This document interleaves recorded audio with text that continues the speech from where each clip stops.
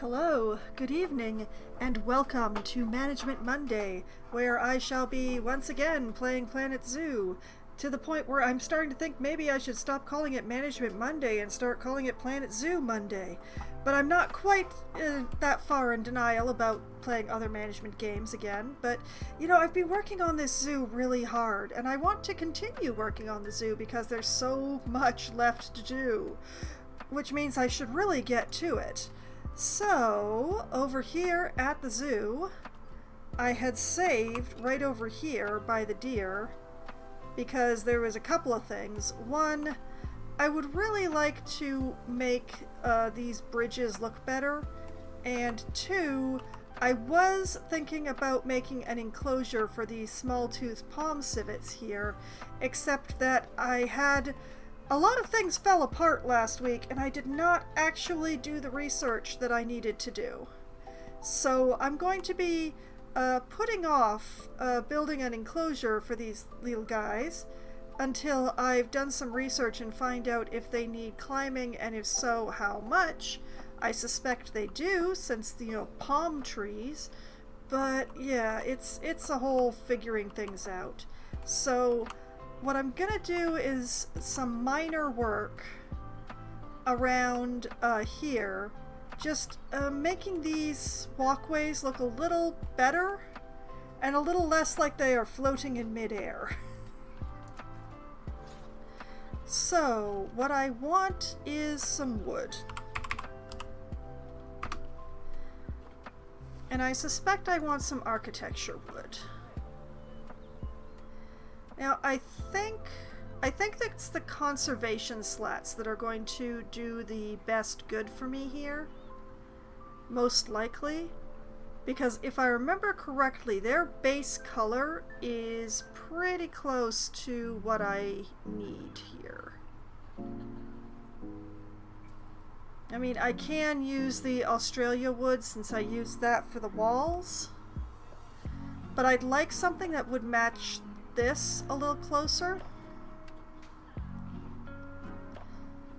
So don't mind me while I assess my possibilities. Like, I think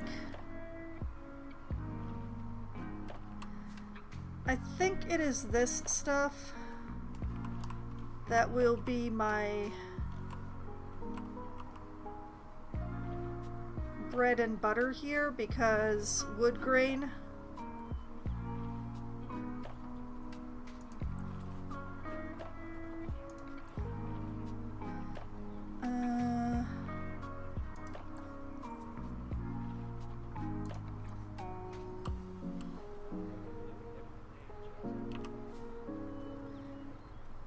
yeah, I'm pretty sure this is what I'm looking for, but first things first, I need a grid piece.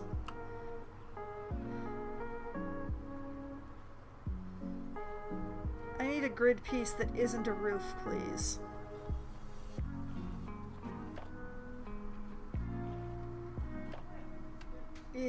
Not gonna give me one in easy reach.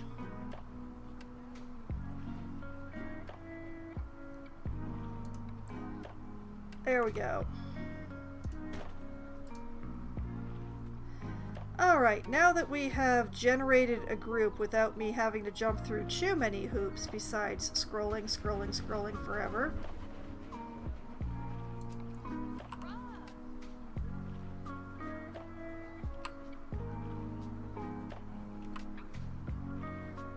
Okay, let's turn this way.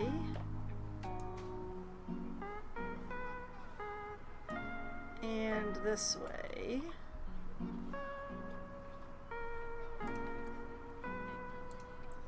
And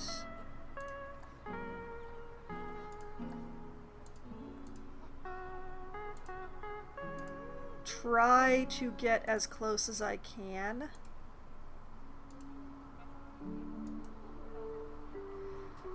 Close enough.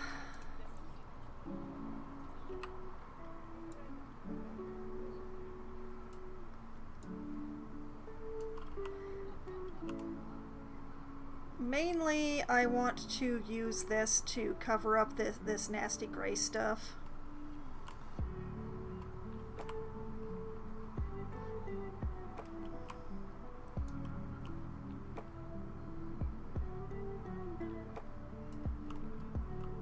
So I'm just gonna whoop.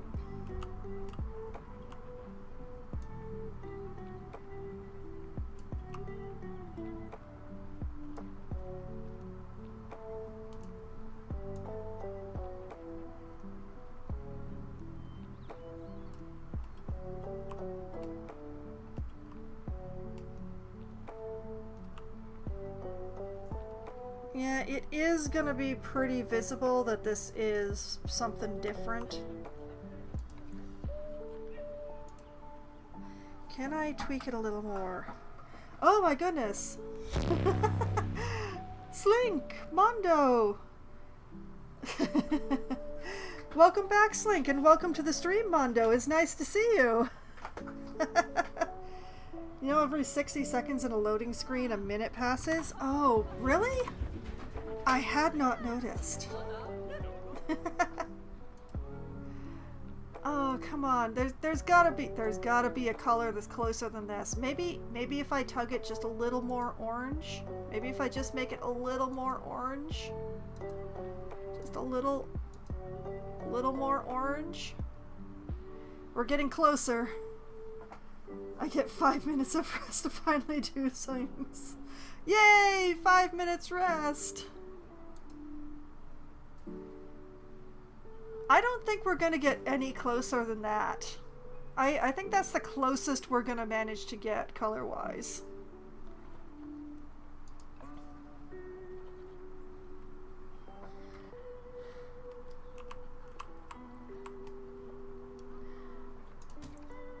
Okay, and then let's just like this.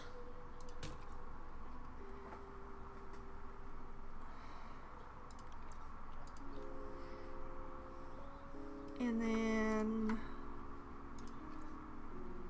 duplicate those like that.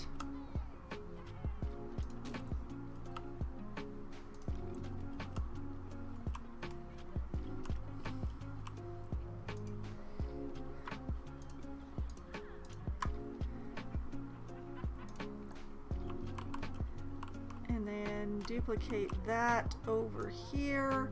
I don't know if I'm ever going to come over here to see this, but just in case I do, I want it to be here. Like this. Whoop.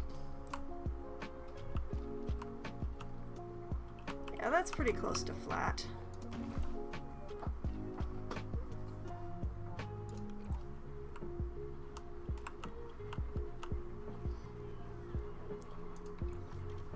Okay, and then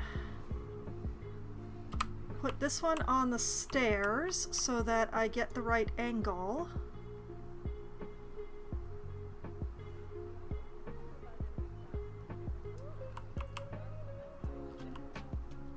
And like this.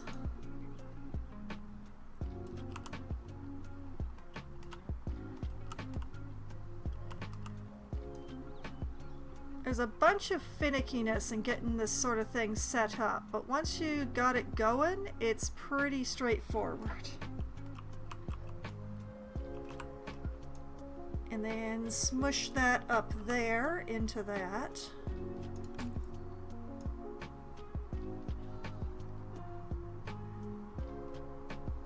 See, at this angle, everything's all wrong. But at this angle, it's much better. I'm wondering, I think I may look into trying to set up some sort of cladding for the underside so that I'll just be making a nice wooden box for everything. Excuse me, why will you not let me grab those? What is going on here? It will let me grab those. Why won't it let me grab these?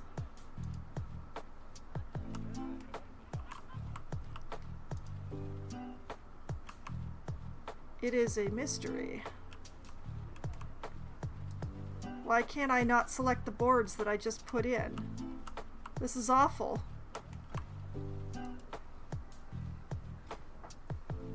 Firmly grasp it. Yeah, I mean, I'm trying, but it's like they're gone. Oh, wait, wrong group. Nope. Back into this group. This is the group I want. No, it just does not register those as existing. That's spectacular. Okay, I guess I'm gonna have to do it manually. Thanks, I hate it.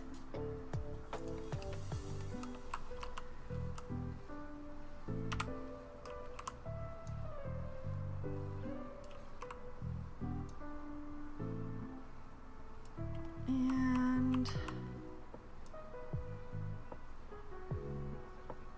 sink that in so that they match well enough.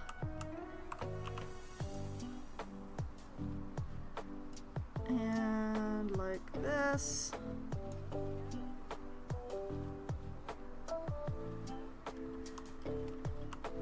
Okay, now why does this one think that it's at a slightly different angle than the other one? That's spectacular. Also, why are you flickering? I was very careful.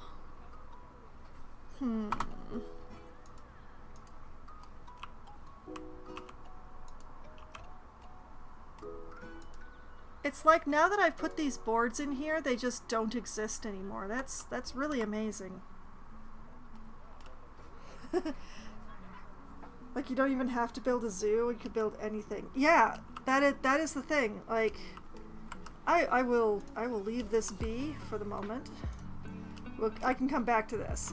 I will have to redo the color, but all of what you see here, I have built. What I started with was if we look out over here, past the train tracks, that's what I started with. And everything that is here, I have built. So I started over here. I built a castle. I built a castle that was too small. This is castle version 2. This is the big castle. And this is actually the entrance to the zoo. If we go in here, we see we have the ticket booths, and we have this lovely fountain that I put in. And this is where the guests all enter and exit the zoo. Back there is where the spawn pads are. And so they come through here, and they take this, they take the bridge over the moat that I built, and the lovely waterfalls that I still haven't quite finished because there's no plants here. It's medieval times. And welcome to Nocturne Zoo, the glorious nocturnal zoo that is only open at night. And only contains nocturnal animals. And we have this little central plaza thing that I haven't quite finished because I cannot decide what color I want the flowers to be. Over here, we have the initial food court, which I also built from scratch. As in here, we have various fast food restaurants. We have a couple of souvenir places, some tables, the toilets, a couple of ATM machines, and whoop, we have a lovely patio that I built over here that is overhanging my beautiful, beautiful lake.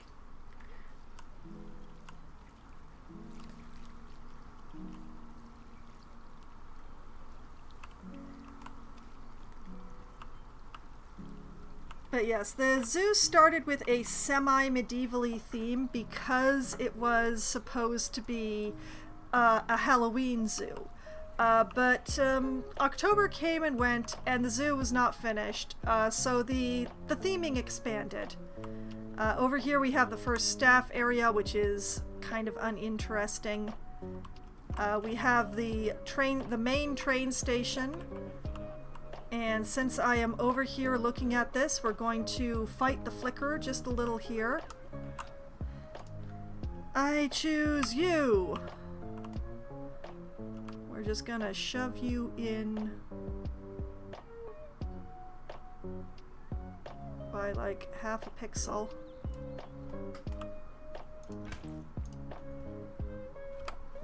And you.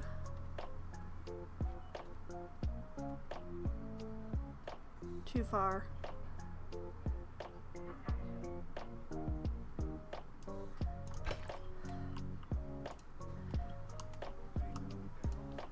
Main station I am very proud of, but I did overlap a lot of pieces, so we do have a little graphics fighting going on here.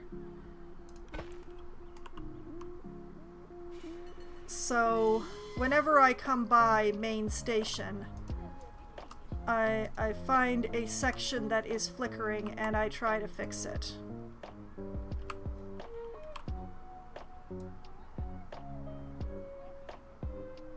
Too far.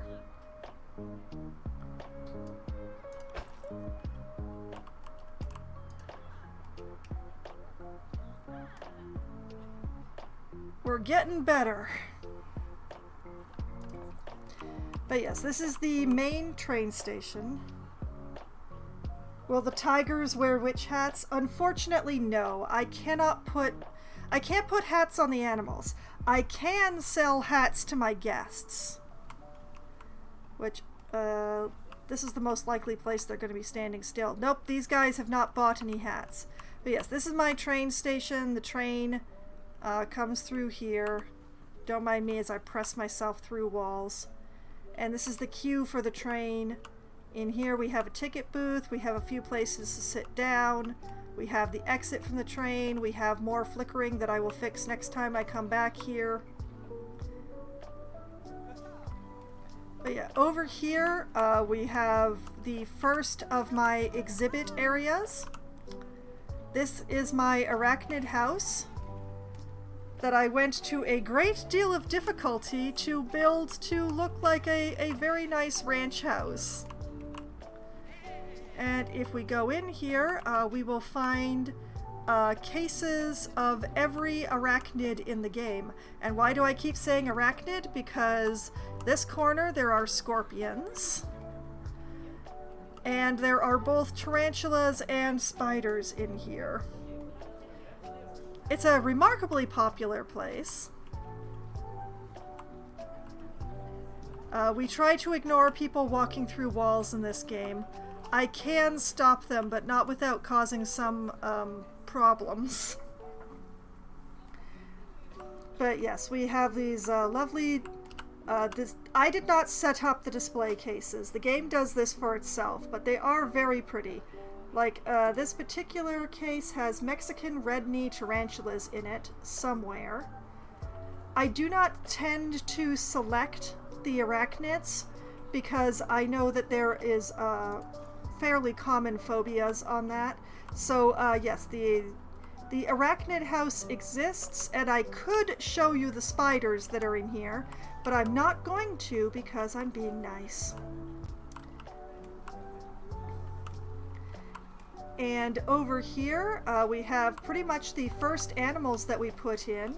As a promise to my partner, the very first animals that were added to the zoo were grizzly bears. So we have this gorgeous enclosure for the grizzly bears here. And there's one of my bears. I think that's... yes, that's it. That is the female. Having a nice drink. I do not know where the male is.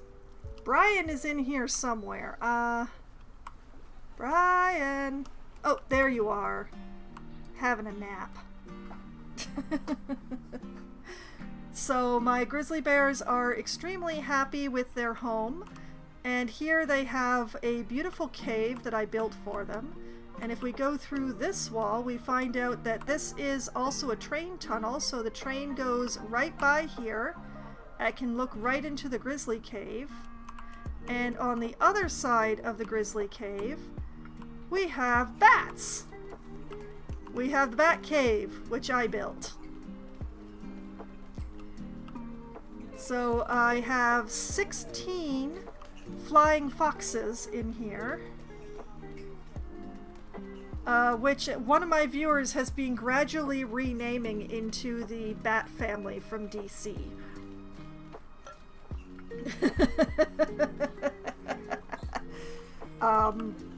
Just as a mention, I have a channel point reward that gets turned on Planet Zoo days that allows you to pay channel points to rename any animal or staff member of the zoo. I will not be renaming guests. They come and go. The names do not stay, but staff members and animals are eternal in this zoo. And hey, there goes my train. My very empty train. Okay. But yes, this is a walk-in exhibit. As you can see, that there's a guest in here right now.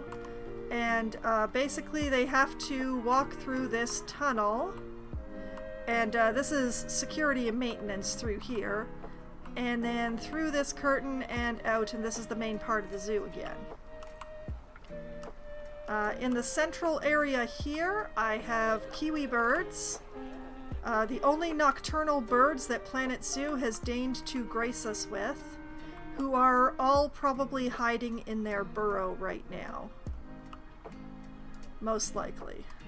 Yeah, they're both in there.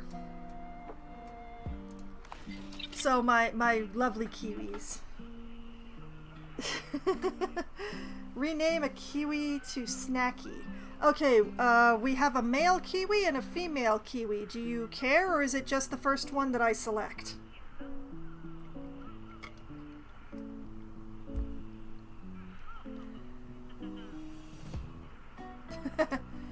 Okay.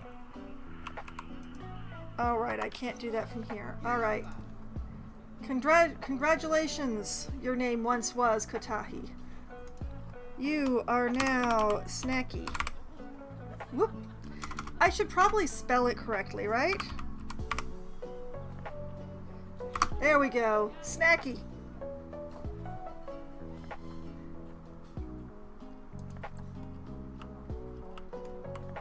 But yes, this enclosure is special in that it has a viewing dome that the guests can come in and like be at ground level in the exhibits to make it really easy to see the kiwis when they're not sleeping in their burrow anyway. Over here I have my badger bachelors. There's all male badgers in here, and most of them aren't in their burrow right now, so but they are in shadow. But in here we have the European badgers. Kotahi evolved into Snacky. Exactly! But yes, they're living their best life in here, and the train goes by behind them. And here we have plans. Another staff area. That's the entrance to the Bat Cave. And over here I have my saltwater crocodiles, including my male, who was very difficult. Every day I stream, I fight the urge to rename him Lardass, because you see this ramp here that's basically existing in shadow? The amount of work that I had to do so his gigantic butt could get up this ramp is absolutely ridiculous. But yeah, look at the size of him. Like, this is the male, this is the female. Like, look at the difference between them. Absolutely nuts. He is a very big boy. And then across this river that comes off my lake, we have, over here we have tapirs, who are, they often hang out like right next to the mesh here, but apparently they're both in the corner by the heater right now. So they're having a snoozle. Did I hit L? I did. Okay, I accidentally turned my lights off. I apologize. I've been giving you a tour in the dark. So these are my tapirs.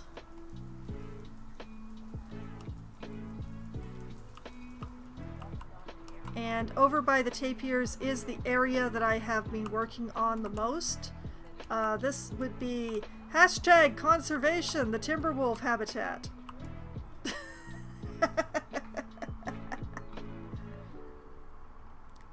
But yes, this is a big box of timber wolves with walkways, glass enclosed, for people to look at the timber wolves.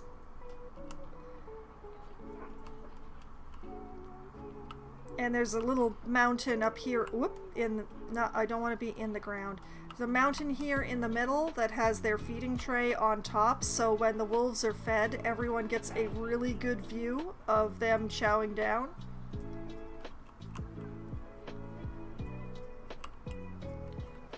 And I've been working on filling in around the outside of the Timberwolf with exhibits for animals that the Planet Zoo devs have not seen fit to offer us.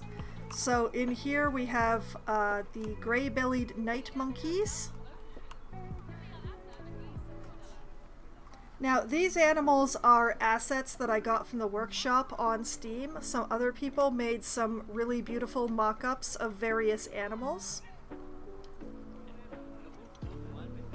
So I do not have the talent to create something like these little monkeys, but I did make everything that's around the monkeys. Almost everything. The tree that they're on is another asset that I picked up. Across from the monkeys. I hope you're still here, Slink. There's monkeys now. Look, monkeys.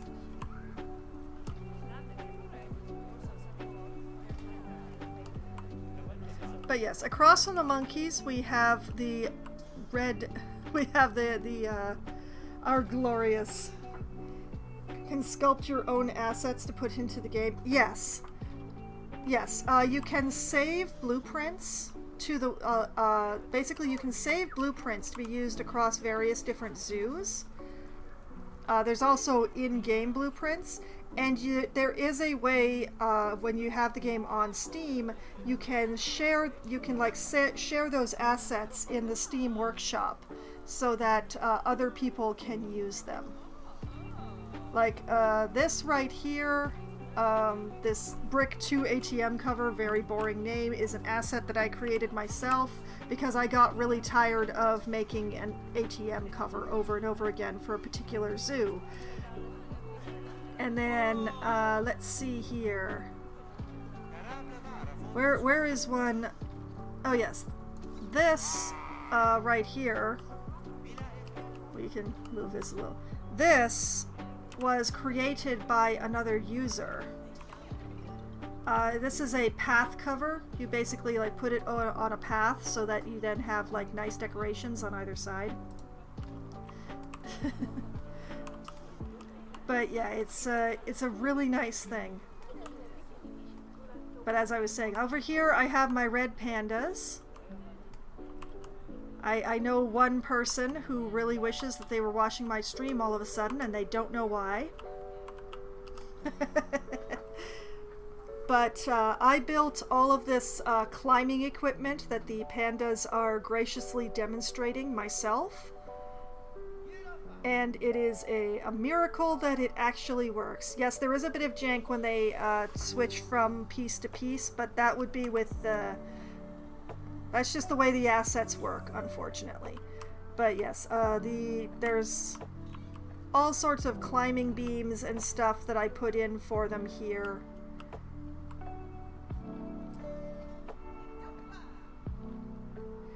And there's the viewing windows on the other side is more of the train tracks. And the train just clipped my camera.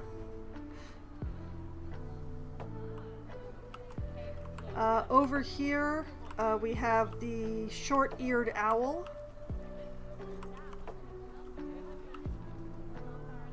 There's two of them in there, although they can be a little difficult to see because of the mesh that I used. But yeah, there's... Unfortunately, there aren't any flying birds available in the game. So any owl that I'm going to have are going to have to be these unreal elements. Here we have a little red panda milkshake shop and another staff area in behind all these trees. An area that I still need to work on. A little shop, a little toilet. We have a little seating area here for people. Over here we have a restaurant that I put in. It's a usable restaurant. The guests actually use this restaurant. I still don't know what to name the restaurant, but it is glorious. And here we have the barn owls.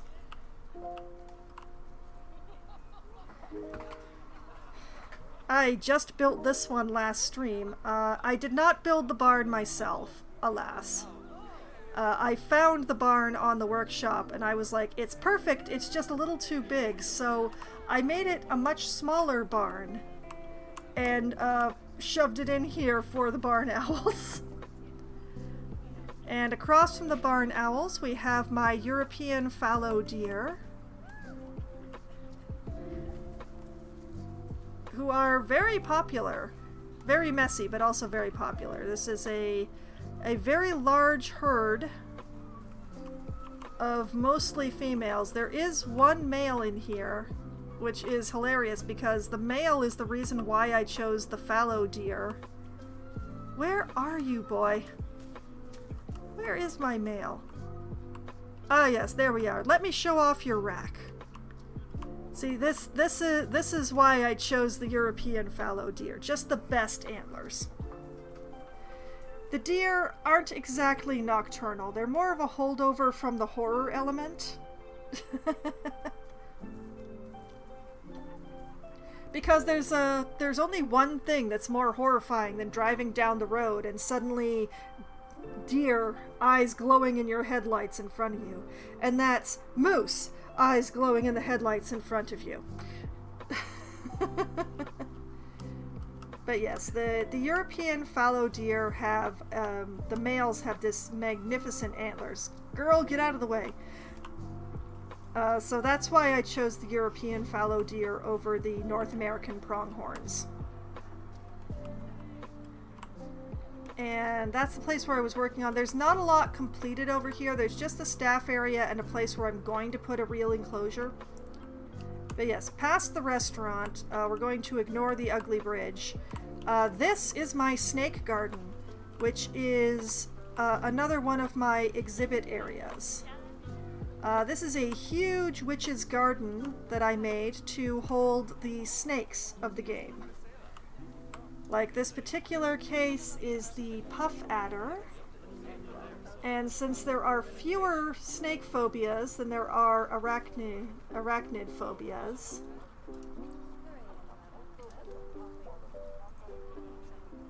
I would like to see you, Khaled. I pressed the wrong button.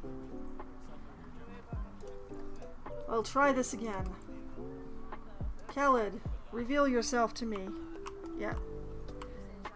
Well, I didn't need to use Khaled. There's another one like right out in the open. So the exhibit animals are actually in here. It's just that with the spiders it can be really difficult to spot them, which is just as well given the whole phobias thing. But I have been slowly working on filling in the snake garden areas that don't have snakes in them with various plants and ground cover and such like. So like this is a zone that I haven't done versus this is a zone I have done, this is a zone that I have done. There's only 2 zones left in the snake garden that haven't been finished yet. Most of them have been filled in and they are very beautiful and I'm very, very proud.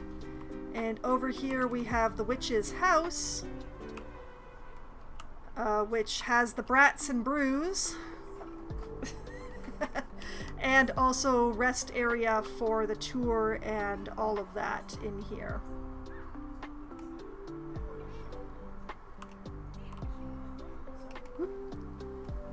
Just over here we have my glorious fox statue, which is another asset that I claimed from the workshop because why would I not?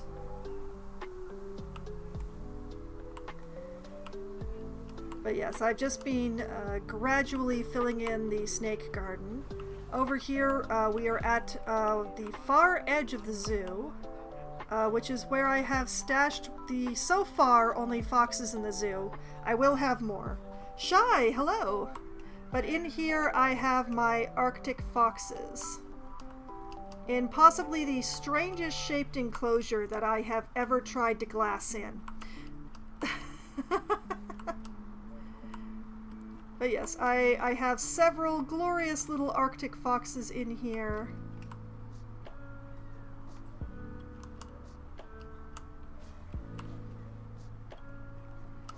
Yes, welcome back to the stream, Shy. But yes, this enclosure, just because of where I put it, it ended up being a very odd shape. And getting these glass windows in was quite the interesting experience.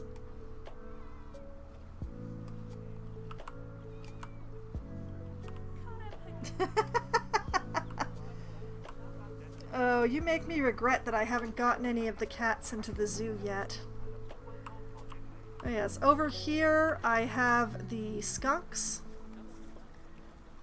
who are teeny, but I'm very proud of their enclosure. This ended up being just really, really nice. Behold, Fox, this is your chat now. Hey, you know what? Hit ! lurk in the chat there.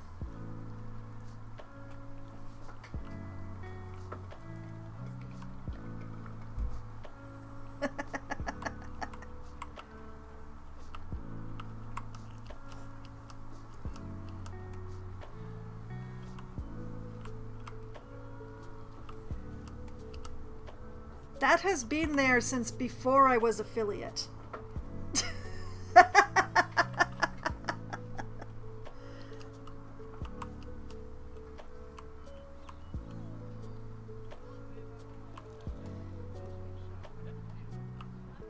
And the people really like the skunks. But also this is an, now you can really see the animal hats that I can sell that are being sold to my guests. And don't ask me why the tarantula hats are so popular, they just are.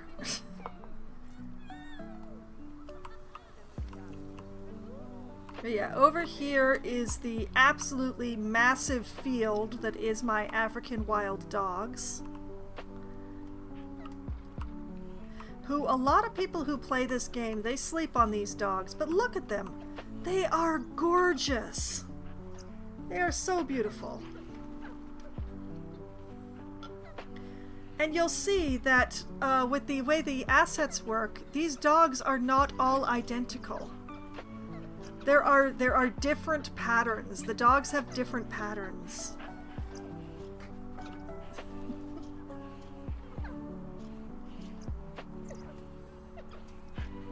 Oh, no, let's just allow that dog its privacy. Thank you, sir. Or ma'am, probably ma'am. I forget the gender ratio that I was working with the African wild dogs here. But yes, I have a pack of wild dogs. They're beautiful. So mentally tired. Oh no, Shy! Oh. I hope my stream is nice and relaxing for you.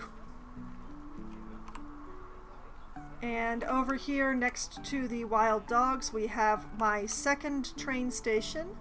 This is the Eastern train station, and that is a glorious moon. Sit back, let the smooth sounds of soft fox wine whisk you away to relax. Oh, thank you, Mondo. That is extremely sweet of you, thank you. But yes, the Eastern train station is a little bit smaller than Main Station, but is infinitely more popular. But yes, we have the nice little train station in here with a ticket booth, a few places to sit down, the queue of doom. Oh boy. Got off work, then played the most utterly unhinged, good, chaotic, everything goes wrong, save world session I've ever. Oh boy, I hope it was the fun kind of chaotic.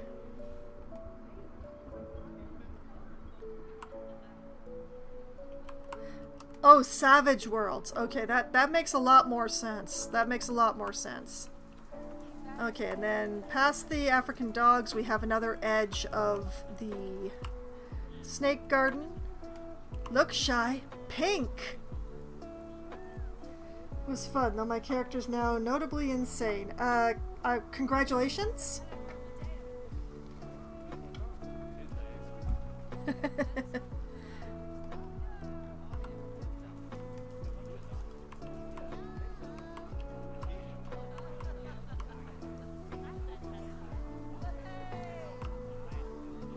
And another little seating area. Over here, we have the Wolverines. Another enclosure that I am very proud of. It just ended up looking really nice in here. It is very hard to see the Wolverines, but it is gorgeous in here. I think they're both in their burrow. No, wait. Oh, see, Thomas Howell is outside. I don't see Patrick Swayze anywhere, though. He must be in the burrow. Yeah, Patrick Swayze's in the burrow. Imagine if we both just refer to each other as Cat. Well, as long as you two can keep each other straight, I suppose, although it's going to make it a little difficult for me.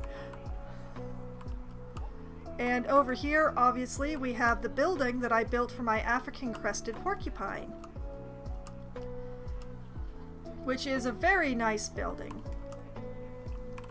But yeah, through here, we have the enclosure with my girls. These are what I was trying to show you, Mondo, before.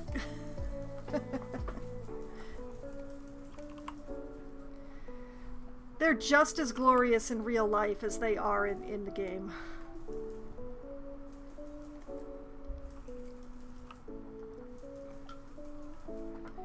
Fun story. Been friends with a guy named Crash Cat for like almost 4 years now, and I always said, hey, if we get married, we know whose last name we take.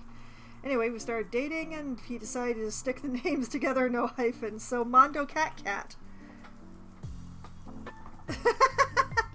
I mean, these porcupines, my girls, are beautiful, and I will not allow anyone to tell me otherwise.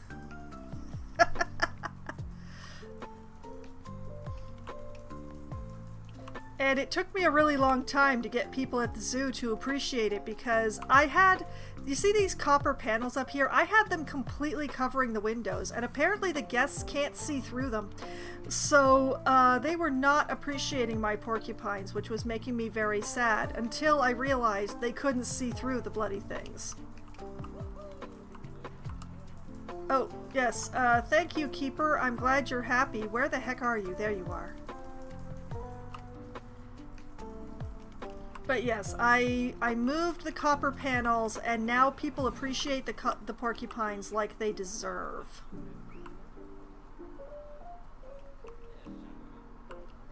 And over here we have yet another little food court. They are everywhere. And I've pretty much showed you everything that's in the zoo so far. So there are plans, if I whoop my camera up here, ignoring the high floating boxes, those are just there to be used. You can see that I have been laying out some enclosures over here, but I've mostly been working on the eastern section of the zoo. Like, you can see how much more finished this area looks compared to that.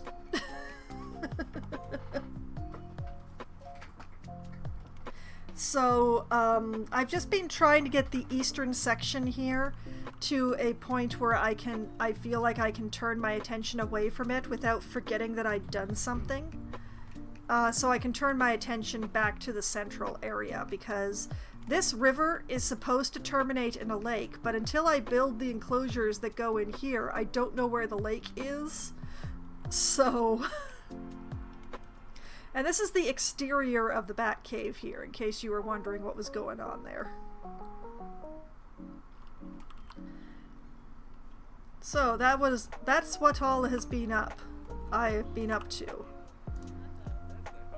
And back to trying to make these bridges look less than ugly. I still can't select those boards, but I can select these boards. That is spectacular.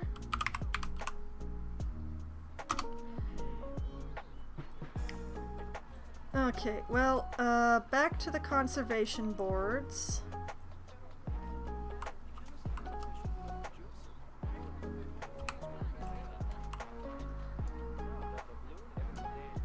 And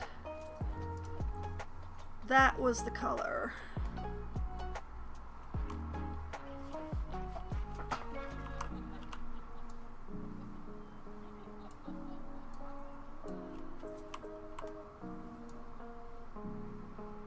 Okay, squish that in there.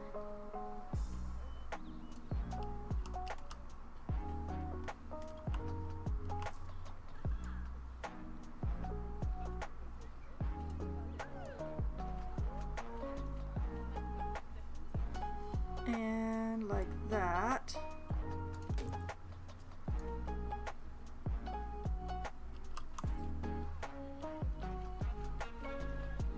And just sort of smash that into the ground.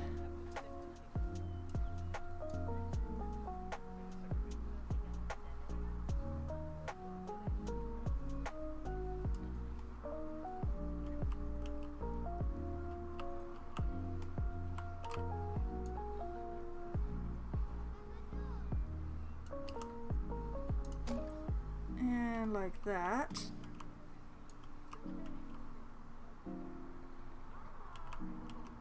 You know what? I'm not going to bother to do the other side. The barn owl enclosure is just too close on the other side. I'm not going to be arsed.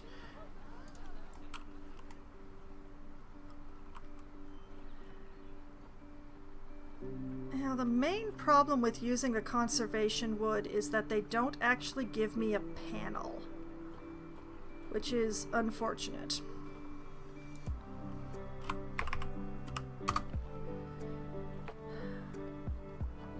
So I think what I'm going to do is gonna go into the Australian, which is what I used for here, and try to grab the biggest non-grid piece that it will let me have. That is what I used here, right? Yes.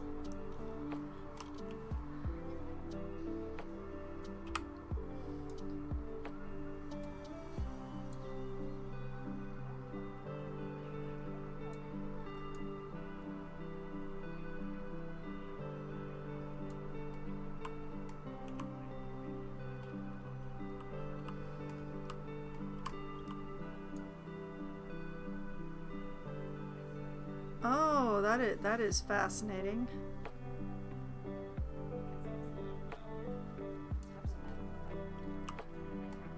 Well, I certainly don't want that happening, so...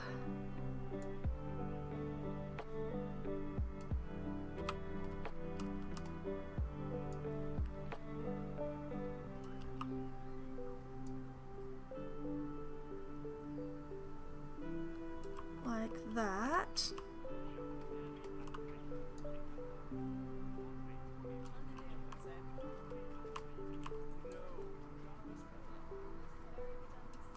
And the reason it's turning red like this is because there's a certain amount of clearance required for the train. And if I were to try to put it here, it would be a problem for the train clearance. Now I could have turned that off in settings, but I don't want to, so...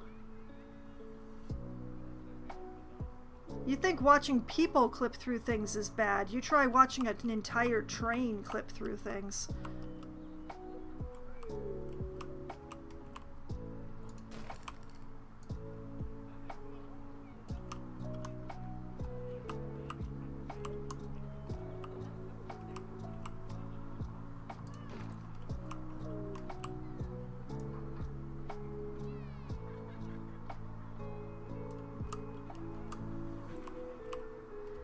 Okay, is that sticking through the stairs? It is not. Okay, life is good.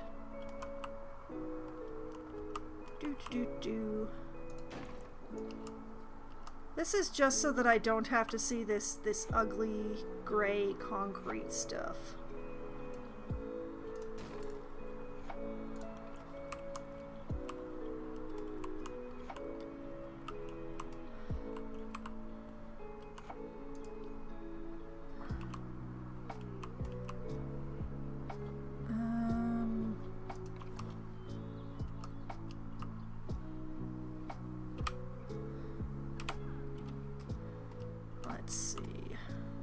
Okay.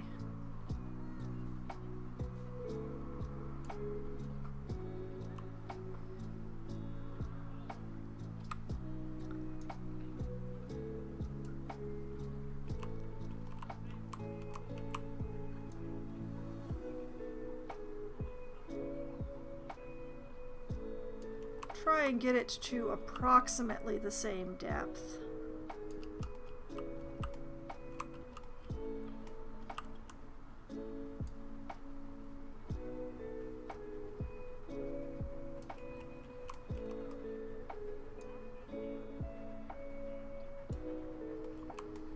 Good enough, says I.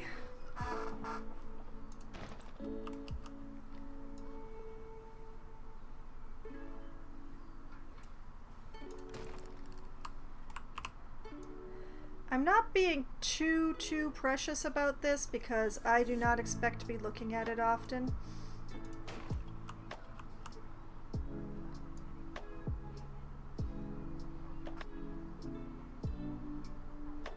I have no reason to be under here.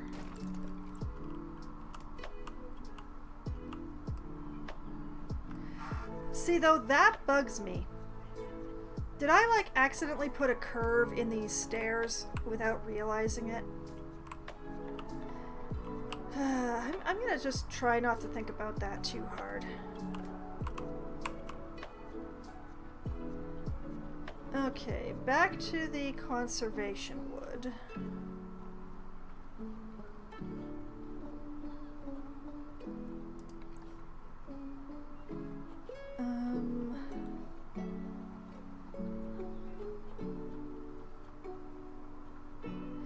Weren't there some square ones in the conservations?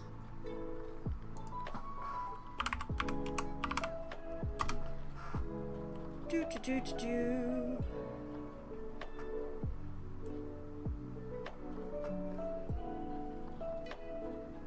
See, these are oblong. Oh no, wait, they're little squares. Okay, these are little squares. Do they have any bigger squares? They do not. That is unfortunate.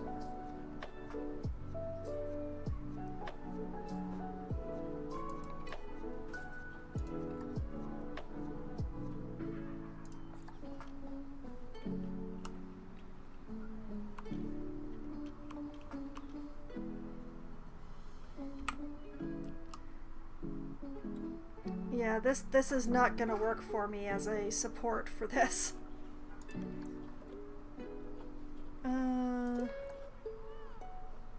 Gutter pipe isn't quite right either.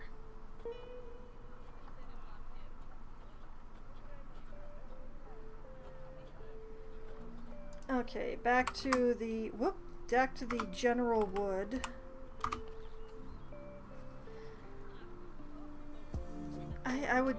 I would really like a square beam of some sort that I can recolor.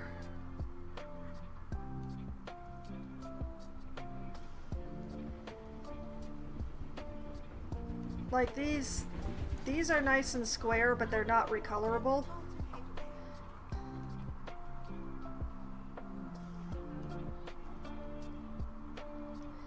Bamboo is just not gonna look right for this. I've been doing really square stuff so far, so I don't really want to use a round beam for this.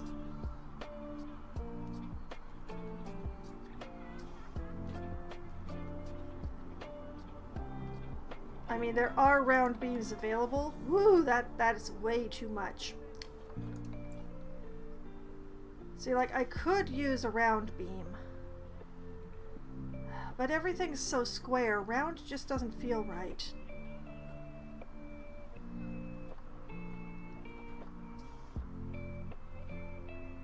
Unpainted timber. Water wheel spar. Wolf howling.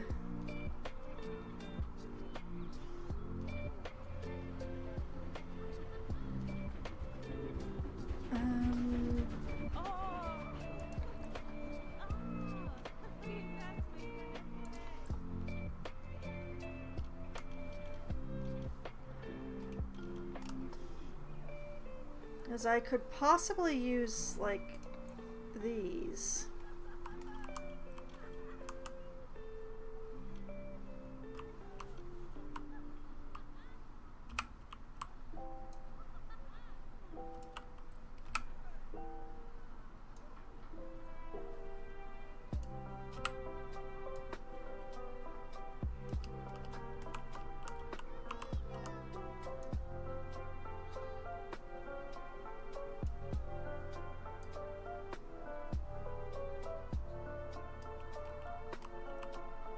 Kind of like this.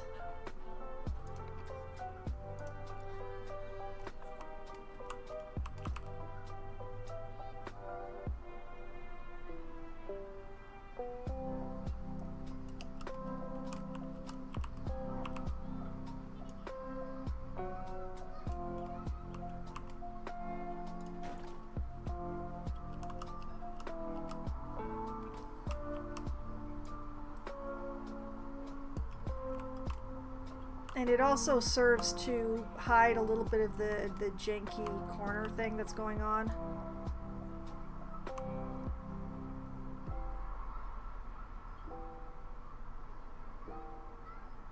There's a lot of janky corner stuff going on there.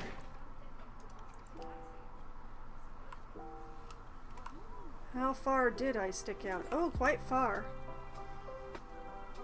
That's fine. Okay, okay, this'll work for me. This'll work for me.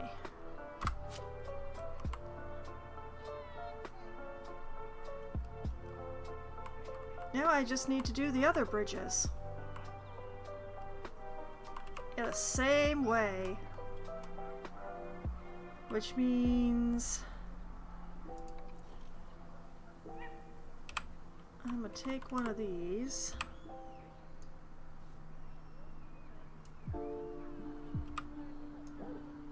And I'm just gonna leave it like here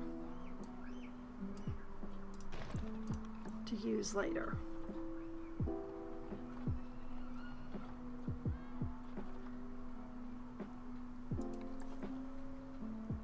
Were these what I was using, or was I using the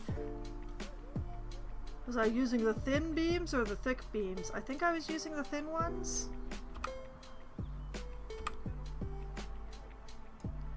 Rotate that this way.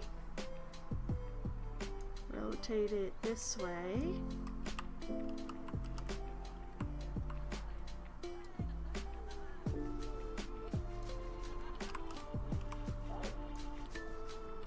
Squish that in like that.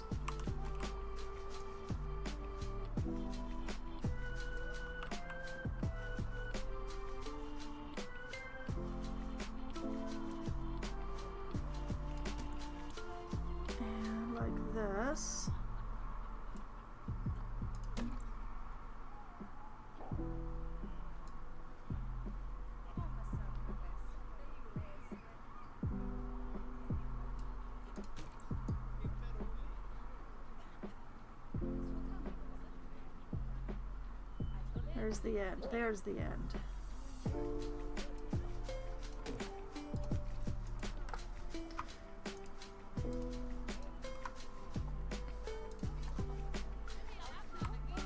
And duplicate that over here.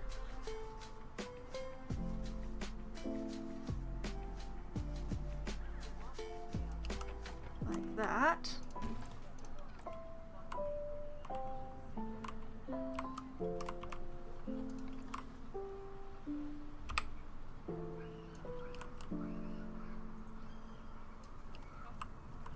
No, I don't know why there are screaming children outside. I just try not to think about it.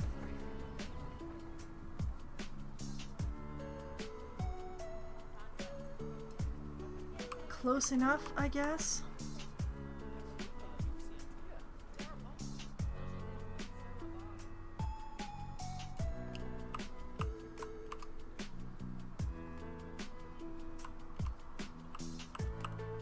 Not close enough. Much better.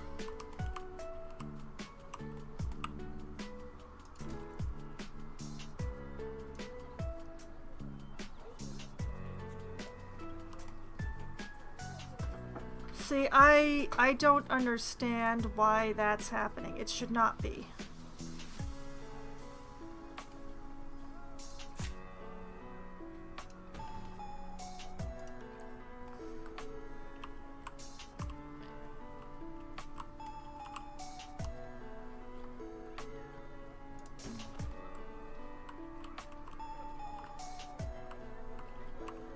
See, if I have a staircase like this, and I lay the board on the staircase, that should be the exact same angle as the staircase. That's the way these things work.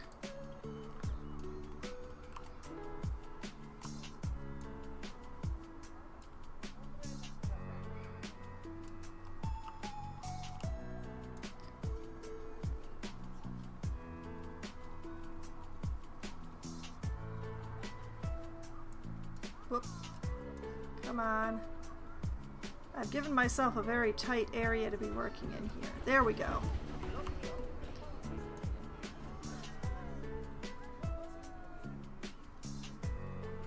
See, that is completely and utterly wrong.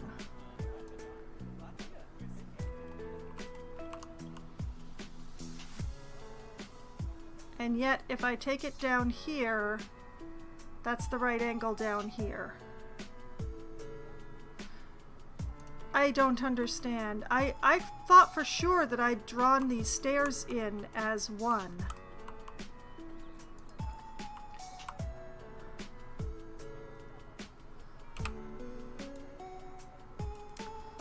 Well, I guess I'm gonna have to do the top and the bottom as two different units.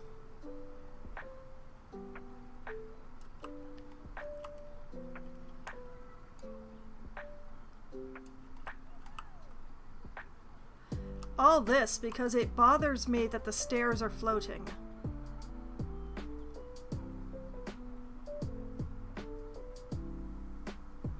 Come on. Okay, close enough. Close enough. Close enough.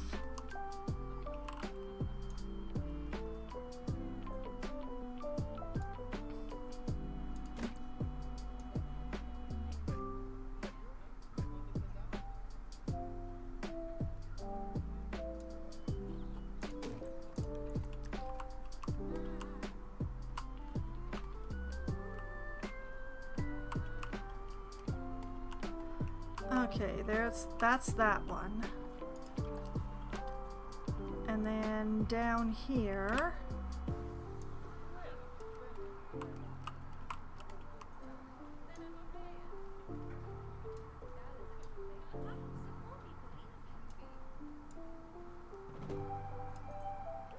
Oh, that was fun. I grabbed the corner rather than the...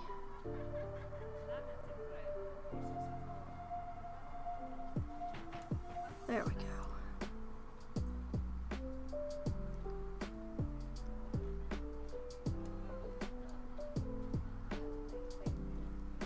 And just sort of line that up and pretend that it works.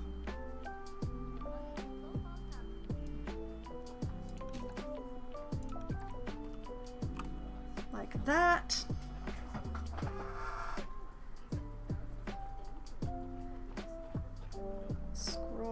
Scroll up. Too far, that's the Arctic wood. There's the Australian wood.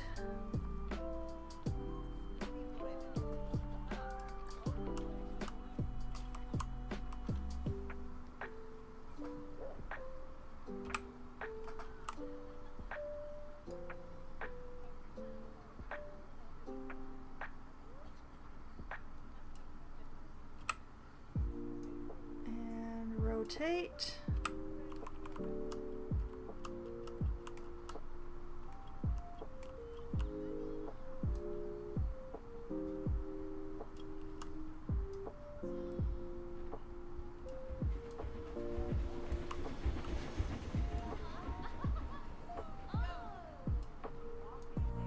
Like that.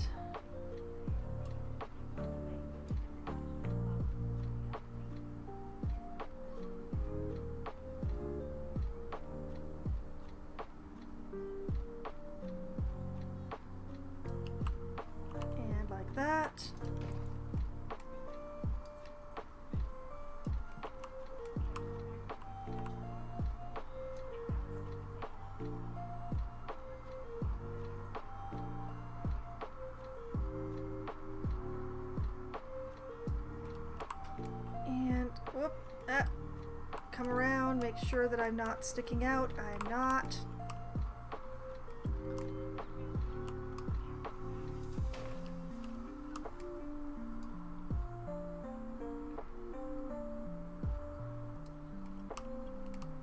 Like that.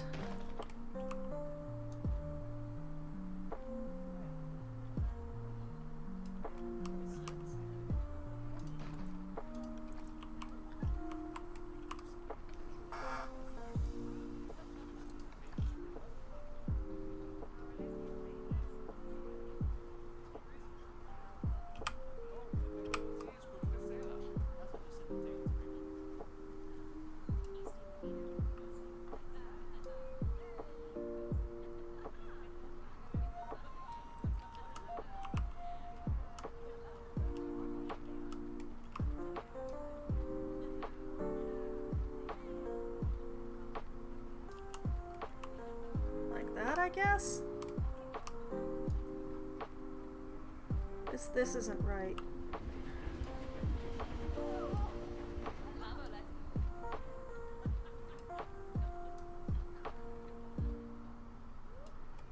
Like that? I think that's much closer to what is ultimately going to be correct.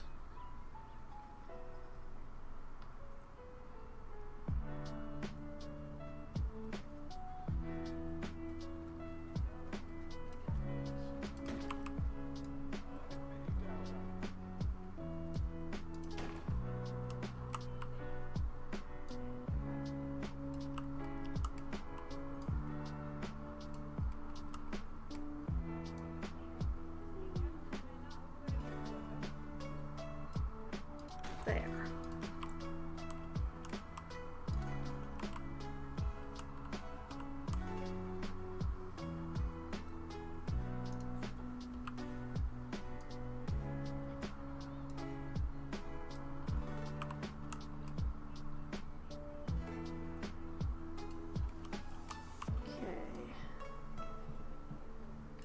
That up there.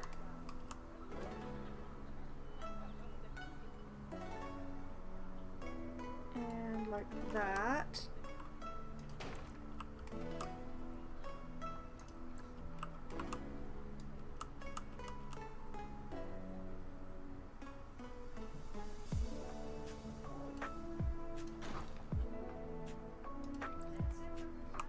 Okay, and that means that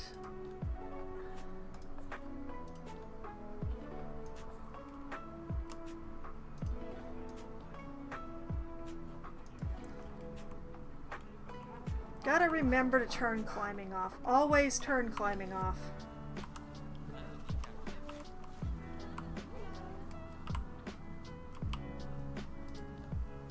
Okay. You, come here.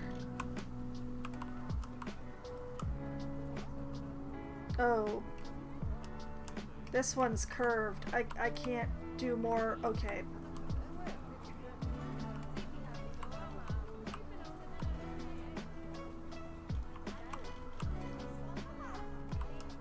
Okay, because this one is curved, I can't actually do the cladding thing, so I'm just gonna...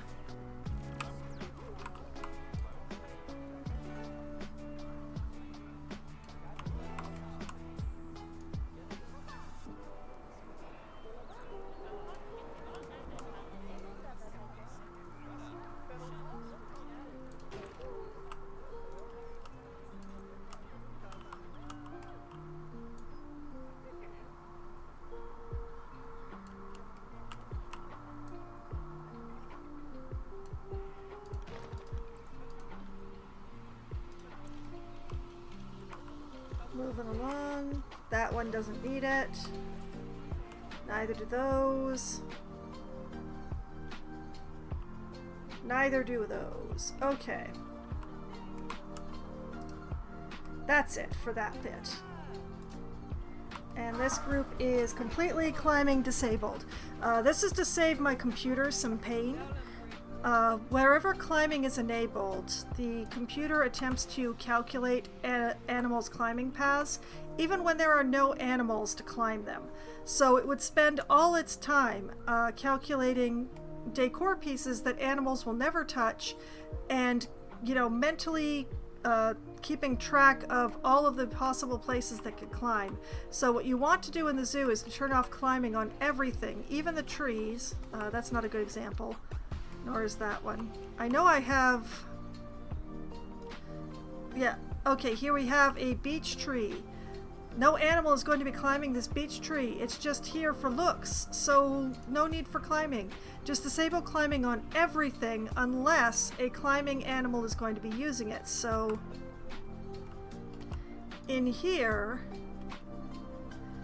this climbing rig is climbable, but none of the other things that would be counted as climbable are, which is why it's partially enabled, because I turned it off. Like this bamboo that I used to line the windows, it is climbable bamboo. The green stuff, not the yellow stuff. That is would be considered climbable, except I don't need them climbing that. I don't want them climbing it. They can't climb that because it's not actually inside.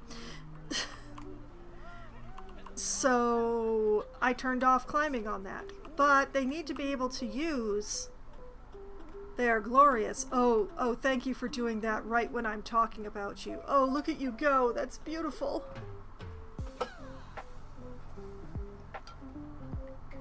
Yes, thank you for demonstrating the use of the use of a climbable thing.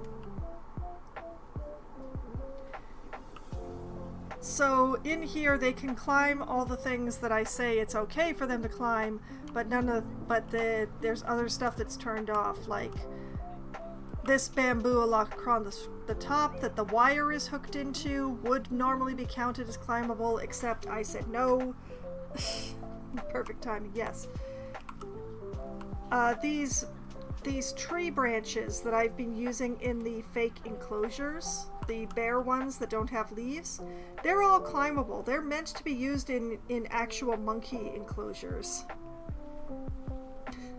But I turned that off because I don't need to take the processing power for someplace where animals are not going to be. Now, what I have learned is that I'm going to have to plant here very solidly. What are you doing? That's a game thing. I can't change that. But I need to plant this area fairly heavily so that I can't see what's going on here. So you know what? Let's see if we can find something that's good to cover this up with.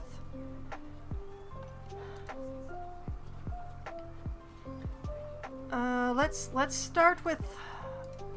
start with finding something nice and bushy and tall-ish. That is a little too tall. That is way too much tree. That is a lot of tree. Oh my goodness. Oh yes. This particular set of music that I'm using is lo-fi remixes of gaming music. I don't recognize all of the music in there, I have to admit.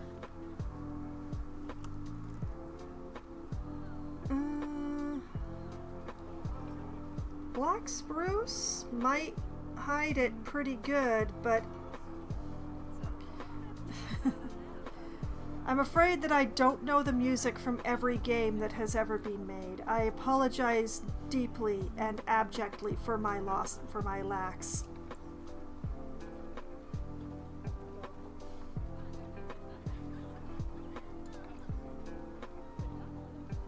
Fig trees are nice and fluffy, but I'm also not sure if this is actually the right look for here. Although... Oh, no, that's getting way too much into the staff path there. It's like say, I see.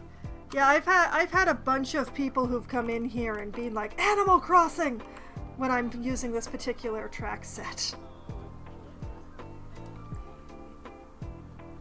I like the fever trees, but I think that the timber wolves do not. And this is definitely gonna get all up in the timber wolves' business.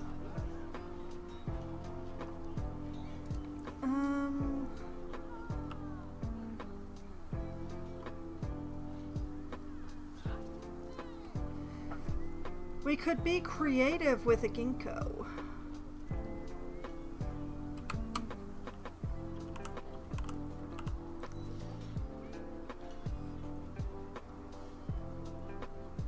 I do have to be careful about the timber wolves with the ginkgo because I don't think they're fans, but I don't think that's actually going to touch them.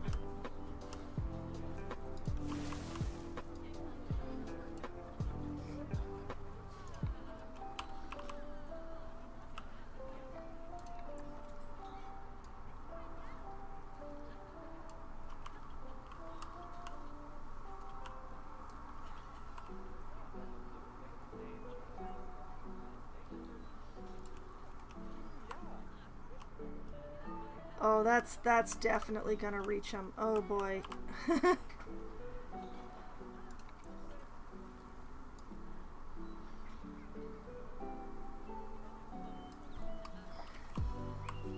Even if it's underground, if it's across the line into the enclosure, the timber wolves are gonna be a little upset with me.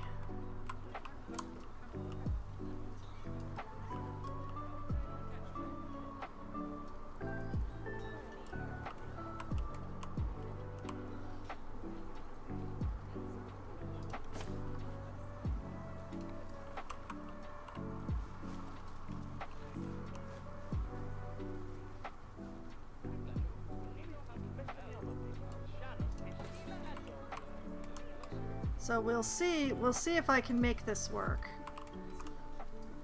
Now the reason I'm doing it this way is because the game does not actually give us as players very many big bushes.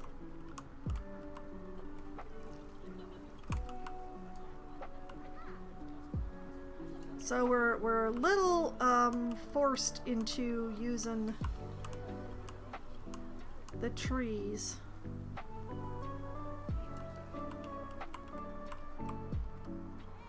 In increasingly unusual ways.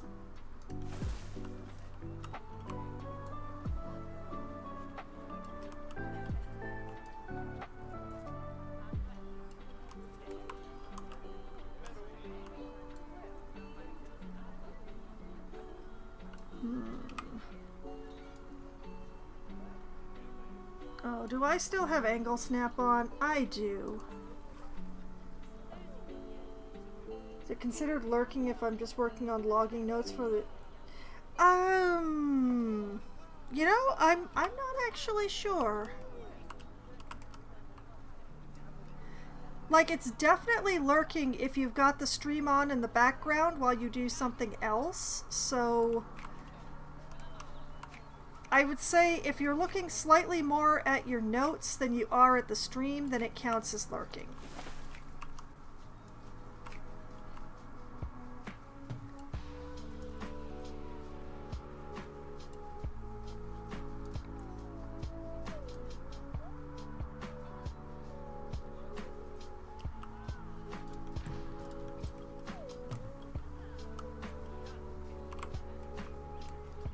Okay, this is definitely something that I've created here.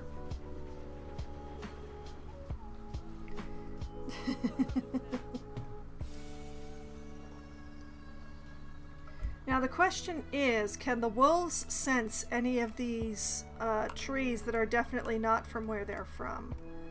Hey, you. Markeith. Oh, he can definitely sense the ginkgo tree, but he's not angry about it. Okay. Okay, I'm happy with that. Okay, so one of these ginkgos is definitely over the line, but we're all gonna live with it.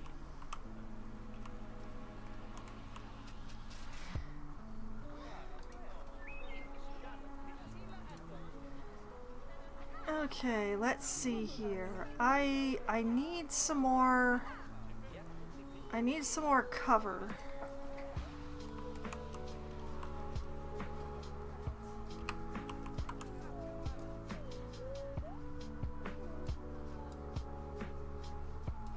I think I need some smaller cover.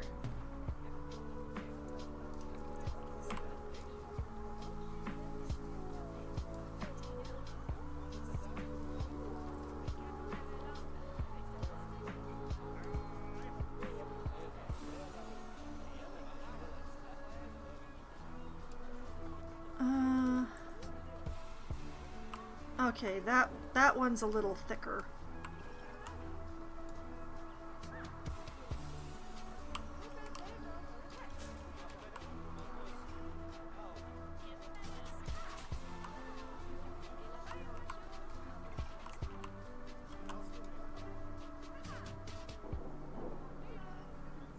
Like this.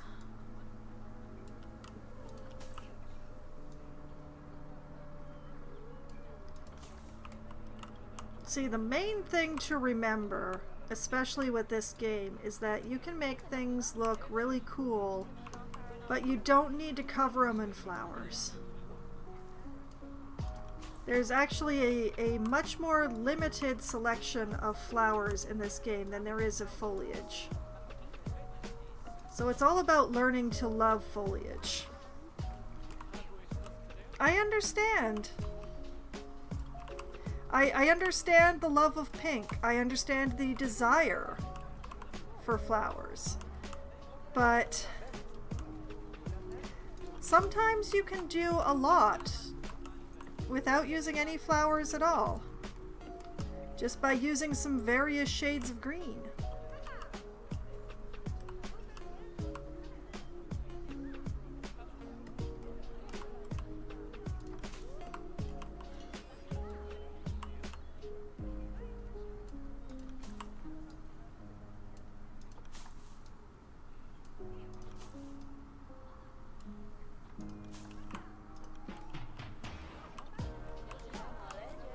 Like so.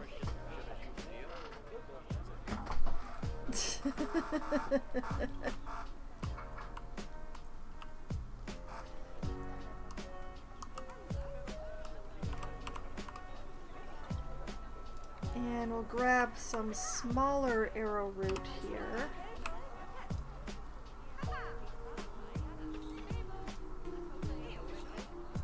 And just be a little more, just add some thematicness over here.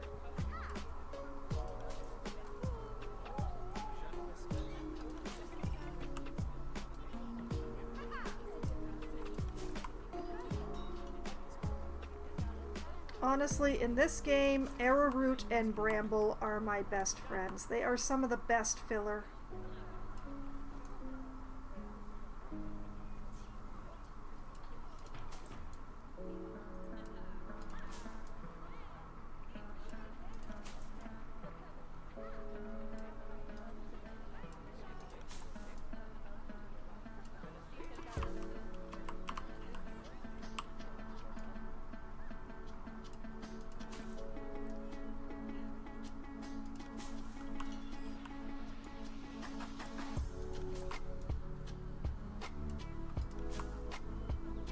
Hopefully the Timberwolves do not sense this arrowroot too much.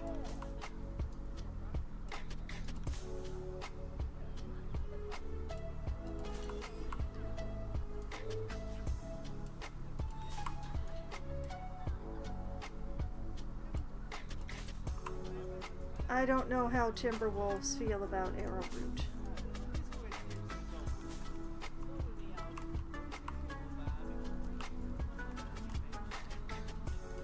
But we should probably find out before I put too much more in. Hey, kids. Emma, tell me about the arrowroot. Oh, you sense it all right, but you do not care. All right, thank you.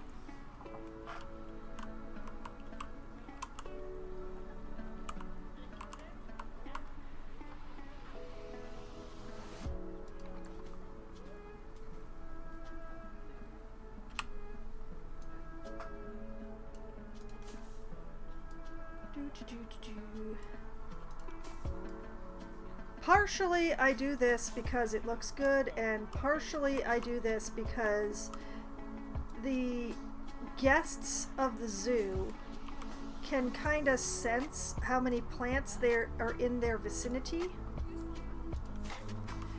And having more of them makes them think better of the zoo.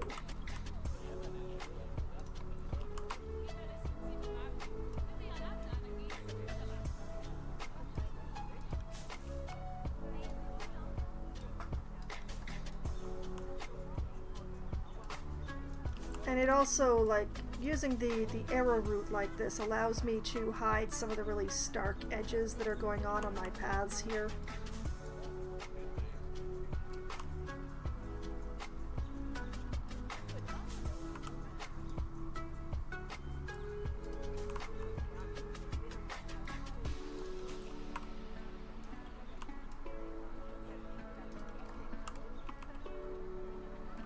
Like that.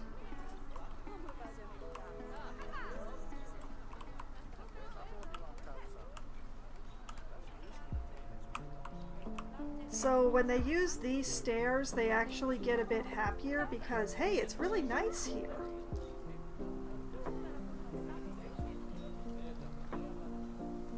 Give this view of the Timberwolves 3 stars at most. Well, I don't like you either.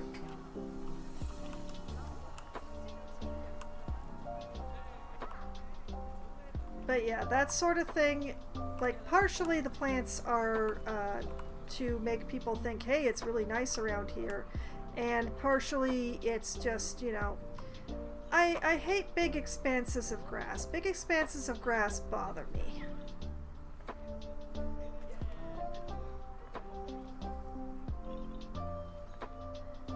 Okay, as long as we're in the plants, I think it's time to tackle this really big section.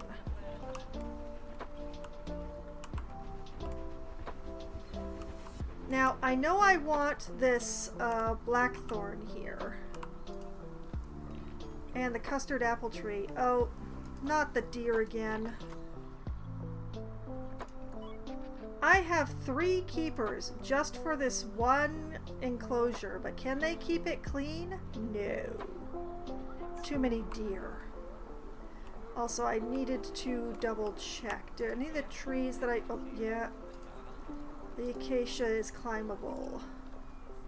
The ginkgos are not. Okay, where is the... Getting... Oh, there it is.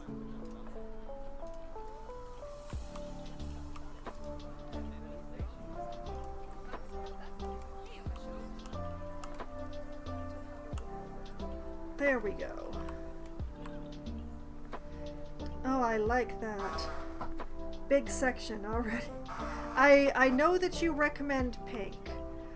I know that it is difficult to have that much pink.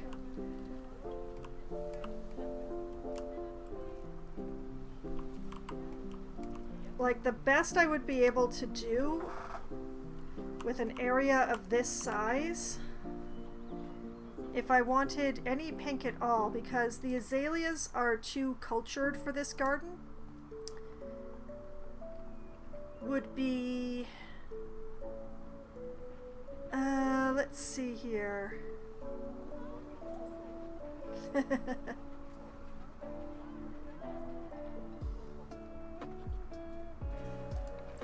Well, I might be able to do something with cherry blossom trees if I do some really evil things to them.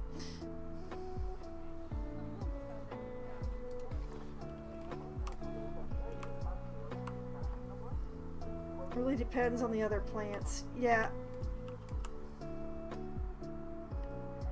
That is the main thing, and it's just I have 2 very fluffy things in here, so I have to be careful of just how fluffy anything else gets. But I might be able to do something like this.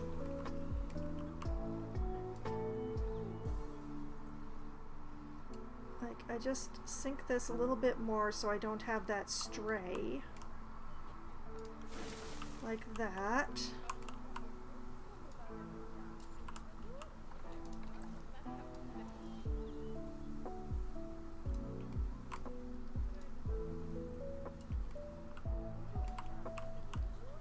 And a little over here.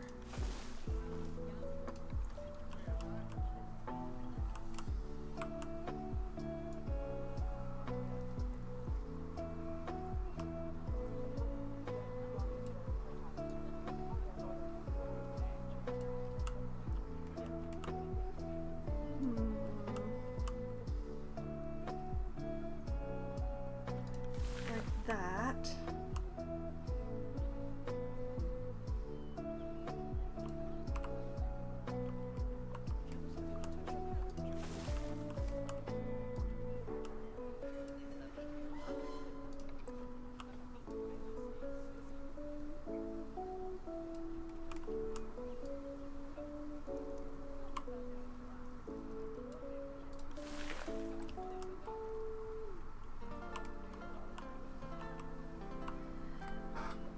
Okay, so now that I've done that, I need to work around it and through it to an extent.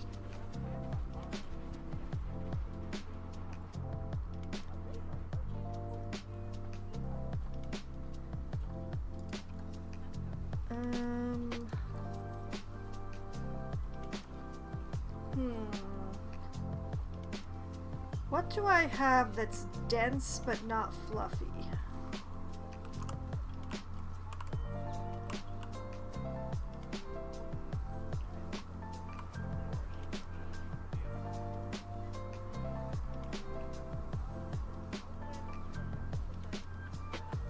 Well, I might be able to do something with that.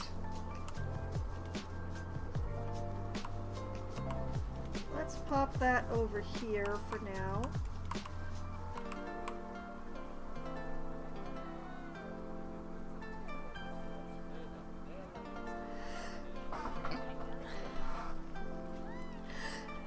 Excuse me, all of a sudden I'm sneezing.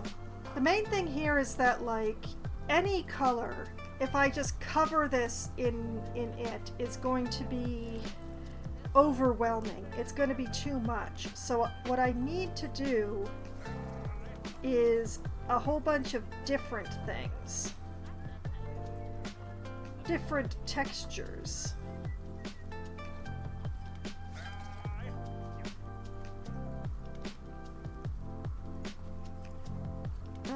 Those are not going to be right together now. And also I really need to leave this grass because I patched over this hole, but I need it to be dense because I don't want to patch over this hole.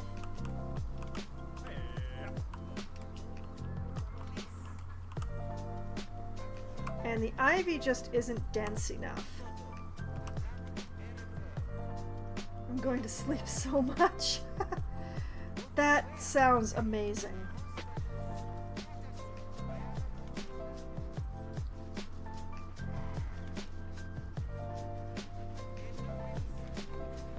Let's see. No, I'm definitely not going to be able to make the buttercups and the cornel work together.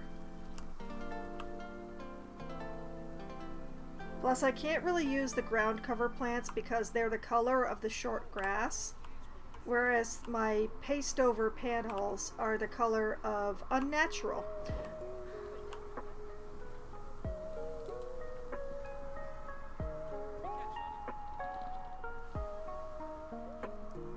But yeah, I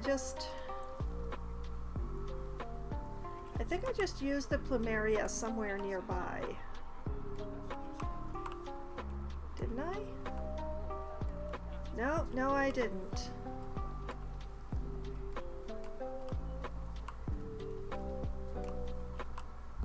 Trying to use this to mass fill is going to be a pain in the butt, though. And it's going to look very strange with the sakura tops.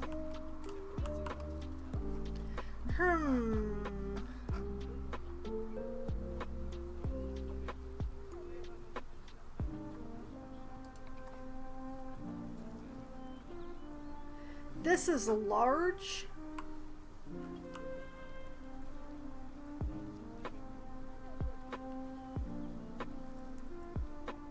I like the orange, but I don't like the orange with anything else that I have going on here.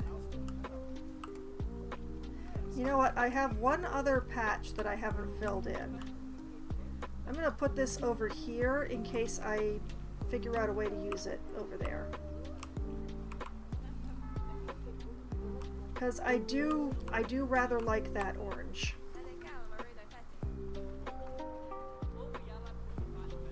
Okay, sagebrush. We're getting back into possibly overly fluffy territory. Doesn't look half bad with the sakura though. Looks kind of odd with the dwarf cornell. Like, I gotta be really careful of the fluff. Like, I don't really want to be blending the ground cover fully into this tree-like thing. Tree-like thing.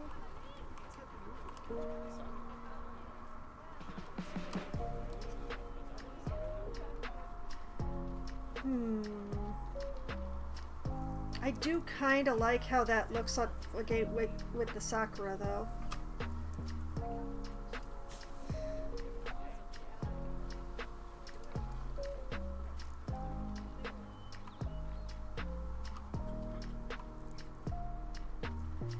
Oh, not quite right. I could make that work.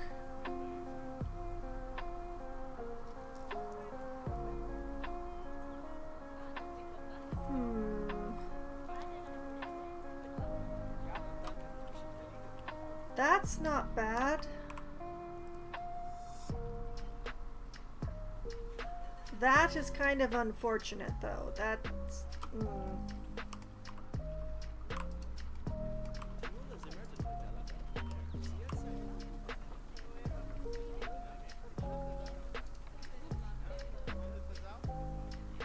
The pea shrub is about the right color for the dwarf cornell.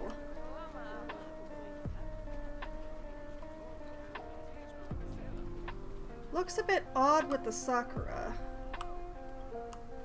Oh, and blends entirely too perfectly with, what is this? The custard apple. I really do want to use the custard apple. I may have painted myself into a corner here.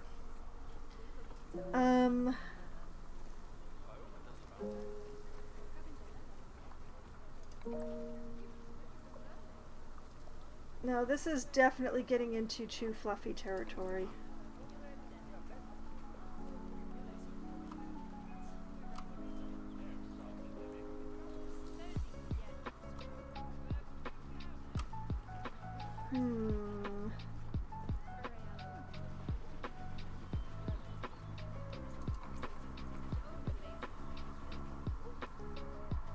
Nope.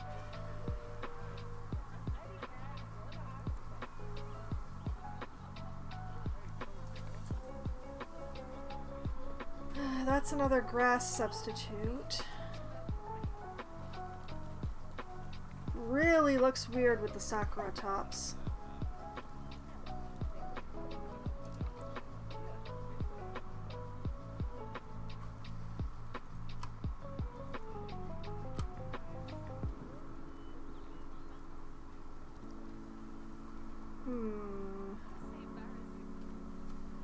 No.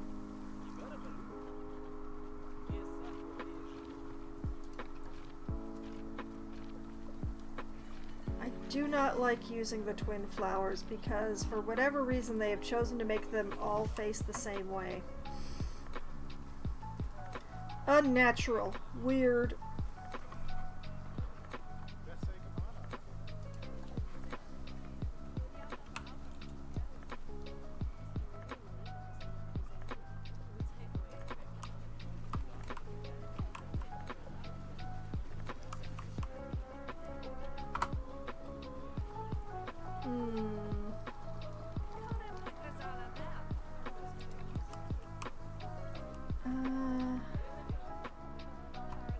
hydrilla,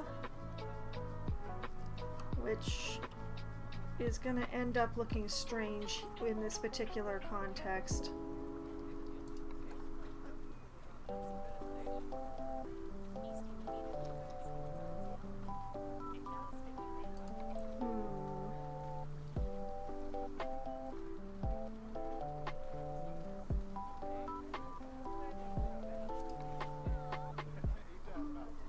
I think we've gone well into too fluffy.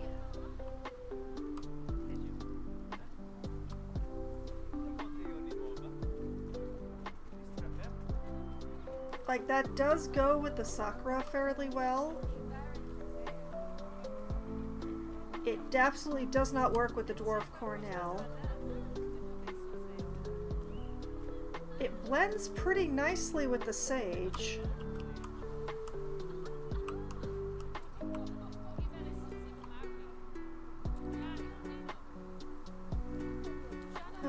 No matter what I put in, the custard tree is going to end up blending, but I like how that looks with the Sage, to be honest. I might abandon the Dwarf Cornell. I can't seem to find anything that goes with it.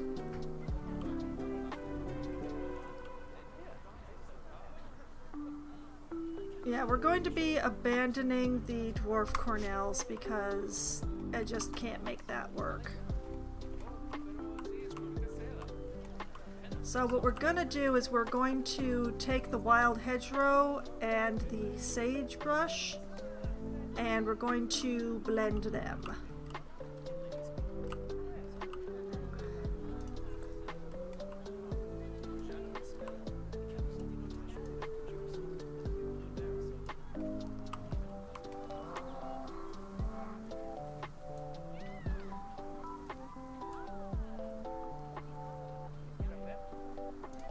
Like this.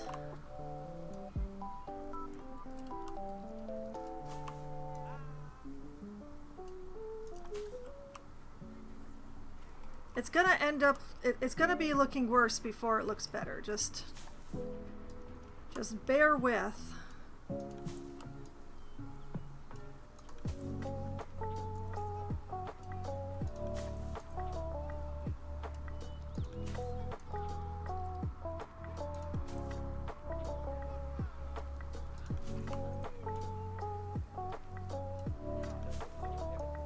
And if I do this right, the optical illusion will take over and we won't even remember that there's a hole here.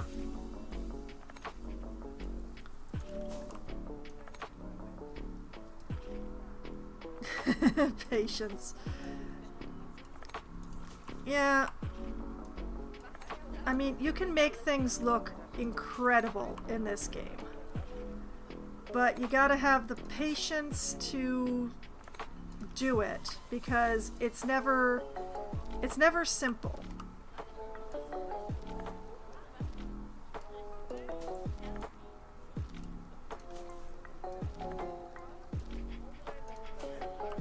And unfortunately, just because of the way that I do my plants, with a lot of things, like you can, what a lot of creators do is they create like a clump and then they copy paste the clump. Unfortunately, with the weird shaped areas that I create for myself, I have never really been able to use the clump copy, except, you know, where I'm using around the edge of the zoo, because it's the edge. I don't have to worry about what shape the edge of the zoo is, as long as I get the one edge correct.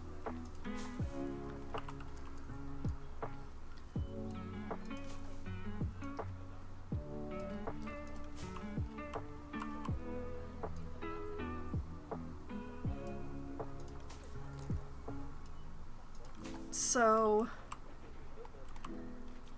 it is a time-saving measure to be able to just grab a clump of things and copy-paste them around with random rotation.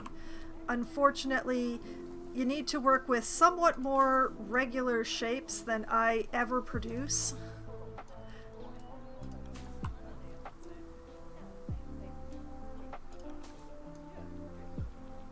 And I'm not going to say that I don't envy the people who manage to plan their zoos so that they only have like squares and circles and, you know, regular curves to fill in.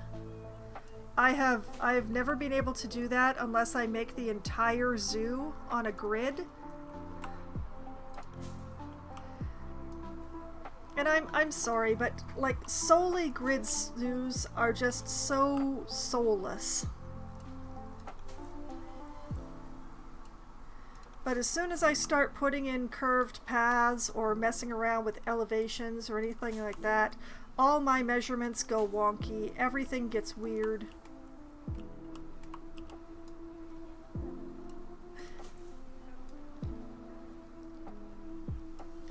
But yes, I am not just aiming the patience statement at you, Shy Cat. I just want you to know there are a lot of people who don't have the patience.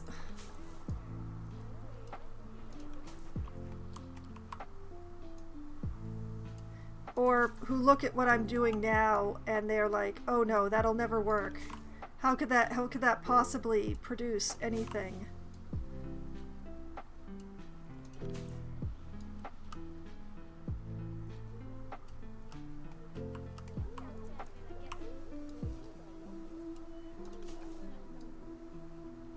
I'm possibly talking too much and not paying enough attention because my density has really suffered through this corner.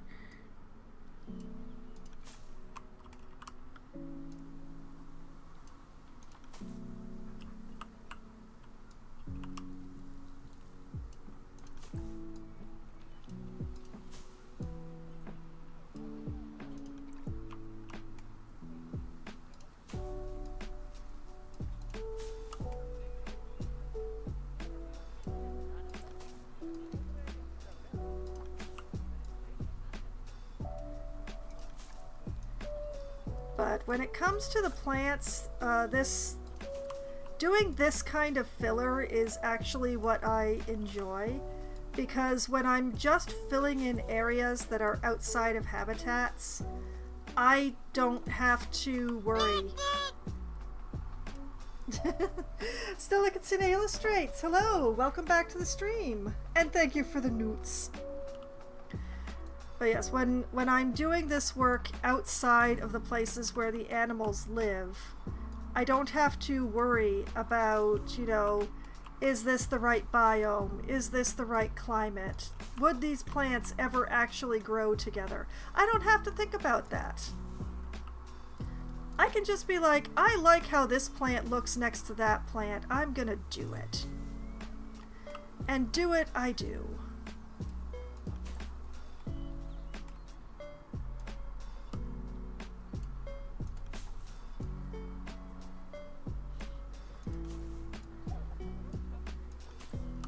Make sure we get some coverage here.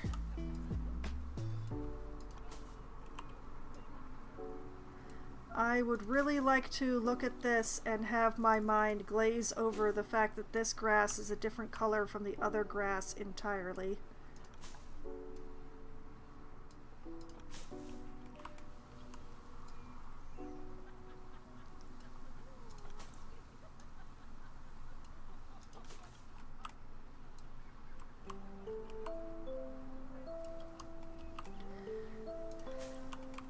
Yeah, I have a large area to cover here, so I want to be... I want to have full coverage, but I don't want it to be just really overwhelming, because the area is so big. For the small areas, I can be flashy, because they're small. But for a big area like this, like if I had made it solid Sakura, that would just be too much.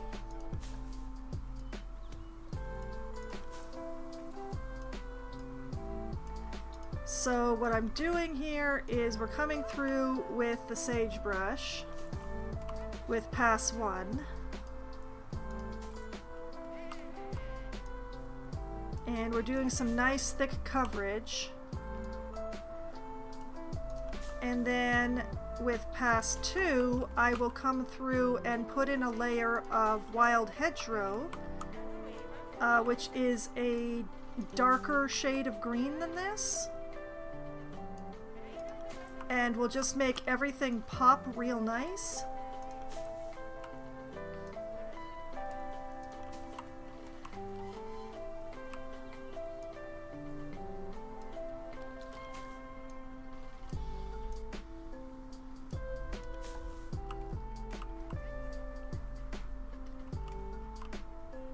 But that's also why I'm not being obsessive about having 100% coverage with the sage here. Because the hedgerow is going to come in and I'm going to use it to fill in the gaps.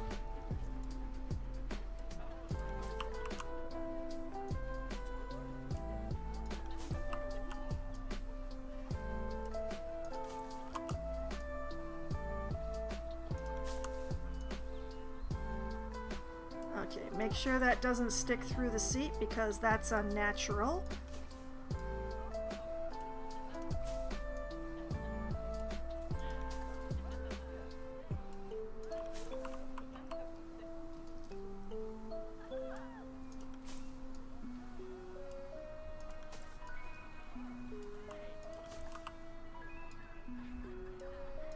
Yeah, it all comes down to I hate expanses of grass. There is nothing that looks more unnatural in this game than an expanse of grass.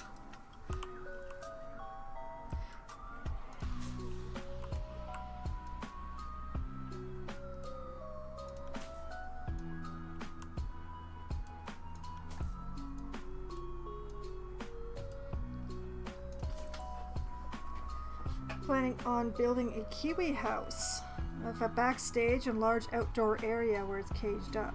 Let's face it, buffalo grass is the better tall grass option. Yeah, I do like using the patches of grass that are available to me to make more realistic grass. But in this particular case, I don't want this to look like grass, so I'm not using grass here.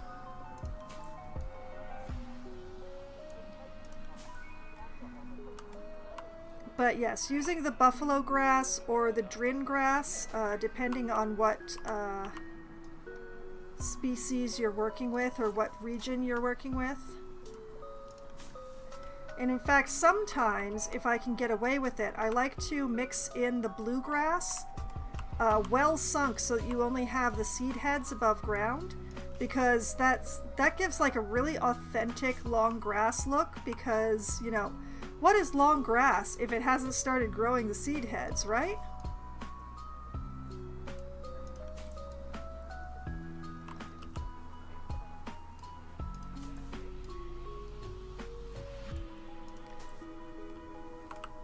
But yeah, one of the rules of thumb that I have found works best though is buffalo grass or drin grass, never both buffalo grass and drin grass. There's just something about the two of those together that never looks right.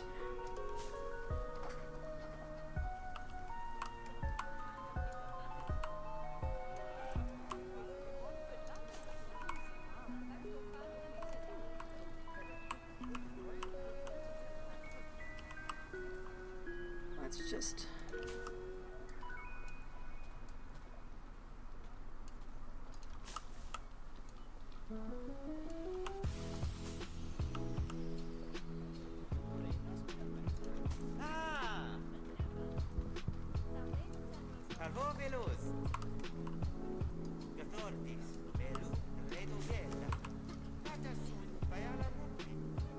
Oh, make sure it's not sticking through the seat.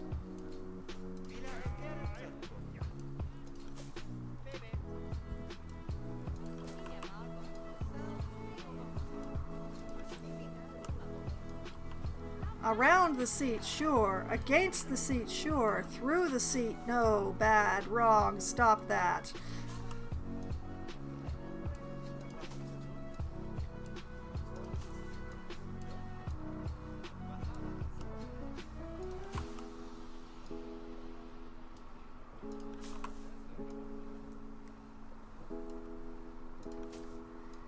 Okay. This is such a large area. Why did I choose 2 such small bushes?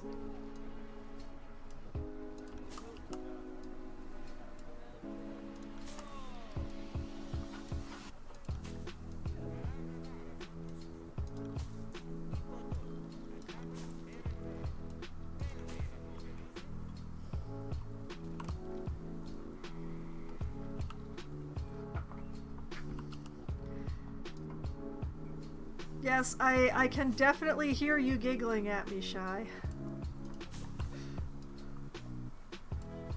I choose my suffering.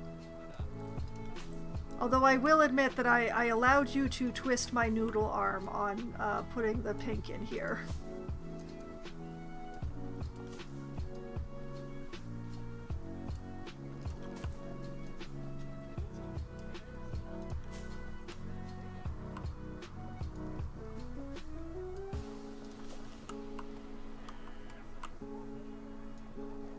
But it's definitely an accent pink. It's not an overall pink. I would... I'm trying to imagine what an area this large would look like if I did it in solid pink anything, and oh boy, that would be just too much.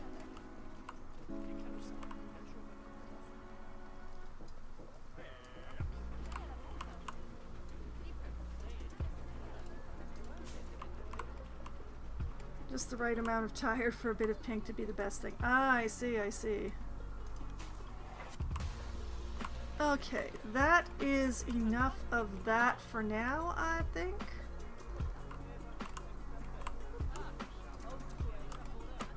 So now we come in with the wild hedgerow. Actually, I forgot to check. Okay, the cherry blossom trees are not climbable. Perfect.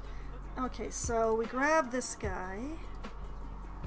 Bring him in here, make sure he's upright, and about that height.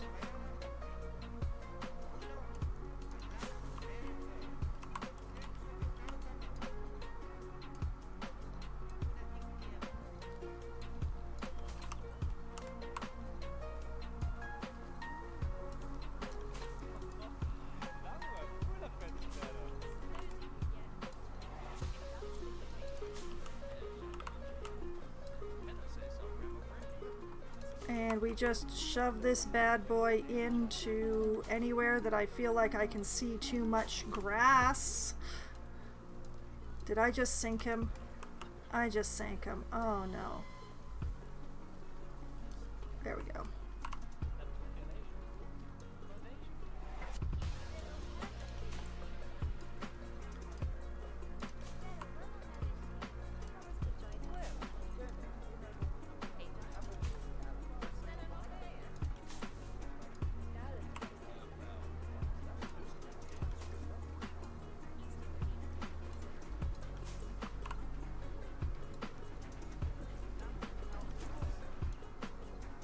Anywhere we got that yellowish shade,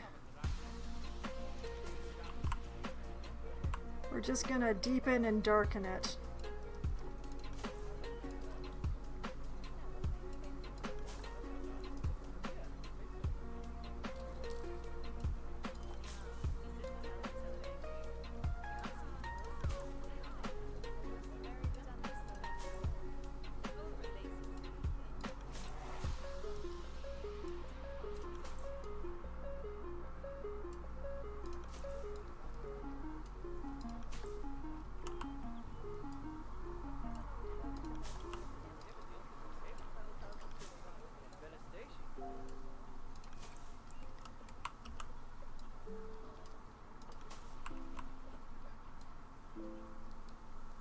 Because no self-respecting witch is going to have this much grass in her garden.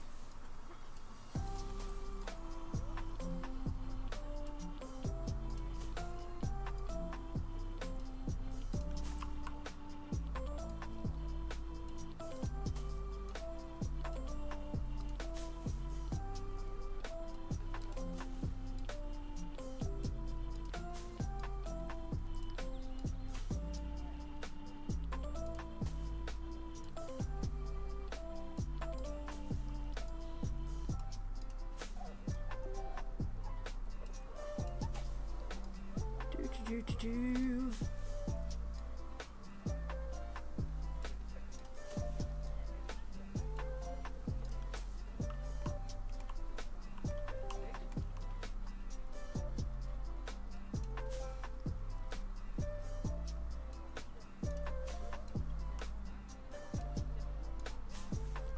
The trick is to get the bushes in so densely that the grass doesn't even look like grass anymore.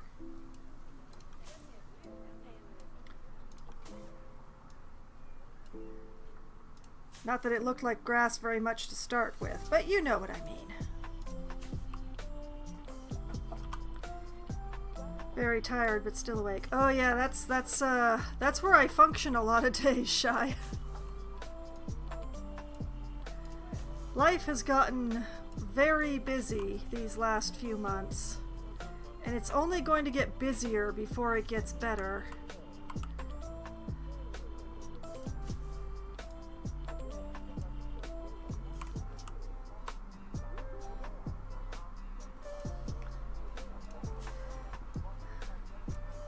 Well, eventually we will run out of stuff.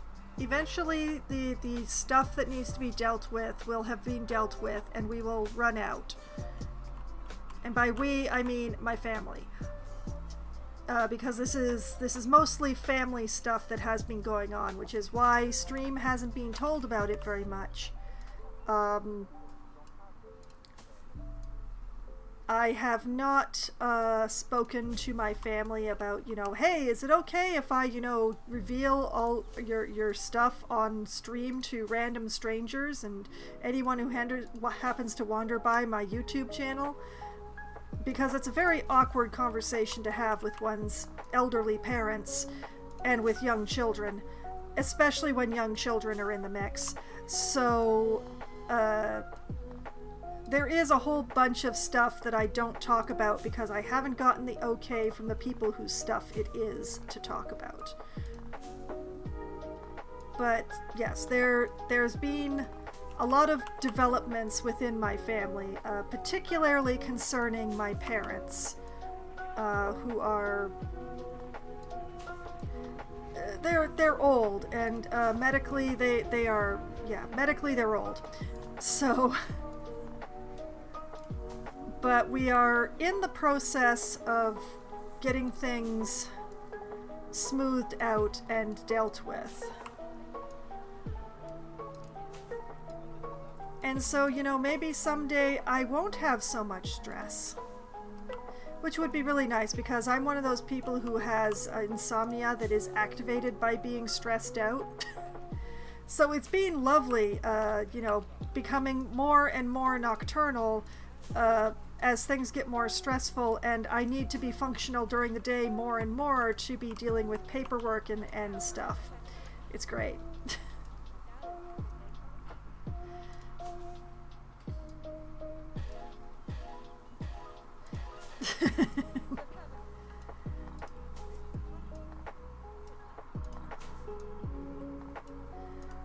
But yeah, there's basically, without going into their details, because once again, do not have their permission, am not going to seek their permission because I don't want to explain what I want their permission for.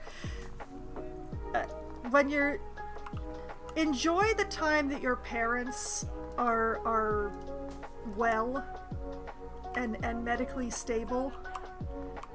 Enjoy the time when they live independently.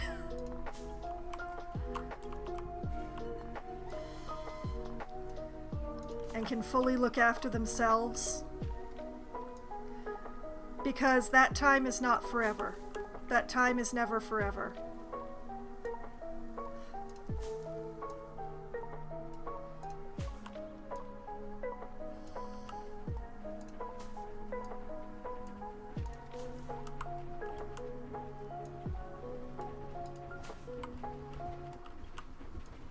I keep finding more grass. What is going on here? I have put in so many bushes. Why do I keep finding more grass?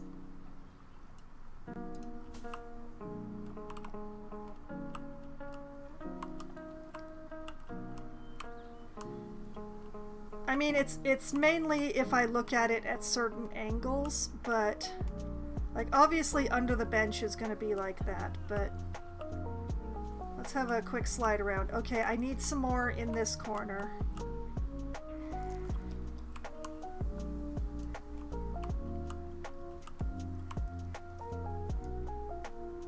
Yeah, like right there and there. And there. Let's have a whoop. Oh, I'm inside the snakes.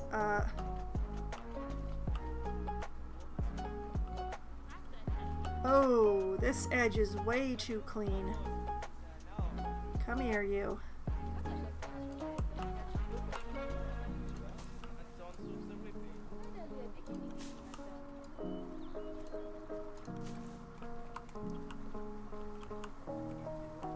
Why did I put this bush so close to the edge?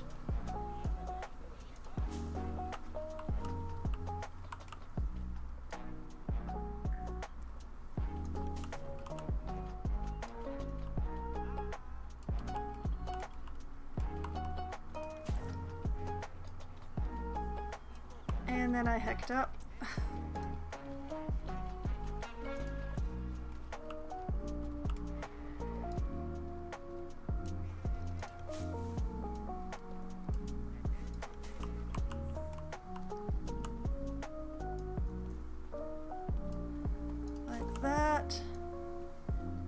Oh yeah, the snakes are great, and I love their enclosures.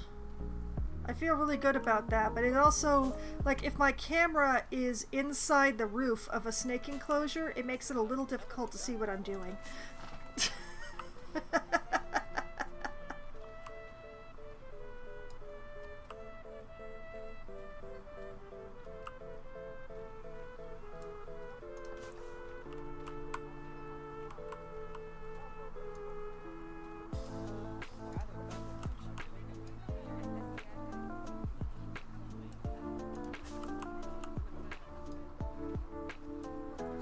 Yeah, I've got to make these edges a bunch more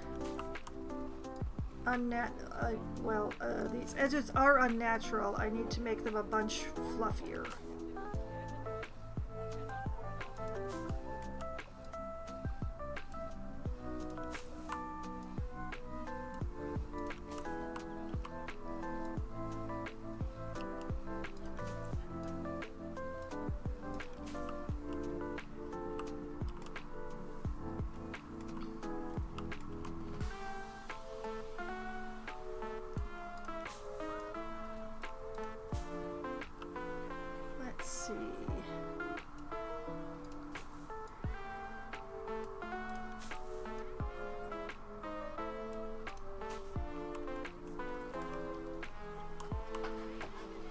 There. Okay, I am happy with that.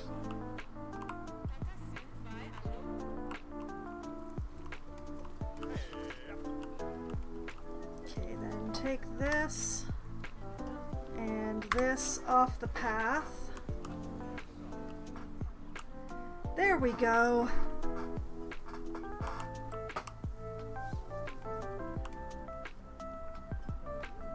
And that is the biggest area of the snake garden that was still left to be filled in, taken care of. It's a very fluffy area. But we've got some, you know, pink and other colors going on here.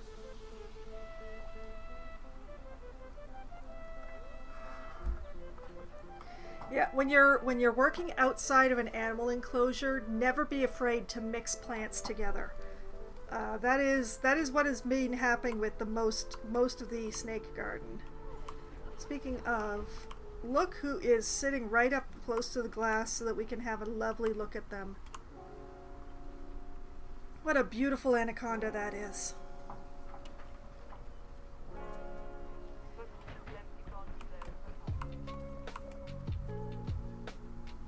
But yes, never be afraid to mix things together in ways that do not seem like they should be. You will get remarkable results from just layering plants together.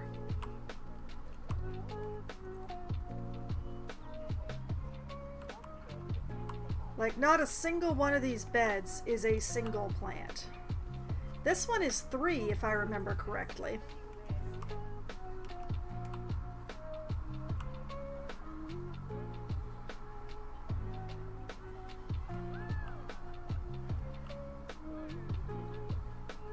Okay, there is only one more section of the snake garden left to be filled in, and that is pretty awesome. Well, maybe 2. It depends on whether you count this section and this, like, this part over here and this part over here as 2 separate things, or whether you count them as one because there's that sliver there. But this is definitely the weirdest shape that I have that I need to fill in.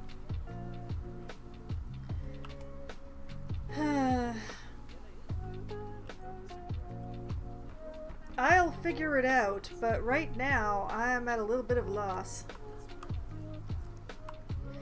So, what else can I work on that isn't that?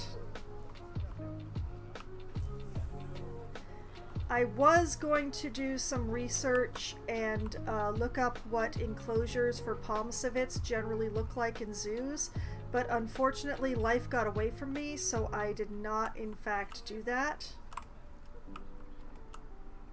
So you know what, I think what I'll do is I will get to work on this bridge, because I want to have the bridge in before I build this enclosure.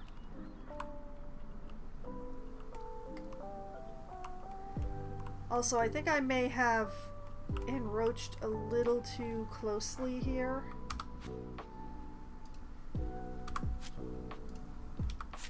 I'm just gonna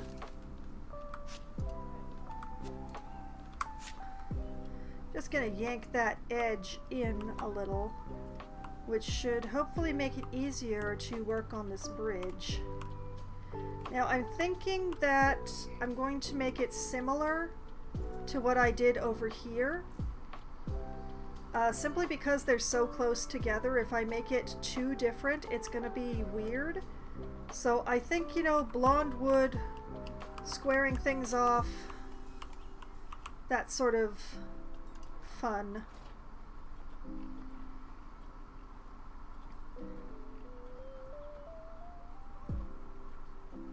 So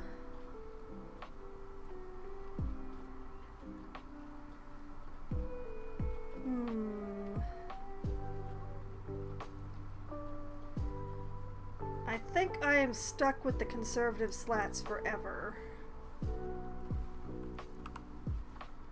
Okay, I want to turn angle snap back on and turn random rotation off.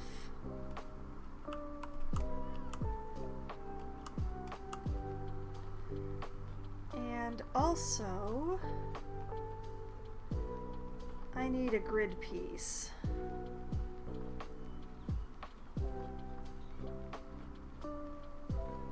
Fine, I'll use you.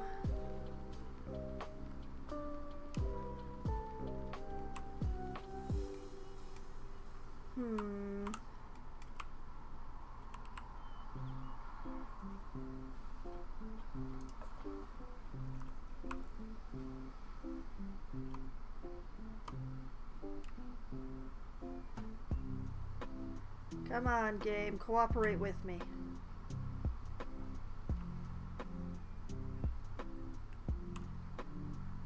Go like that.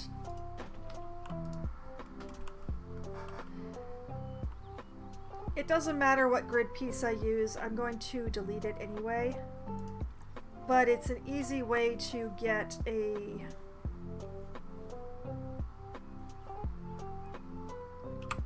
It's an easy way to get a group started.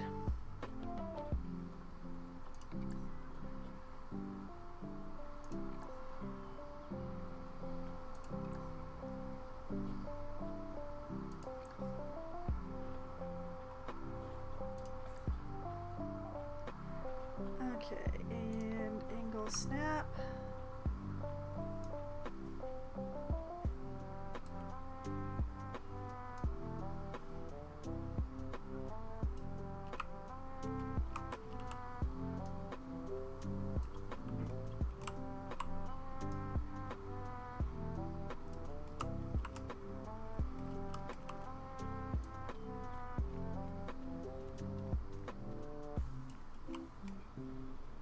what I kind of want to do is like build a box that I can then put my railings on.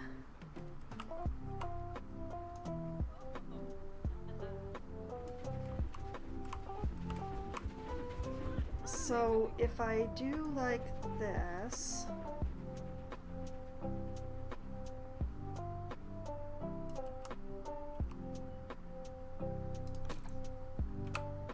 and then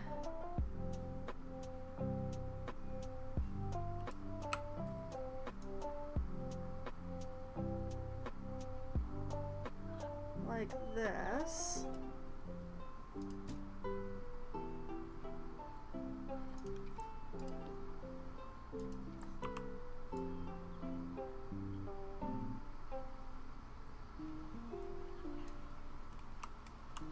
Oh, come on, don't be like that. Come on.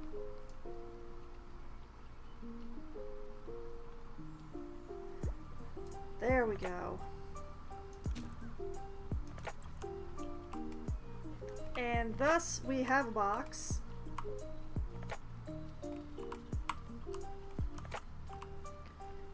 And I should be able to take this box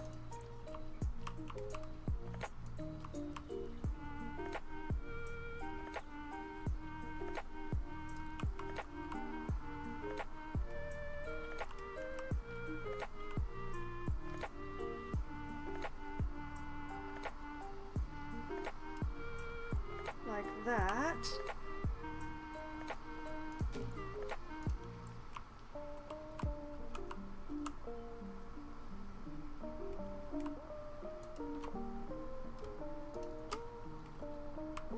And then we take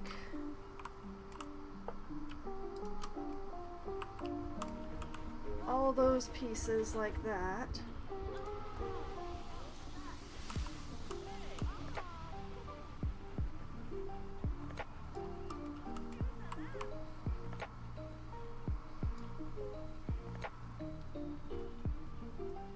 And copy them over like this.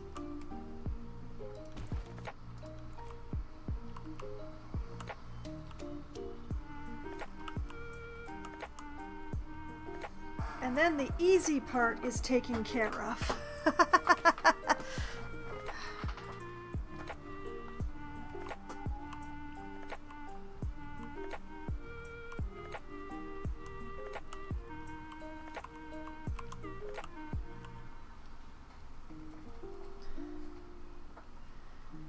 Okay. So we take this like this.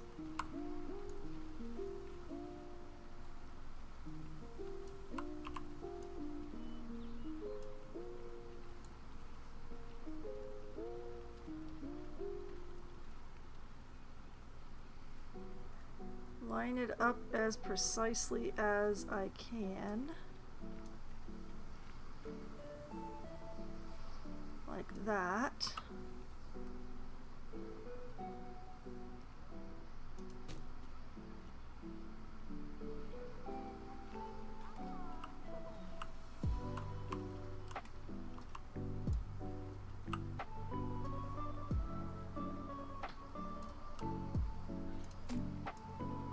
So on and so forth.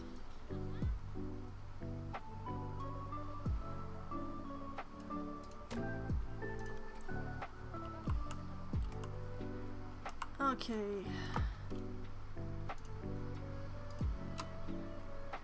And then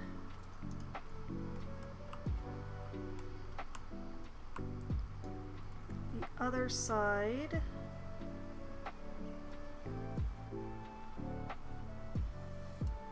Like that.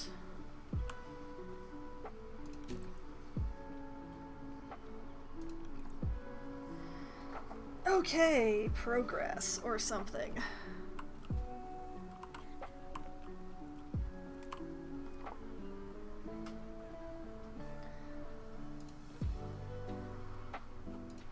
And then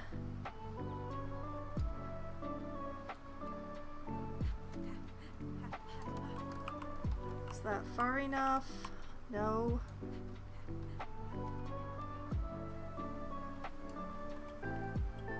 Okay, I think that's it.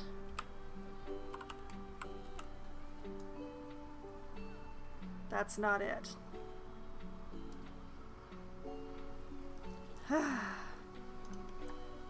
Try again. Copy. Rotate.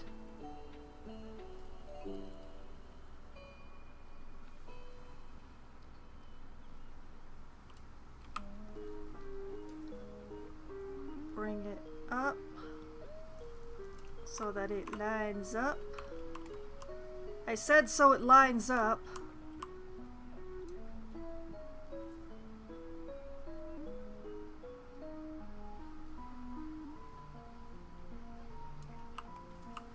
That is the closest to perfect I'm gonna get.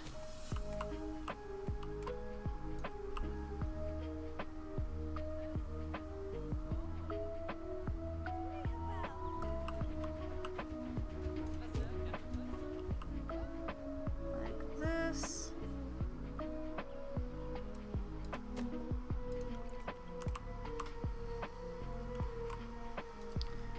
Okay, and then take all of this.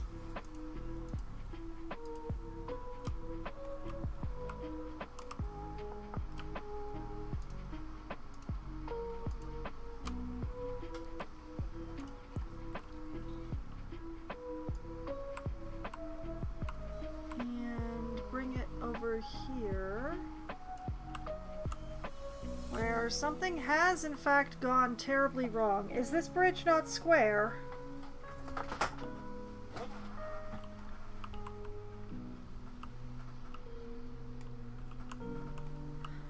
I could have sworn I drew this bridge square.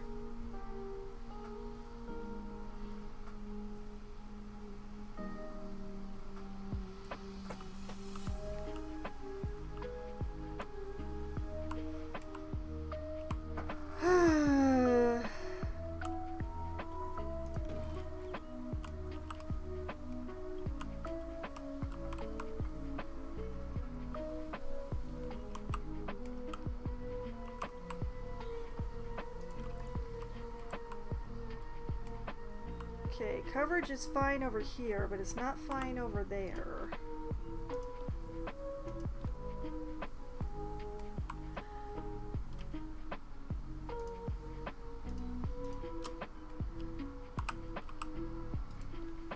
Okay.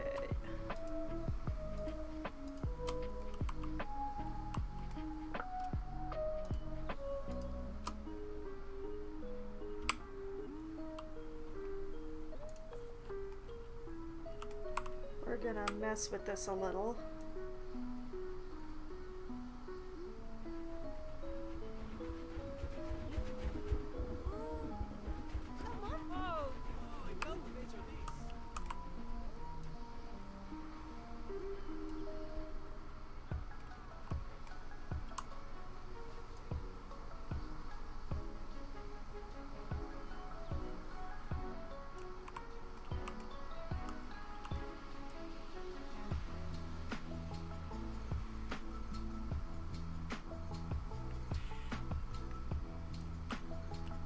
One way or another, we're gonna make this work.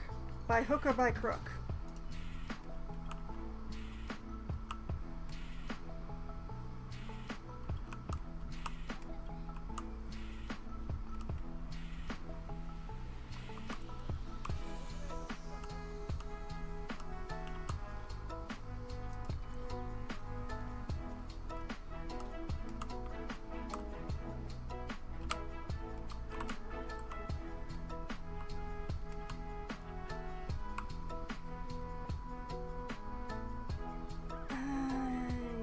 Seeing the problem.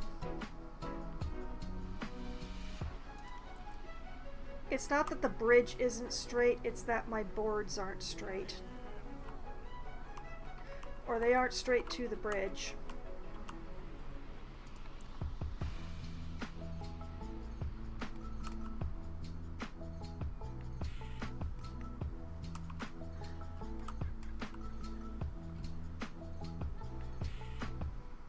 They're borrowing the grid from my grid piece. Okay, you gotta go.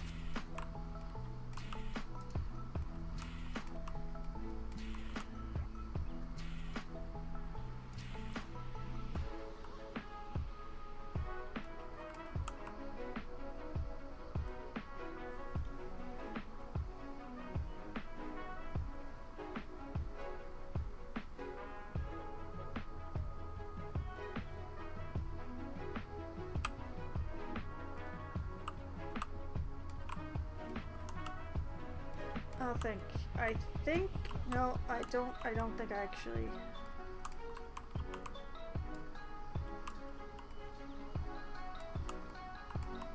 No.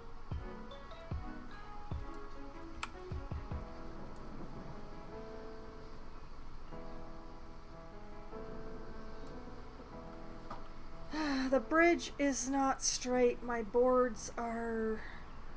It's gonna be. This is gonna be interesting.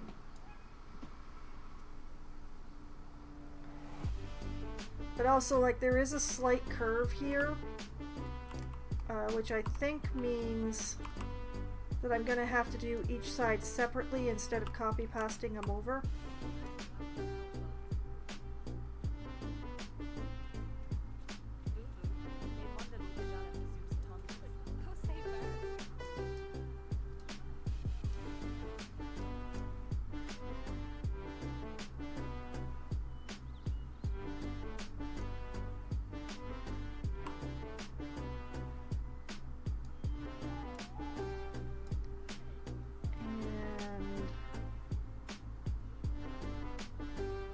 That's the level that I want, I think.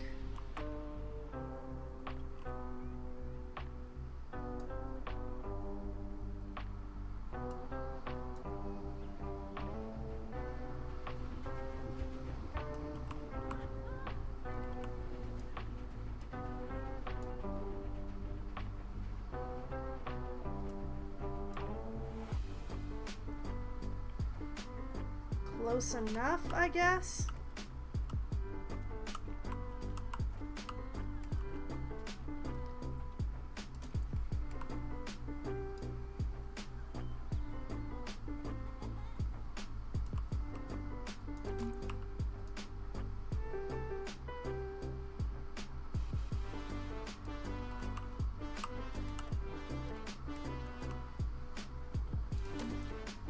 Okay, that is definitely wonky. I will have to do what I can to disguise that later.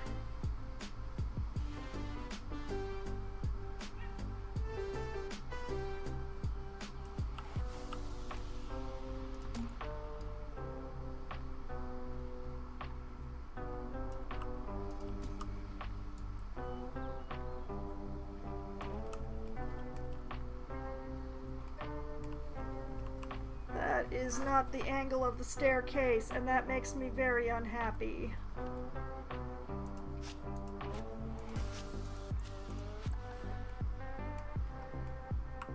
Ay, ay, ay, ay, ay.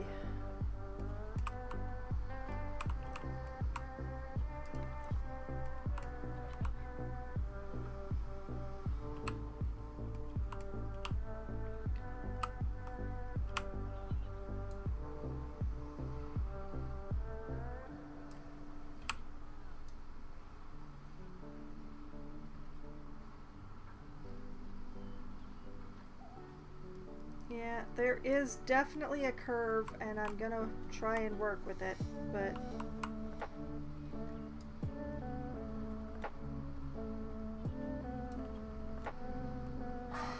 I'm gonna go to sleep. Good luck. Have fun. The main problem is that I thought I was working with straight lines, and it turns out that I'm not, so that's gonna be great, very great fun. I think that you will have a much better time sleeping than I'm going to have with this bridge. So do enjoy your rest. Thank you for coming and spending some time with me on stream.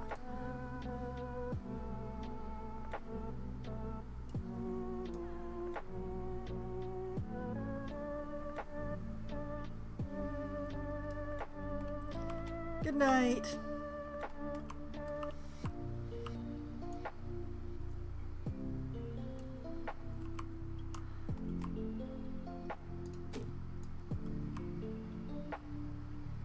I'm gonna try and work with this way.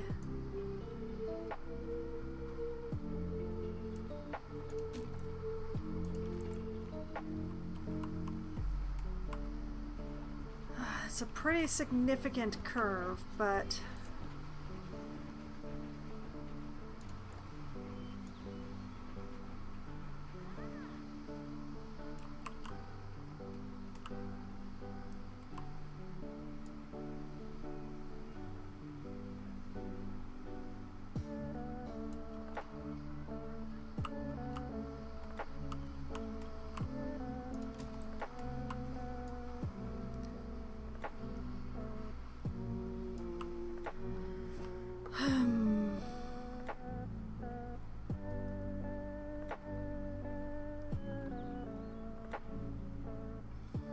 to a certain point it actually works, and then it fails.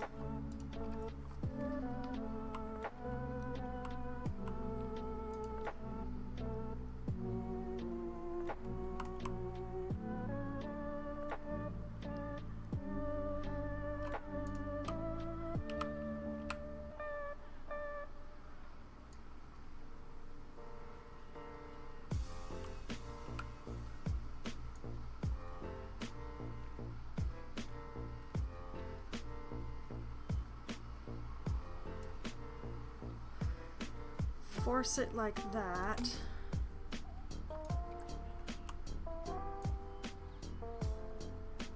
Duplicate those.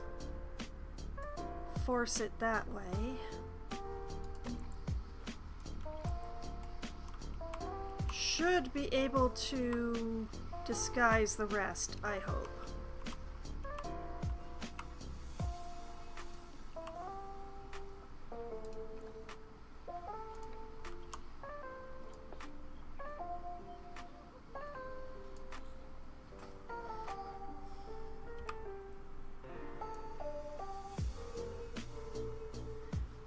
Two, three.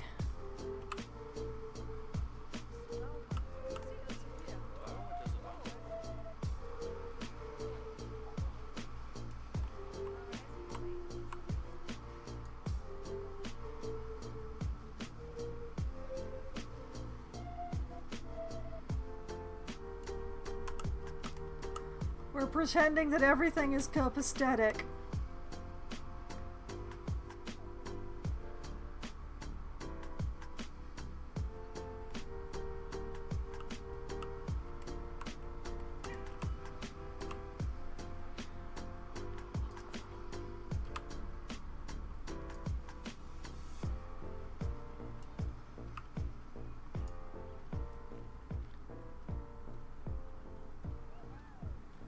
Like this, I guess.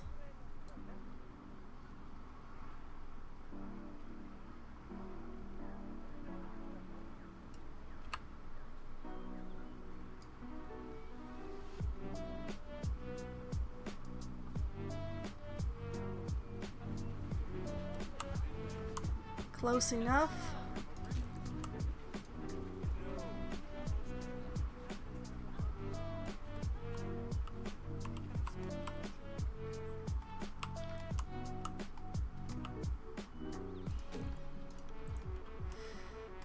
Okay, so this side has a slight curve. This side is pretty straight though. Okay, interesting.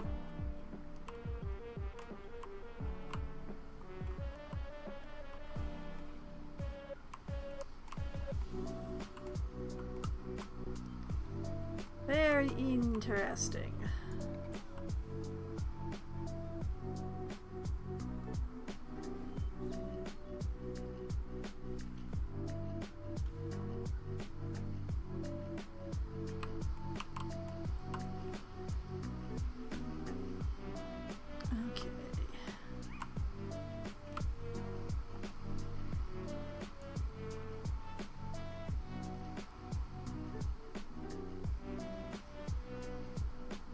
Like that.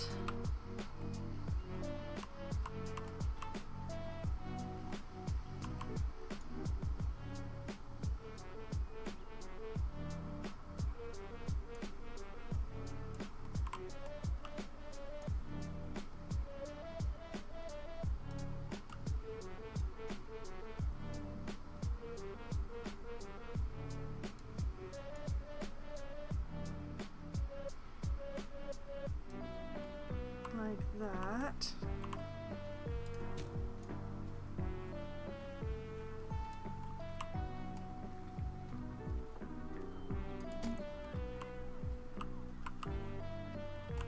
Okay.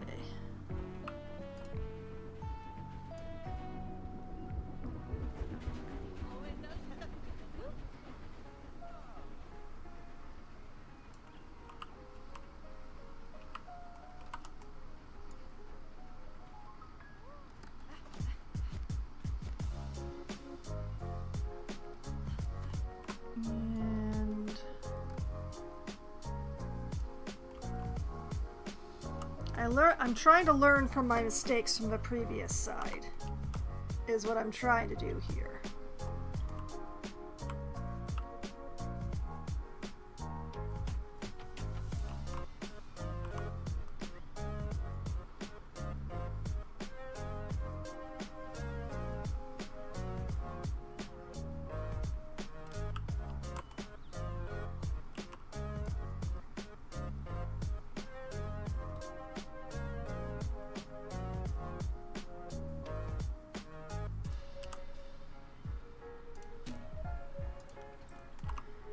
Okay, and then we take this unit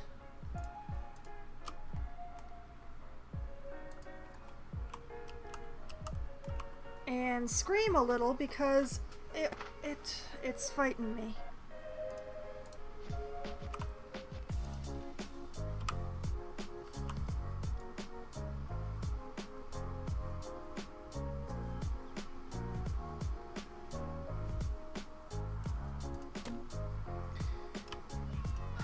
Each individual piece is fine as a unit.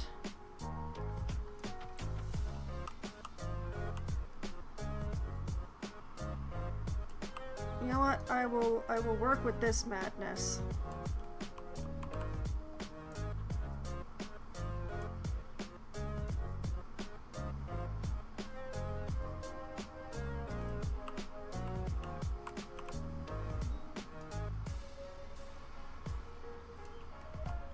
Because if it's that or do each piece individually, I think this is the way to do it.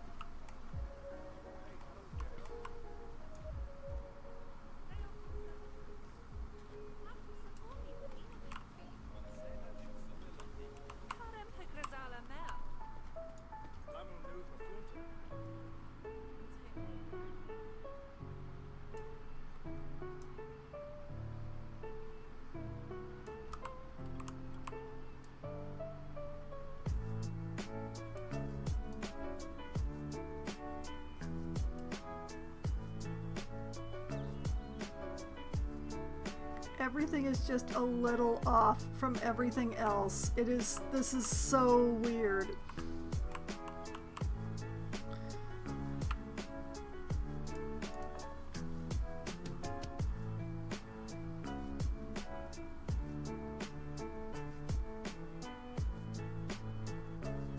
Like this.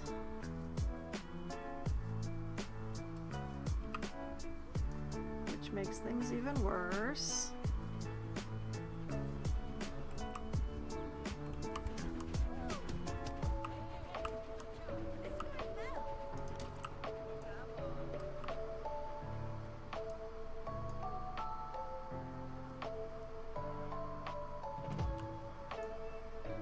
How did it end up so high up in the air?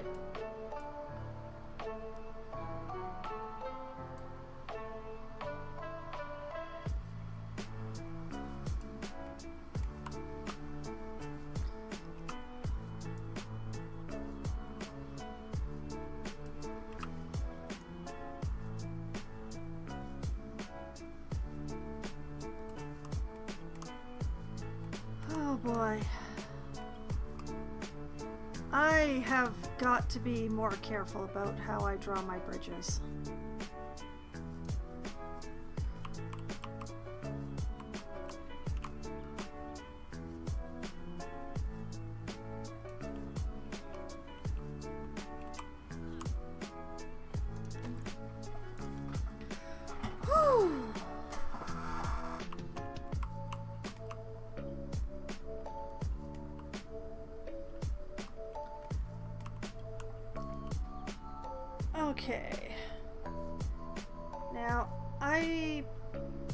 I'm going to clad this in much the same way as I did the other bridges, except that instead of using the Australian wood,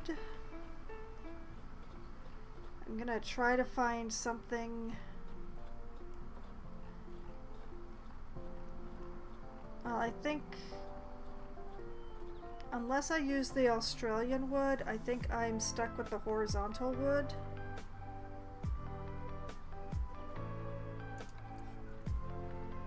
Which is nowhere near the right color.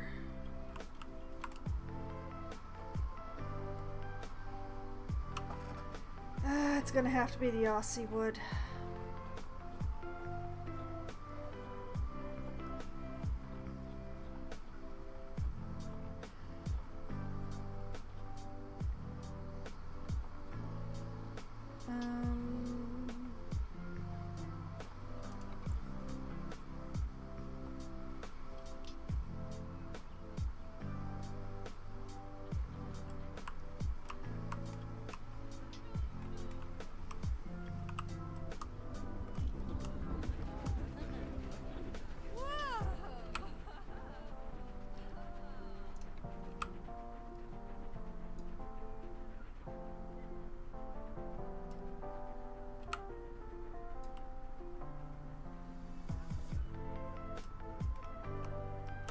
This.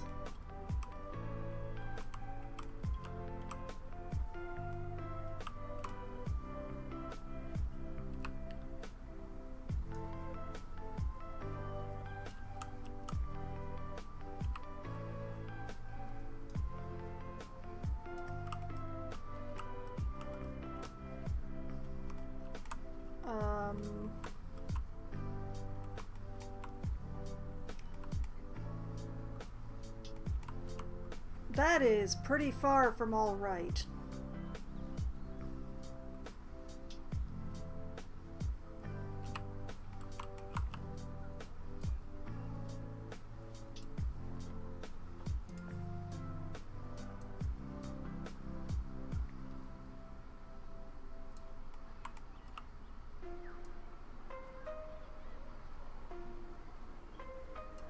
There we go.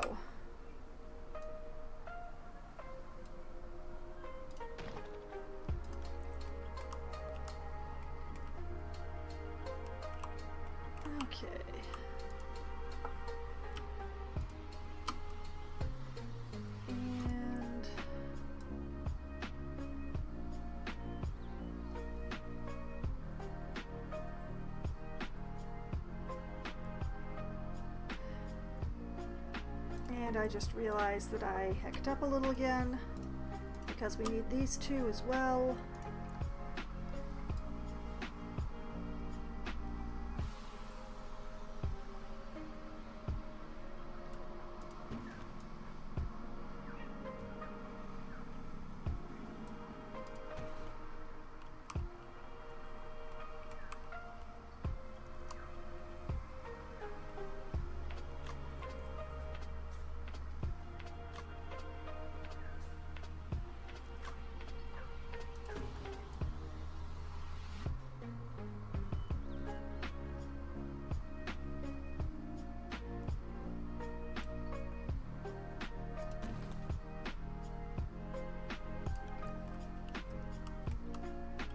Like that.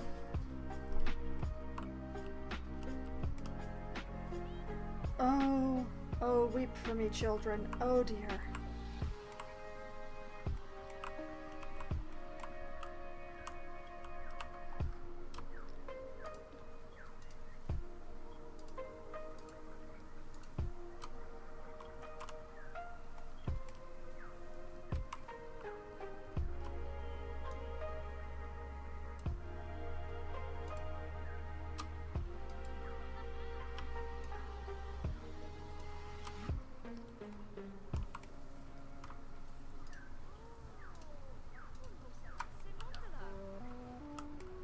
Dang, that's thorough. Thanks, game.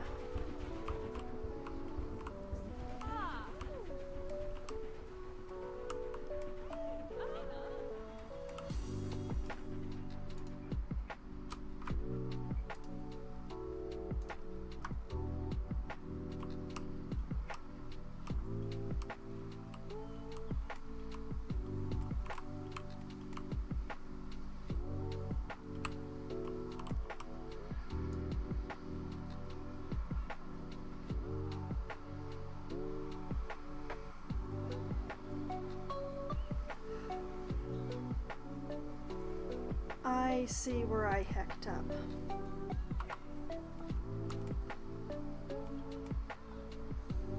Blast, I'm gonna have to do it again.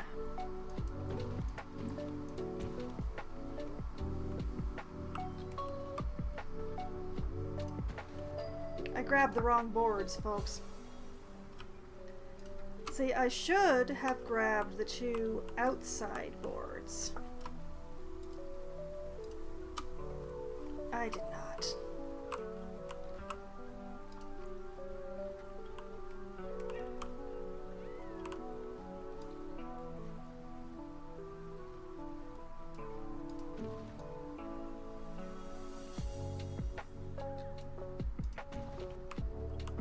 Like this.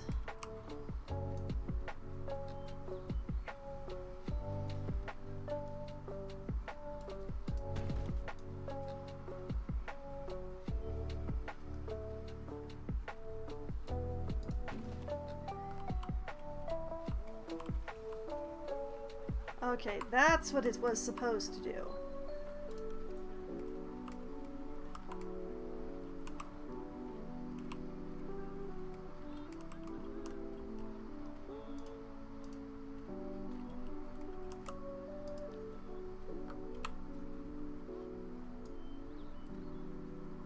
Then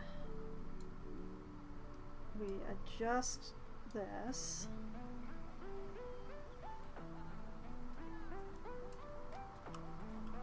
Like that.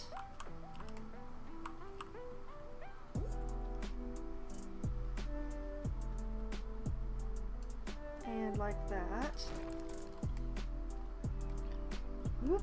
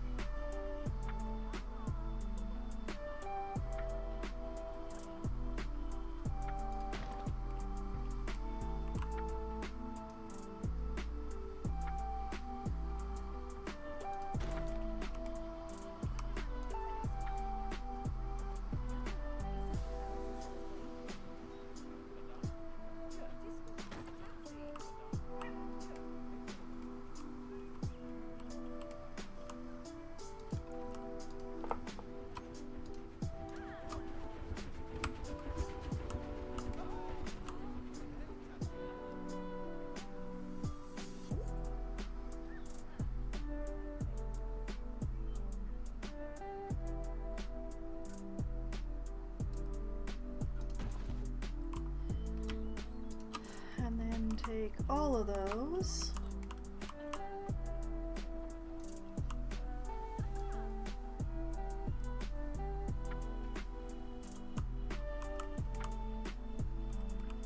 Whoop.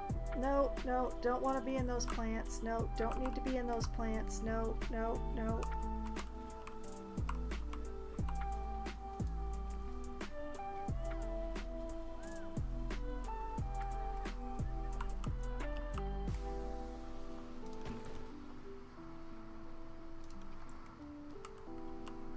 Like that.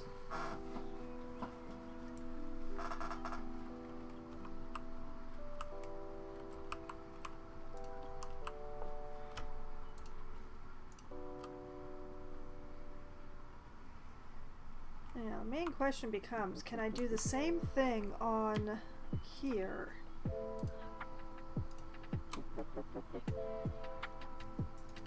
Without things going entirely screwballs.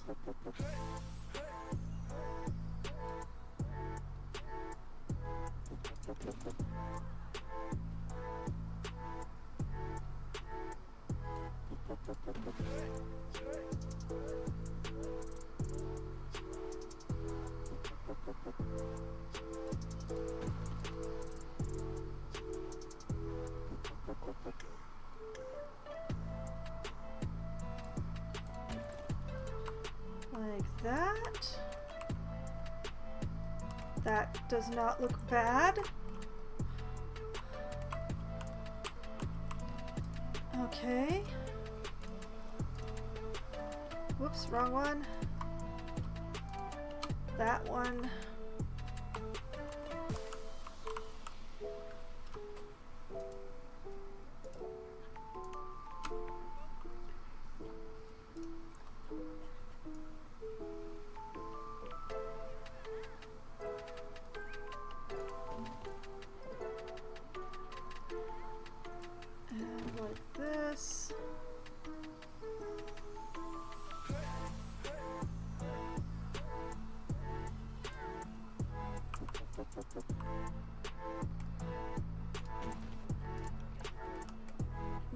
Nice, nice, nice, nice. Okay. Kojati, hello! Welcome back. It has been some time.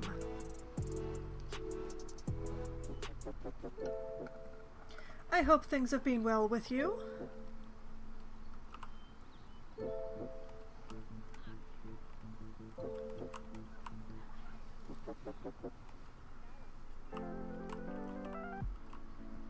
Okay, and on the inside here, we're gonna do a little cosmetic massaging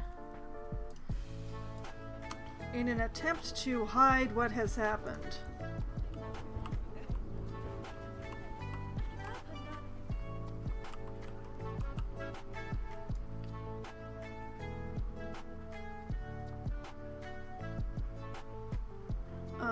I missed a board. I'm pretty sure I missed a board.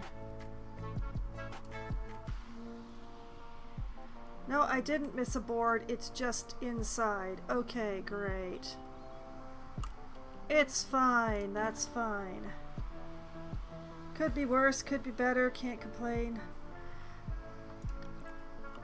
Well, life has taken a few turns, and it's a little stressful right now, but as long as I work through the stress in its own way, that will go away. Okay, game, why are you like this? I don't need that board, and I definitely do not need this board.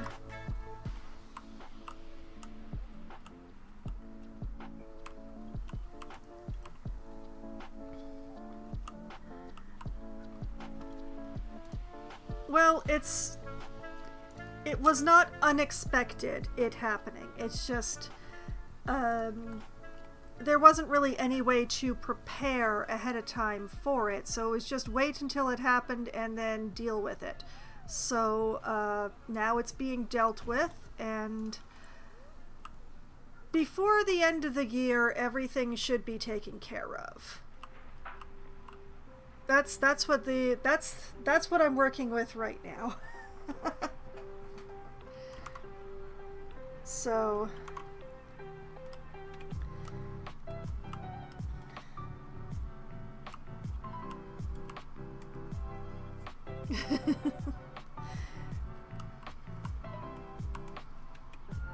well, it is nice to have a stop time, I guess would be the best way to put it. Okay. This is starting to look a little better and a little less like I half-assed the whole thing. So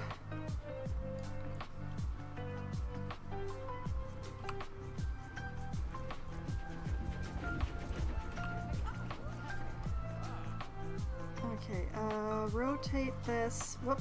That was the wrong rotation. I want the red one. There we go.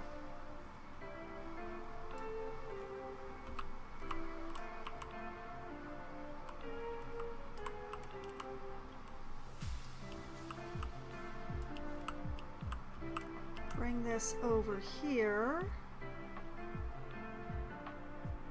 Set the height to there.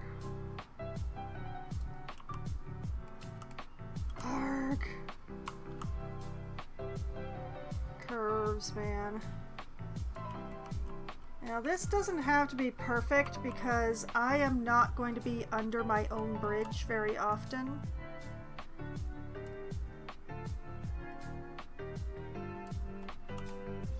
So if it doesn't actually meet up under there, that's fine. I'm never going to see it again.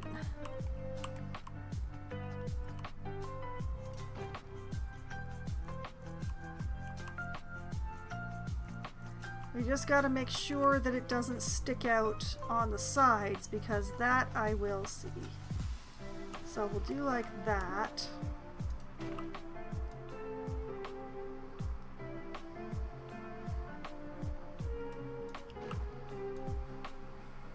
And like this.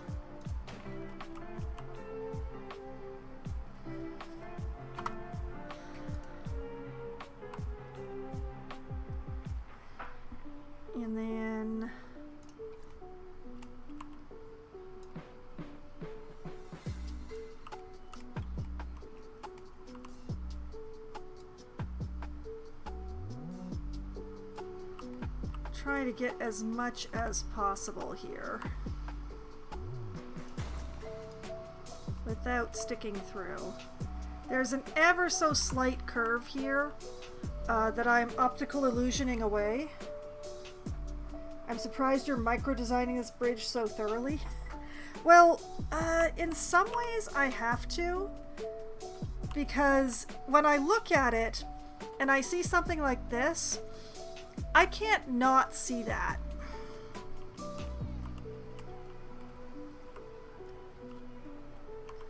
But yeah, basically, there's a bit of wonkiness to this side of the bridge, and I am attempting to illusion it away. Like, I'm optical illusioning it away, is the idea.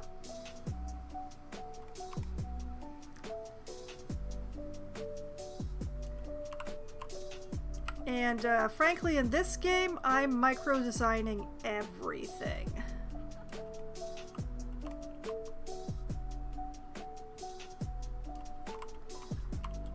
This is a game where I move things around by single pixels. I'm gonna plant so many bushes around this bridge, though, you have no idea.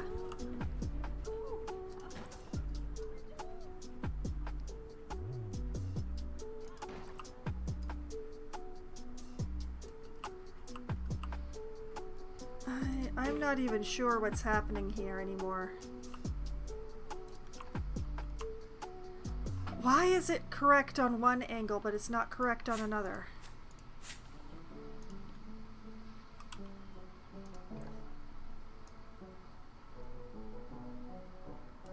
You know what? I'm just gonna do it this way.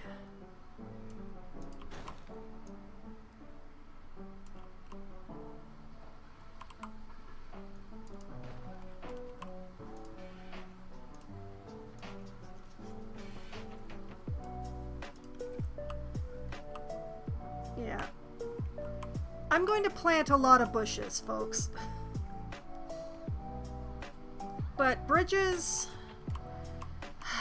are all very difficult to clad, but it's better to clad the bridge than to use the in-game stuff, because the in-game stuff is kind of ugly, to put it mildly.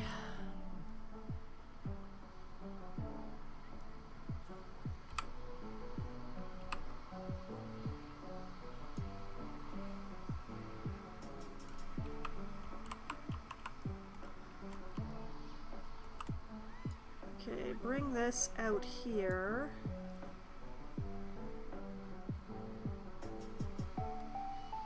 Micromanage the height. But yeah, in this game, I am constantly moving things around by pixels, because everything is a little wonky.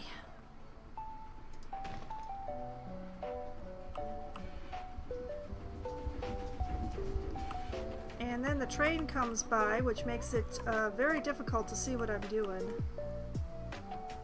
Okay, why are you like this? You're exactly the same height. Why are you like this? Why did it work over there but not over here?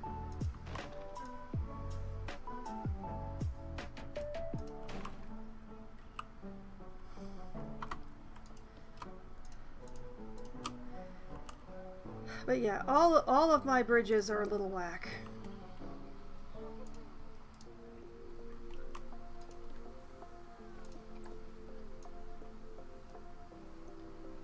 Just the way they be.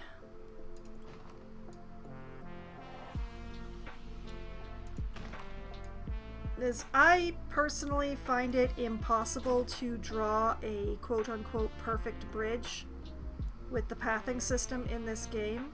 So all of my bridges end up being just a little bit off in some way or another.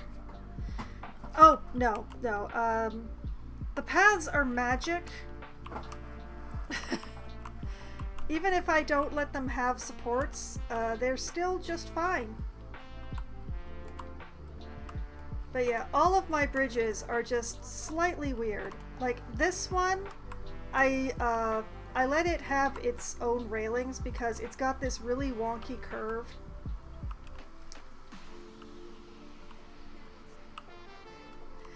I'm not entirely certain how to support it though, so I've just been kind of ignoring its existence for the most part.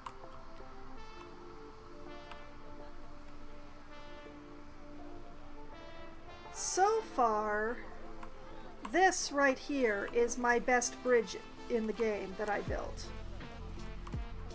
This one turned out beautiful.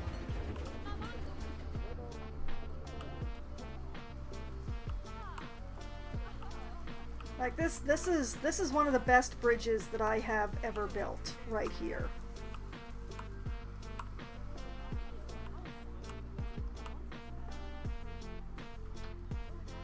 The one that I'm working on, somewhat less good. And also I've misplaced it. Okay, no, that's the train station. I'm going the wrong way. Okay, past the fox statue, over the restaurant, past the deer. There I am.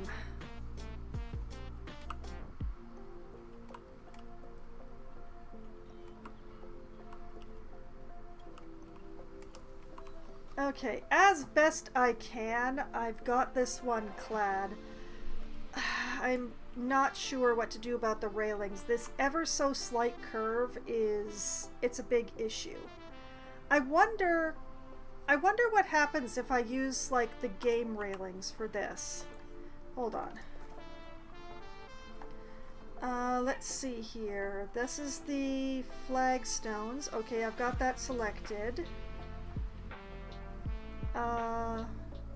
Set that to have railing. And what happens?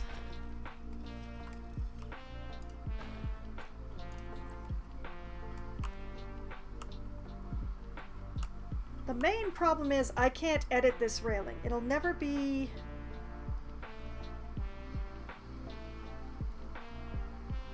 Thank you, Kojati. The only problem is that like I can't recolor these railings, so it will just be these black railings sticking out of this blonde bridge. But I think...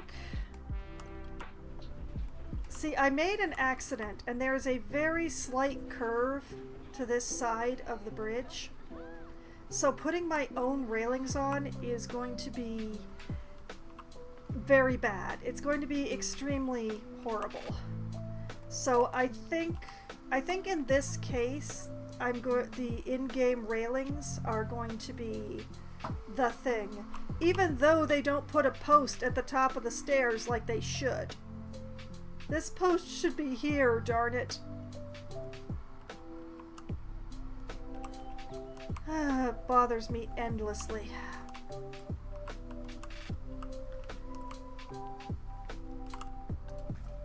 Okay, let's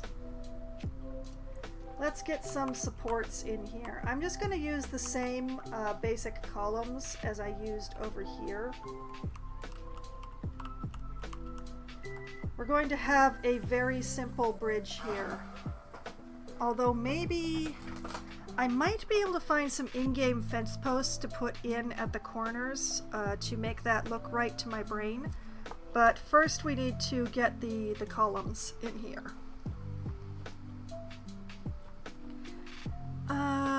Those were the East Asia, weren't they? I'm pretty sure they were.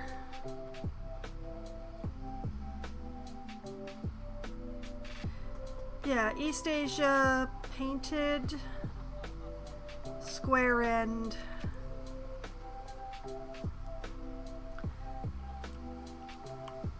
Instead of being red, we make that blonde.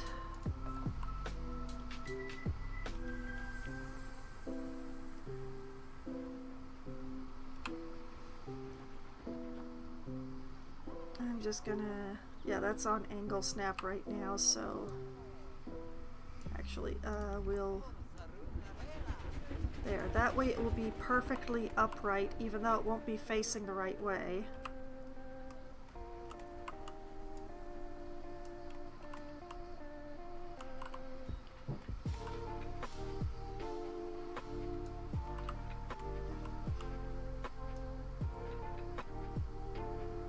Bring this here. turn off angle snap.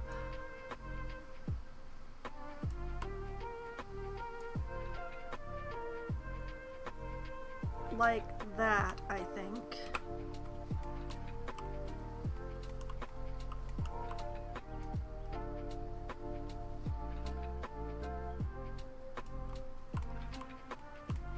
And I'm going to use it to hide the wonky edges.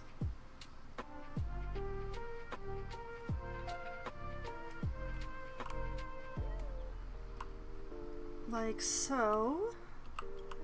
Actually, wait a minute. If I do like this.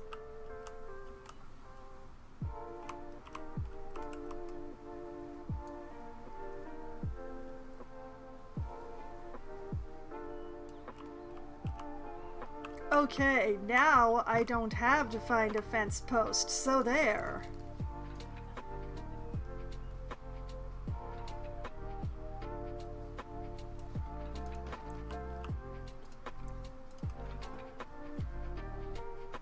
Alright, and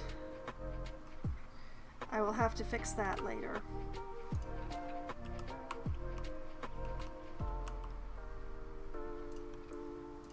Actually, I will fix that now. That one, no climbing. That one, no climbing.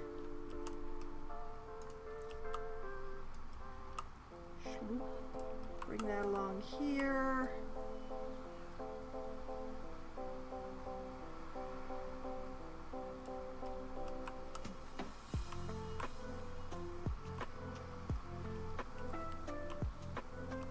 Like that.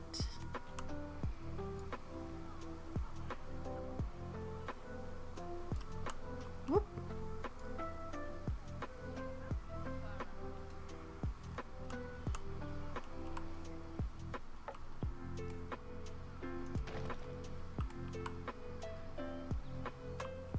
Why does that stick out so much more? I'm gonna have to fix that.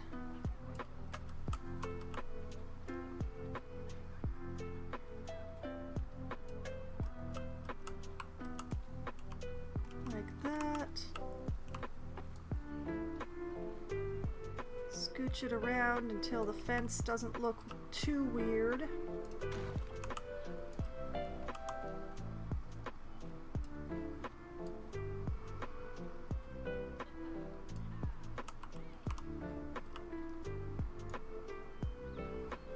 Juggle, juggle, juggle, juggle. There.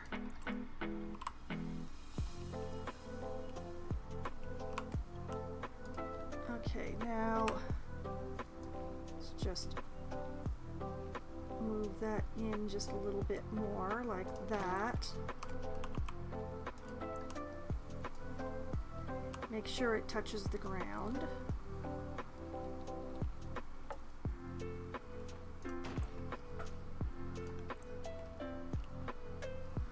I do wish that the seam was not quite as visible.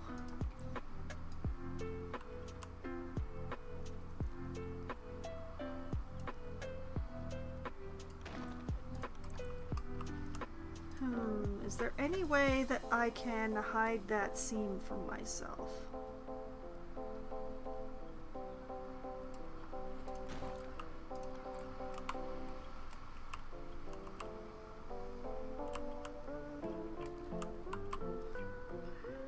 I can think of one way. Okay, if I take this, we turn angle snap back on.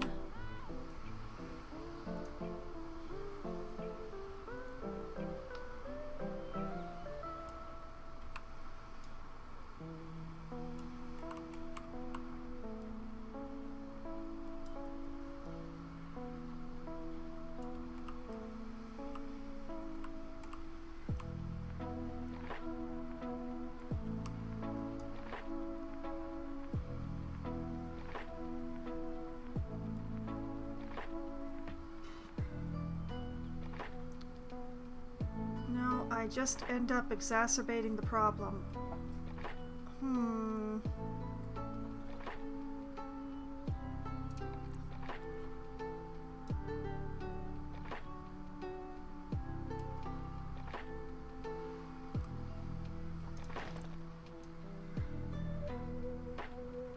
Oh wait, the seam between the twos doesn't...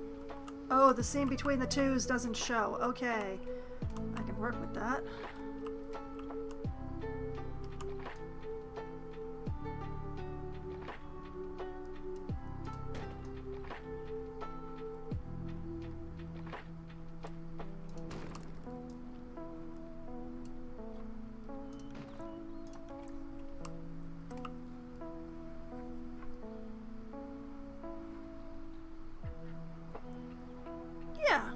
Yeah, I can work with that.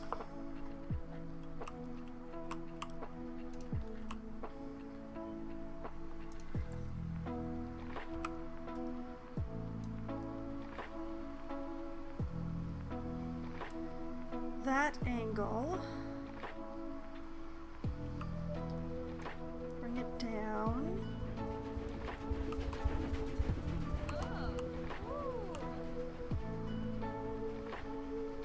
Turn it into a 2.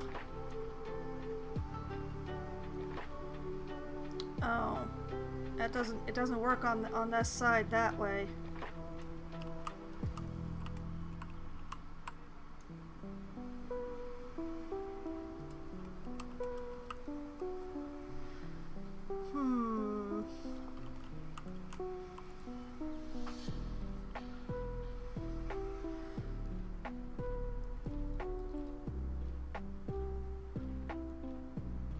You know what? I'm still gonna do it that way. It's just on this side it won't meet the ground.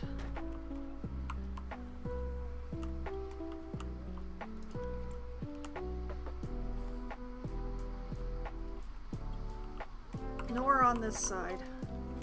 I may actually have to adjust that one. Yeah, you know what? I'm gonna adjust that one. It's just not gonna meet the ground anywhere.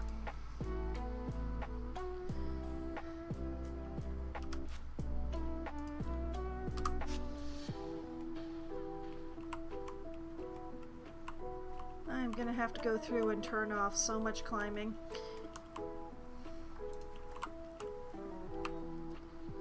Alright, 1, 2.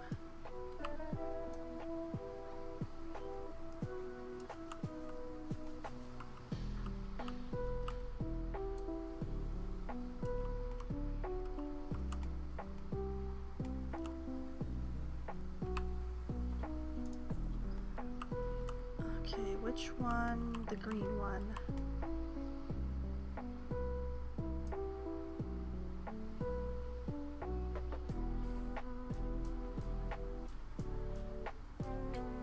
In just enough-ish? Like that, yeah.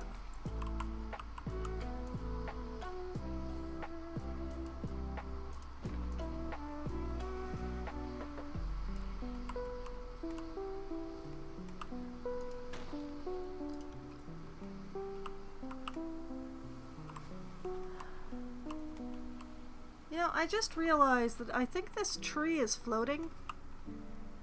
Yeah, this tree is fully floating in the air. I will do something about that in a minute.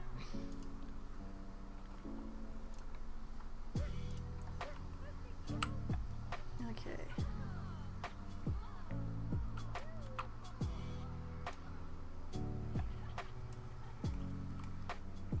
Like this.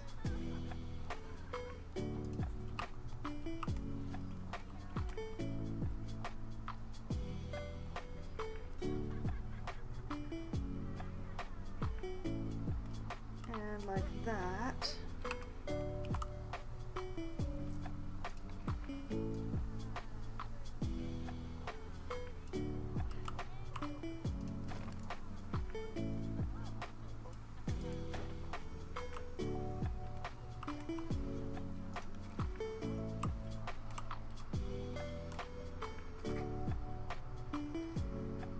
Yeah. Now I am not another support beam from middle. Unfortunately not. I have certain constraints when it comes to the railway tracks. I'm not allowed to get too close to the train from either side or from above, and I just realized I left a gap.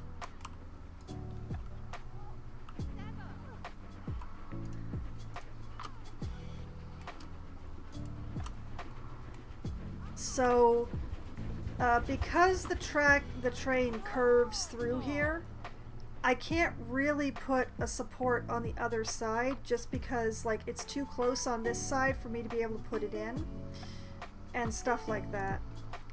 It's a little annoying, but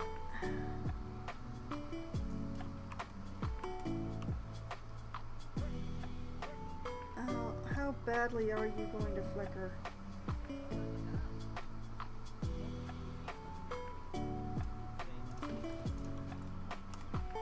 There.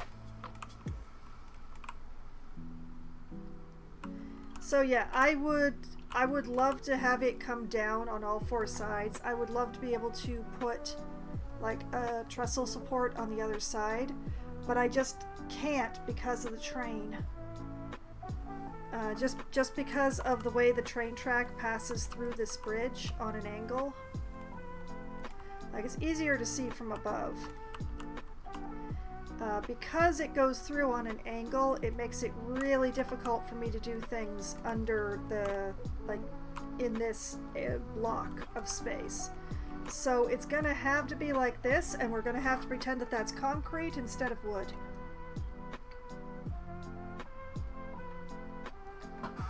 That's just the way it's gonna have to be.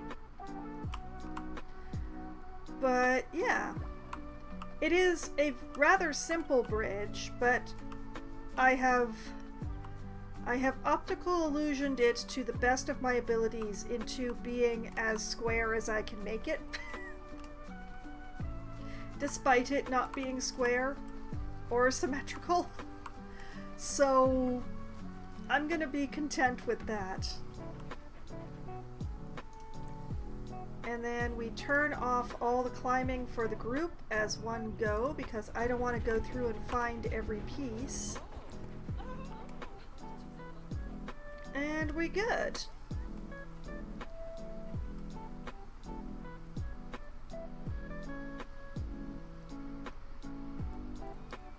I hadn't exactly planned this bridge, and you can tell. But yes, also let's take this floating tree and make it go away so it doesn't bother me. There we go. Okay, so what I'm going to do now is I am going to take my break. And when I come back from my break, I'm going to be building the enclosure that goes in this space here. Now that I've got the bridge all set in place and beautiful and stuff. And we're going to take these lamp posts and use them to hide some shame. So now that I have this in place, so that I basically know what my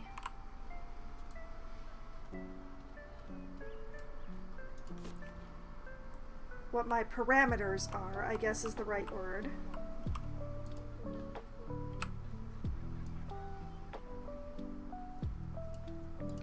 But yes, of all of the management games that I play and have played on stream, I would say that this is the one that I do the most ridiculously finicky things in.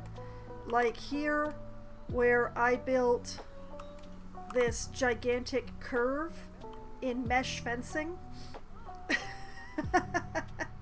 to hold my deer. This enclosure is actually 3 different groups that I have pasted together just to be able to get the angles that I wanted. So that was fun. The Arctic foxes, we don't talk about the Arctic foxes pen. I love my Arctic foxes and I'm very proud of the pen. But I think I took years off my life building this thing. This thing right here, this is the Arctic Fox pen. I built it myself.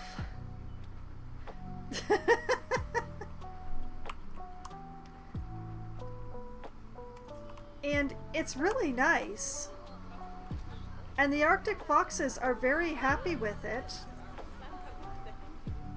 But I also had to spend an incredible amount of time just putting this wall of glass in.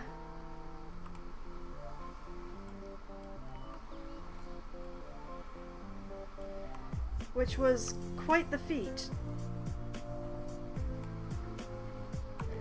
Oh, it is. It's individual. It fits in the space that I had for it perfectly. It's got lots of space for the Arctic foxes. They're very happy. They've got lots of room to run because they're tiny. There's an absolutely massive amount of viewing space, and except for complaining about being cold because of all the snow, the people love it. It was a great deal of difficulty to build, though. And, you know, over here, the East train station, each of these little things on the roof, I did those myself. And the way that I did that was I took each piece and laid them all out side by side perfectly, and then deleted every other one very, very carefully so that I never broke the pattern. And it looks real cool now. But man, was it a pain in the ass to actually build. But you know, lots of finicky little detail. Over in the snake garden, there are like, I think, there's four different plants in this section. There are 4 different plants that I layered together. Looks awesome. 4 different plants that I had to put together.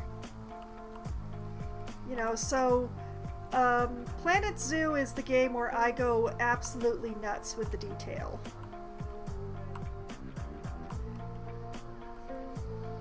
And right here we have an enclosure that I made for barn owls. There are no flying birds in the entire game, so these are not even real owls.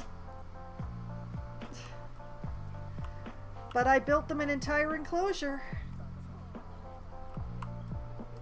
This is my restaurant. It's actually one of the least finicky things that I built. It's all like plain angles. But yeah, over here we have an enclosure for the short-eared owls. And quite frankly, where I went the most overboard, we have the enclosure for the gray-bellied night monkey, which is another animal that is not actually available in Planet Zoo. But I made them an enclosure anyway because they're the only nocturnal monkey that I could find in the workshop. And of course I have plans. There's going to be some more owls here, some more owls here, some more owls here. I believe, yeah, I've got an opossum to put here. But that's not happening today. Today, I'm going to spend the second half of my stream building this enclosure right here for an actual animal, you know, with actual animations.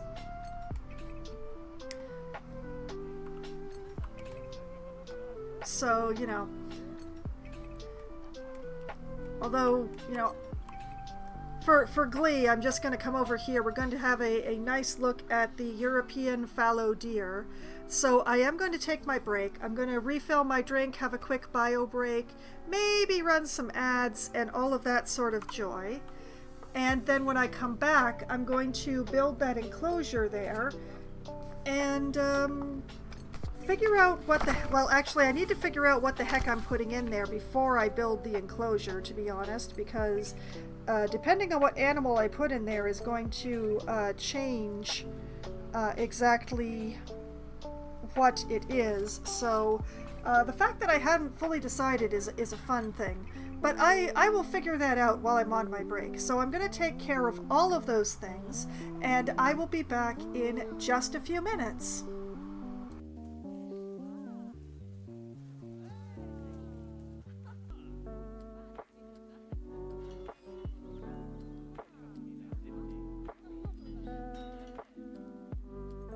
Hello, I have returned, and thus it is time to build some more, because that's what I do in this game, I think. It's build things.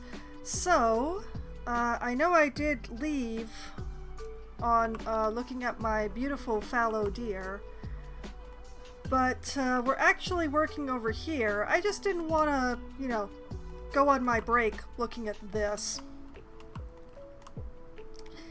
And I've decided that, you know, inspired by all of the cats who have showed up on my stream today, I think I am going to put the fossa in here. So, let's search up a fossa. Because I would like to know ahead of time. It's not exactly a cat, it's not exactly a fox, it's not exactly a dog, it's a fossa. But it's the closest thing to a small cat that I have that isn't the palace cat, which fits in a much smaller area than what I have here. So, let's see here. The largest group that I can have is 2. Which is actually 360, so 500 is a bit big for them. Okay, I can work with that. Now, it has been a very long time since I had fossas, so I can't remember exactly how big they are. I don't think they're very big, not if 2 of them only need 360. And only 56 climbing space. So I'm actually gonna go over here. We're gonna grab one of these.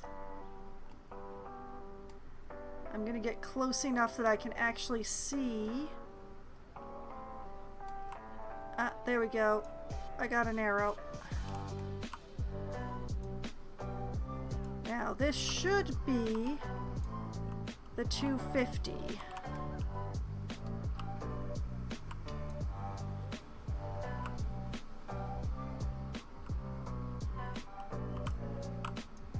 And it is. Okay. So, we need something that is bigger than that, but smaller than this.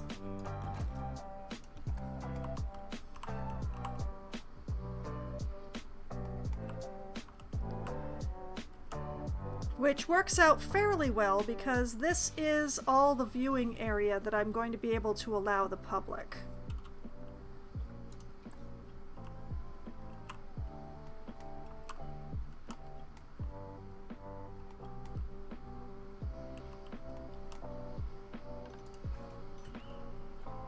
Okay, and let's look for some fossa. And arrange them by prettiness.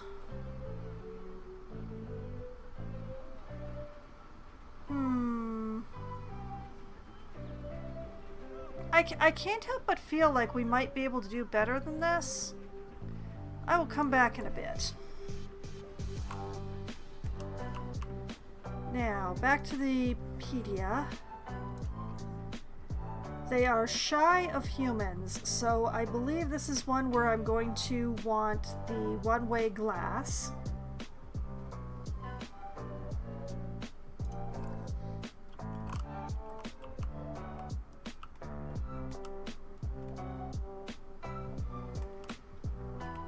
And I think actually what I want to start with is a gate.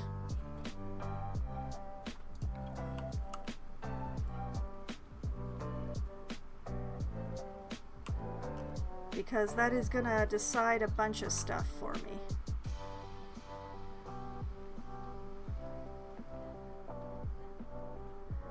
Like if I put the gate right here, like that. Okay. This is my side wall. And then this is my viewing wall. And then the rest back here is whatever I do with it. And probably this is my back edge. I don't need a lot. We'll see. So... Okay, let's go back to the pedia here. Natural habitat. Africa, Madagascar. Biome tropical. And they're climbers, so... I don't think we want to use wood for this. I think we may want to use some form of stone for this.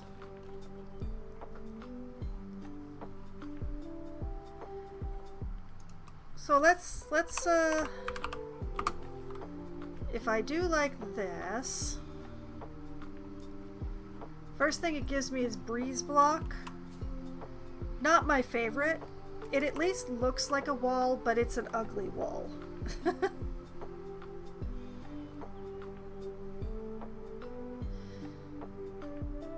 I definitely wouldn't want to use it for the viewing edge, but what if I actually mix media this sucker?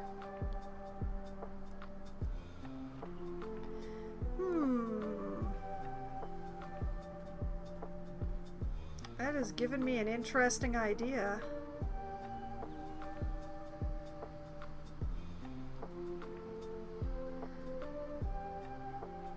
Okay, so like if I do like this,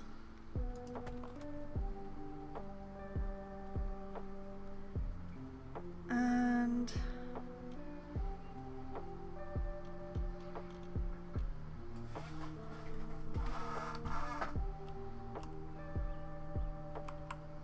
that's actually just about perfect. How did I eyeball that so well?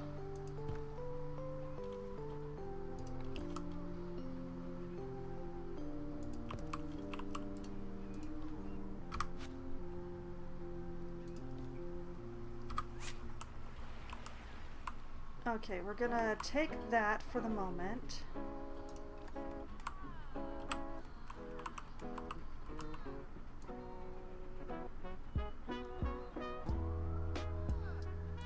Like this.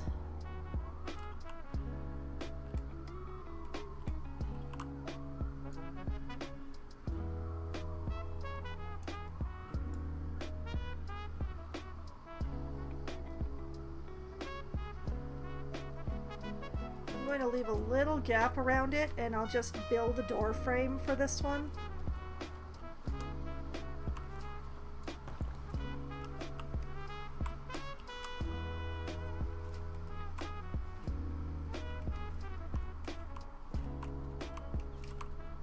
Actually,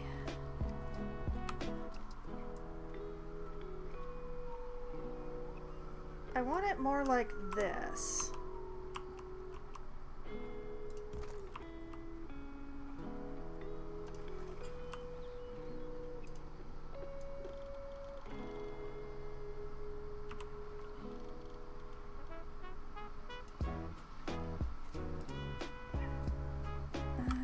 Just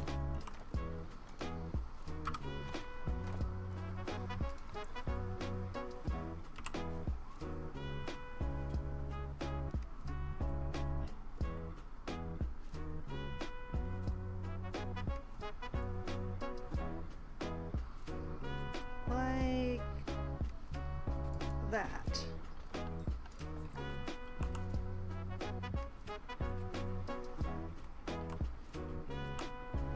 And that way I have a nice measure in the back at least, even if I can't take it all the way to the front.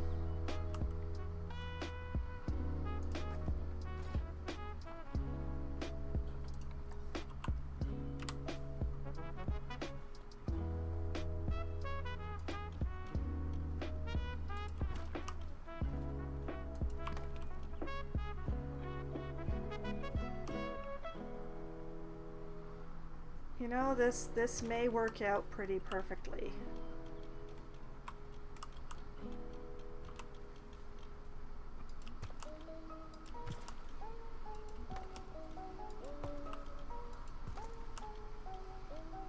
don't know how far this way to go, so I'm just going to go that far for now. So if I take this down to 2 meters...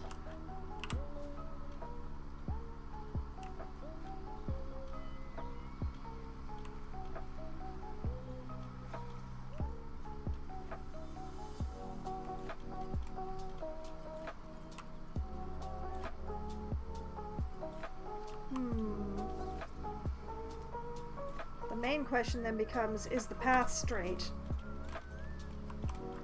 I don't think it is. But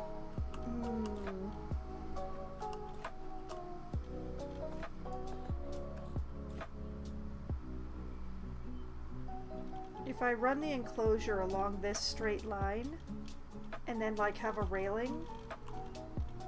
Ooh, yeah. Haha! But I don't want to use the breeze blocks for the front of the enclosure. I want to use something that looks nicer. Not red brick. Not plain concrete. Not the conservation wall. Dry stone?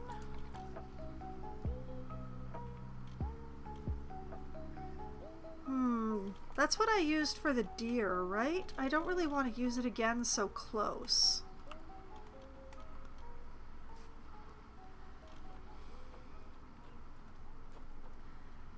I definitely want rock. European rustic?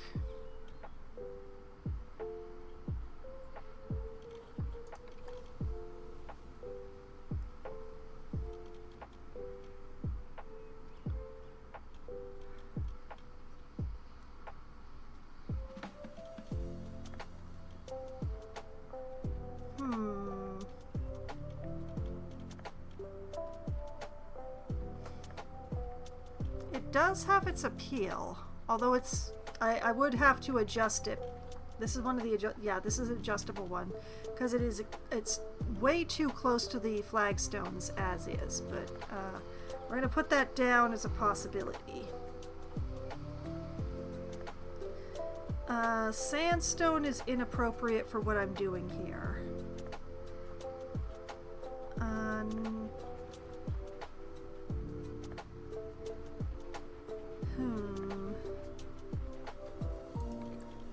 Limestone is a little too plain, I think.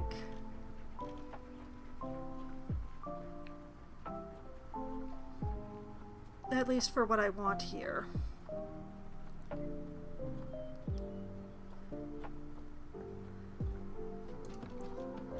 Stone brick is too close to the breeze block, frankly.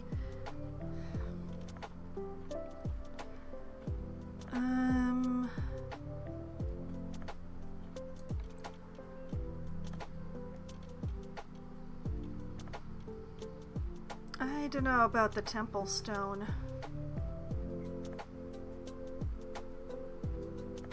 It might work, simply because I only have one row of it. And we'll put it down as a possibility.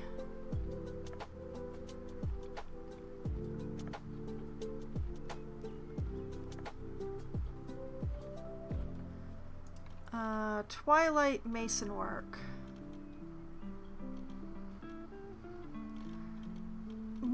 Not really what I'm going for here. Okay, so it comes down to the rustic wall or the Indonesian. You know, I think I'm gonna go for the Indonesian.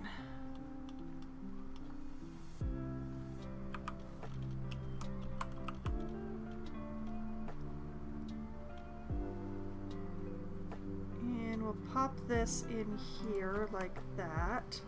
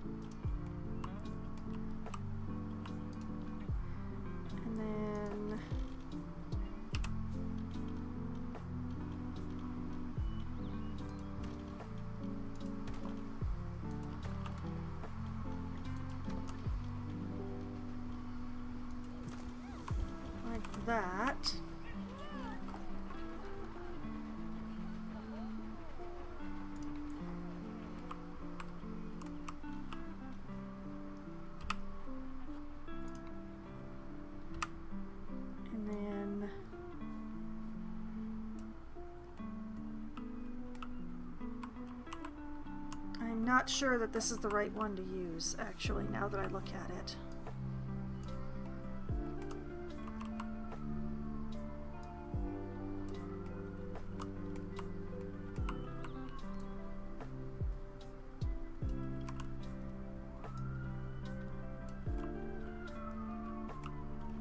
Oh, yeah, it definitely sticks out too far.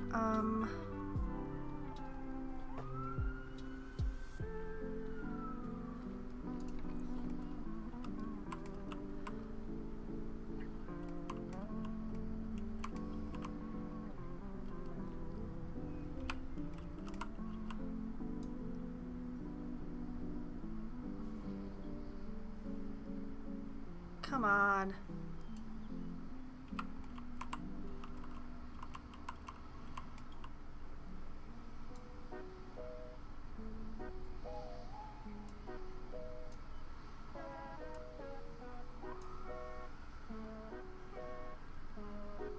Line this up this way. Line it up this way.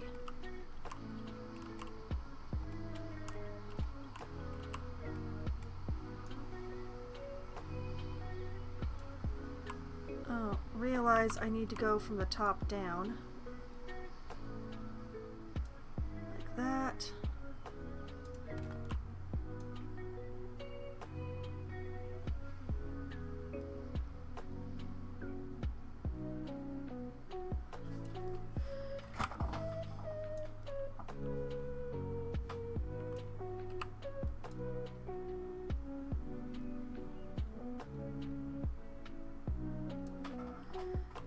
Like that.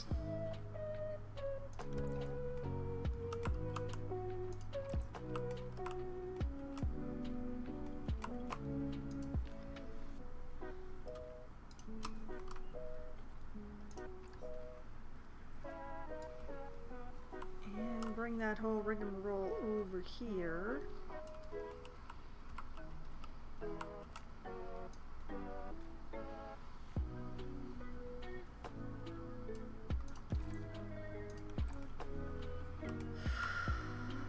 Okay, why does it line up there but not there? Because I must have done this wall wrong. Yep, I hecked that up good. Okay.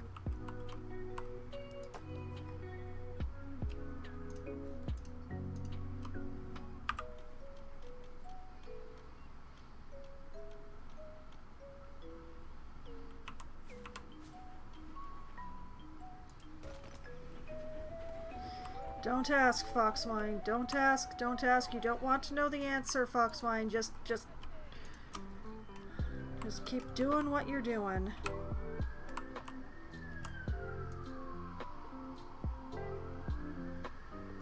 And like that.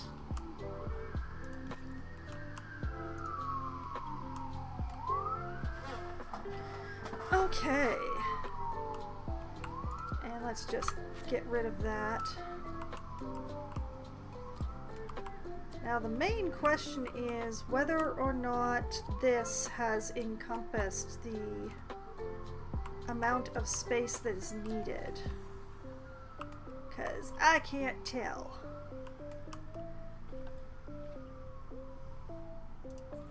So I'm going to check. First things first, this needs to become a null barrier. This needs to become null.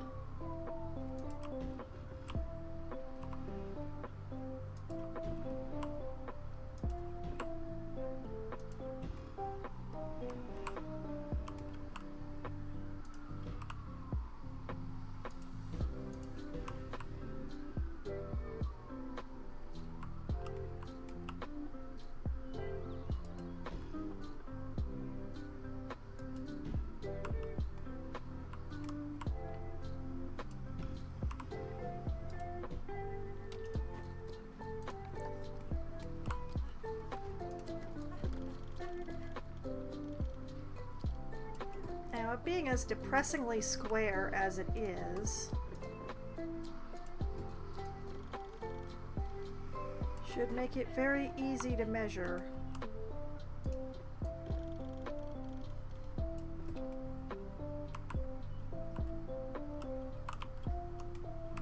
once I've got the points in the right points.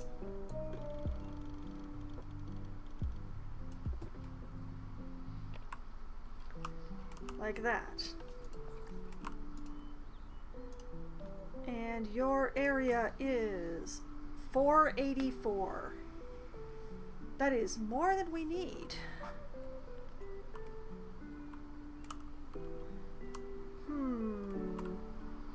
How much more than we need?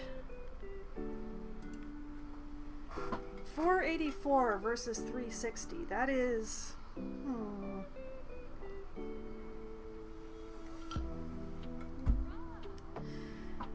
That's a little too big.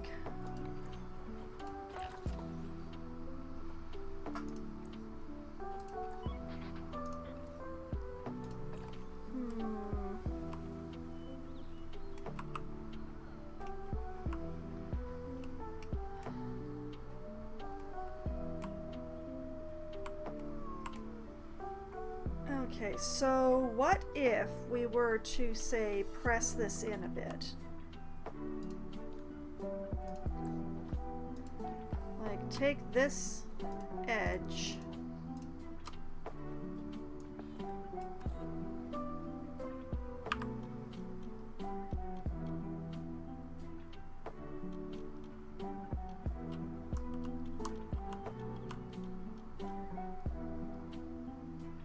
And bring it in here.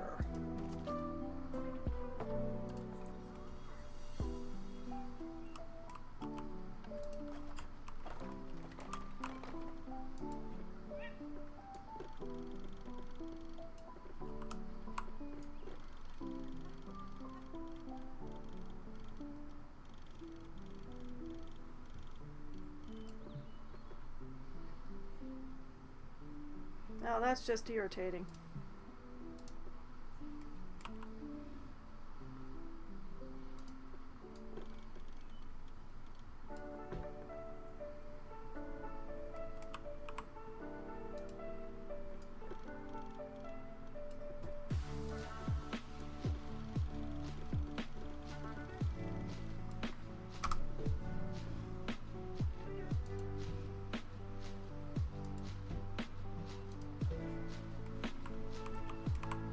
Okay, so like that maybe.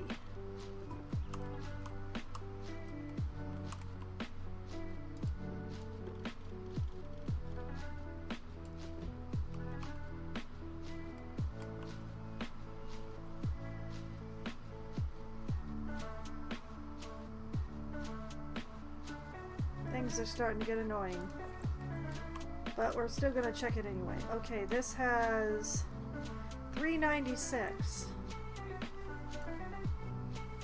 which is, yeah, that's much closer. That's much better. Admittedly, we have other problems now.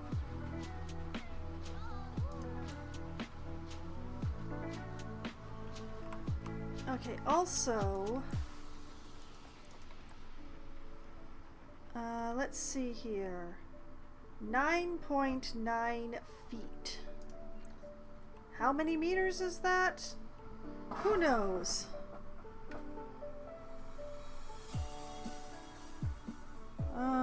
Unit converter. I have a unit converter. I don't like to use it when I'm doing streams like this though, because it makes it really hard to see my chat. But yeah, let's see.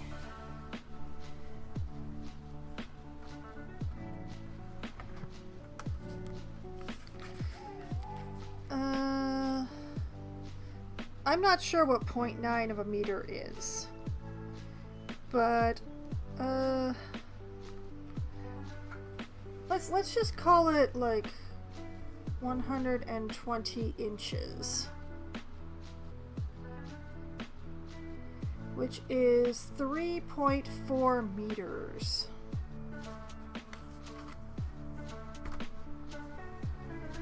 Which means that this wall is actually tall enough.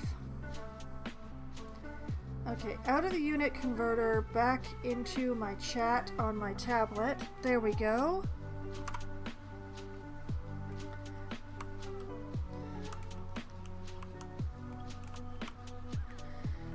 Okay, some adjustments are gonna have to be made, obviously. But also that and that.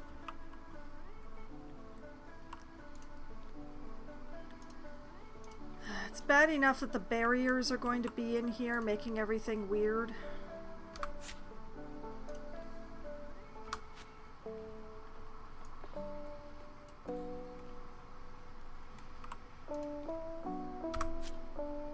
There we go.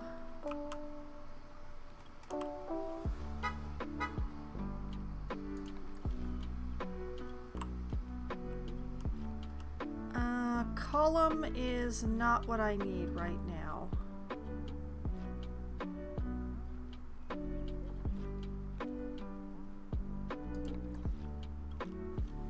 Two is too big. One is too big. Okay, maybe columns is what I need.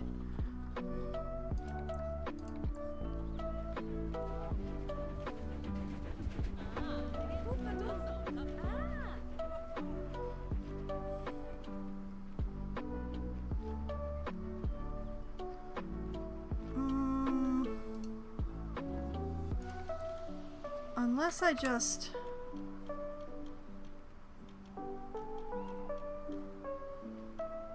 Oh, she don't wanna. Okay. Columns it is.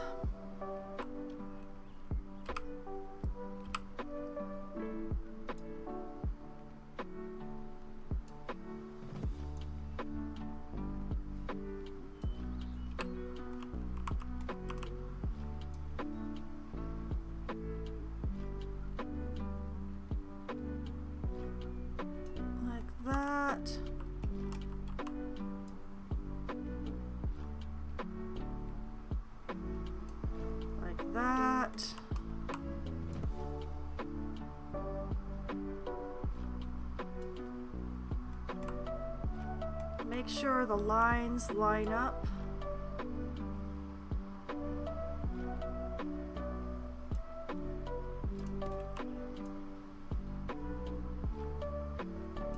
Something has gone wrong.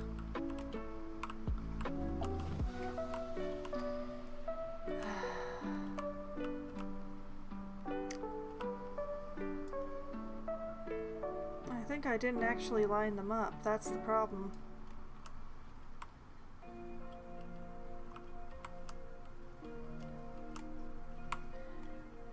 It'll be fine.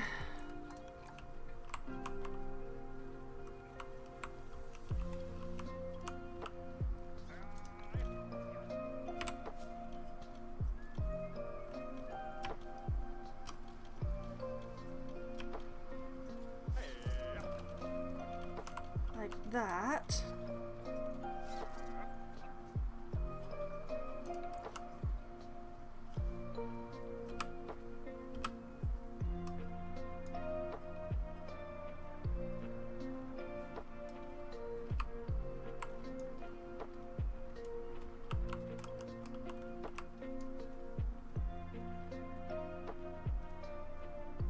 Line this up like that.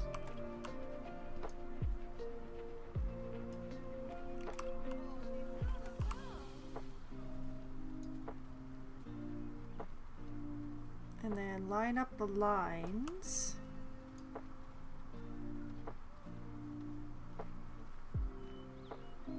And realize I'm using the wrong one.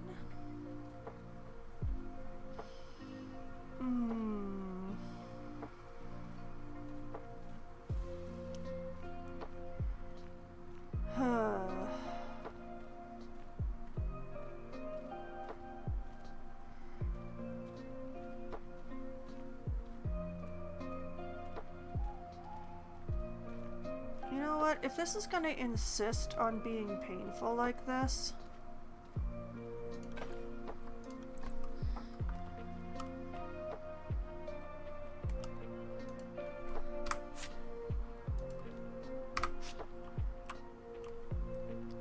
what I'll do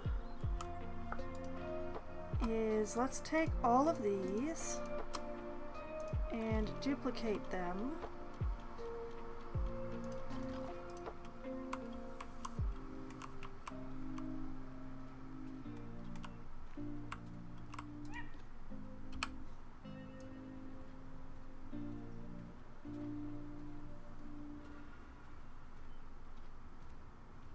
this.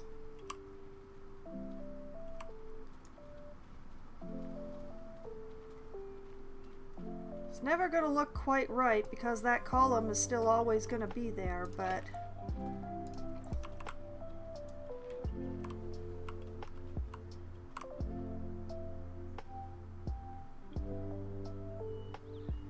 But the point is, I'm going to feel a little better if I do it this way.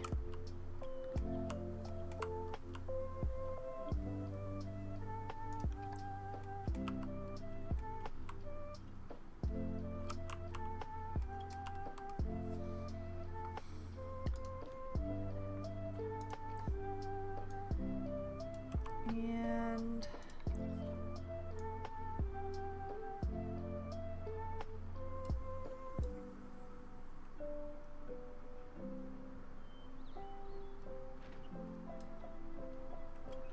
aw, really?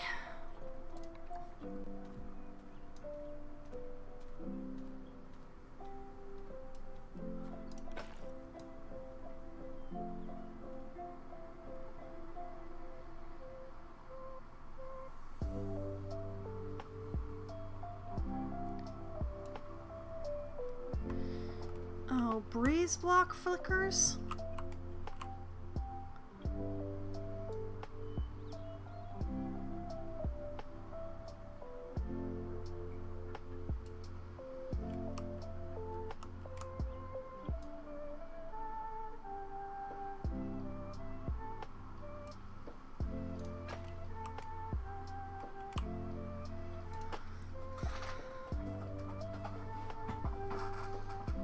And of course the door is not centered in this. Because why would my life be easier?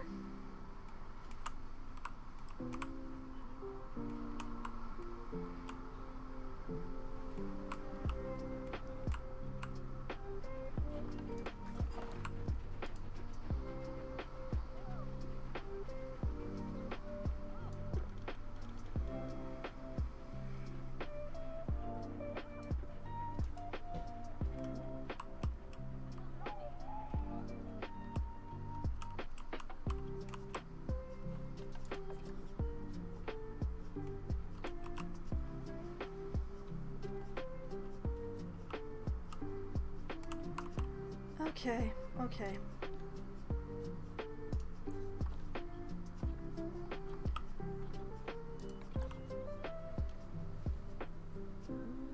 Of course, the 2-meter column is just a little short.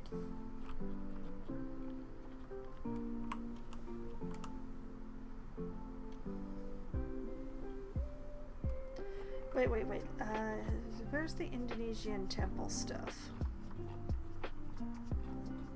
Or at least where is the temple stuff that I used on the front?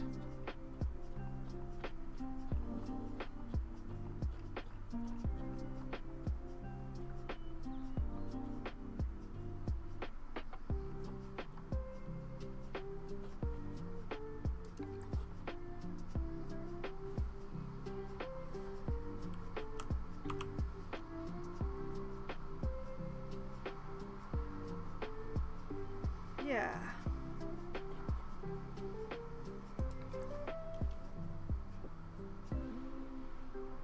Okay.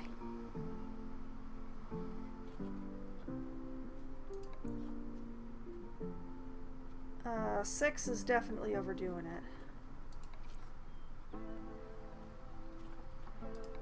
Yeah, I think we're using 2 and 1 for this one.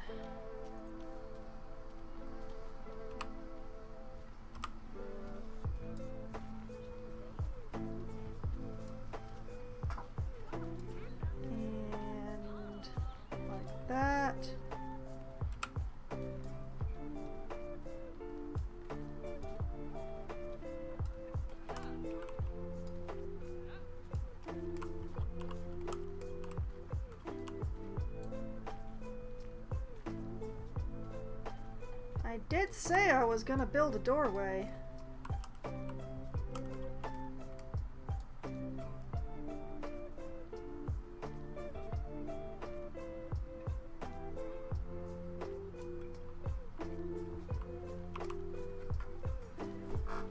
this.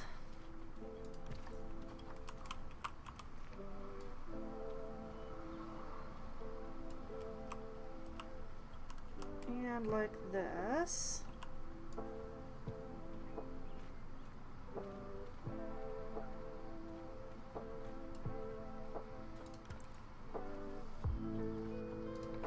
And then the smaller one.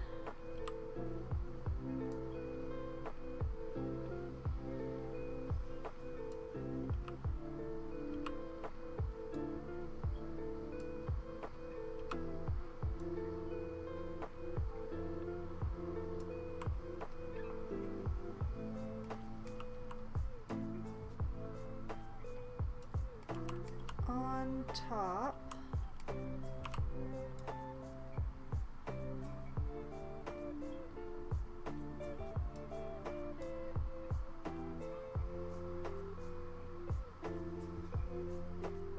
And center it-ish. And then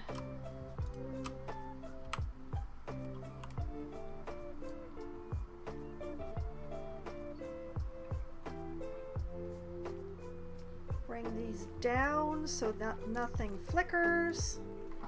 And ta-da! Ha-ha!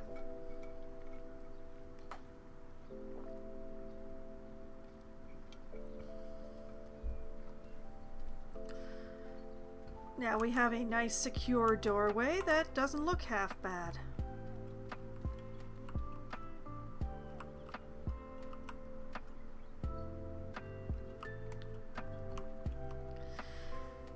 I do admit that I am not sure about... I think I might have put this lintel too high.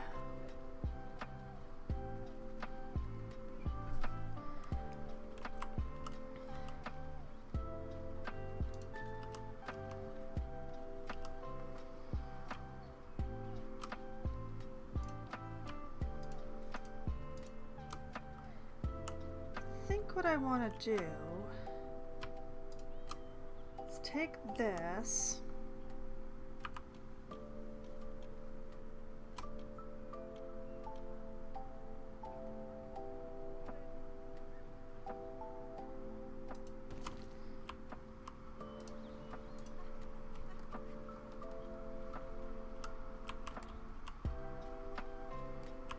yeah, like that.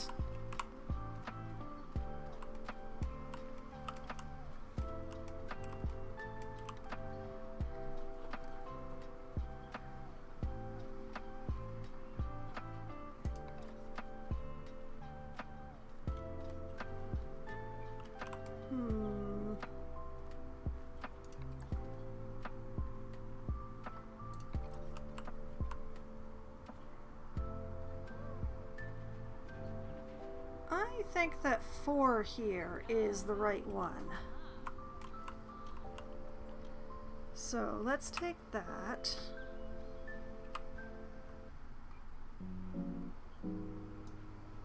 Rotate it this way. Rotate it this way.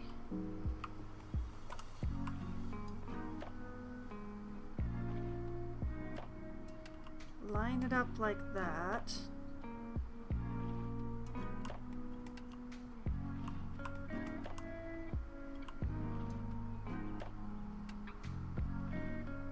And bring it down here.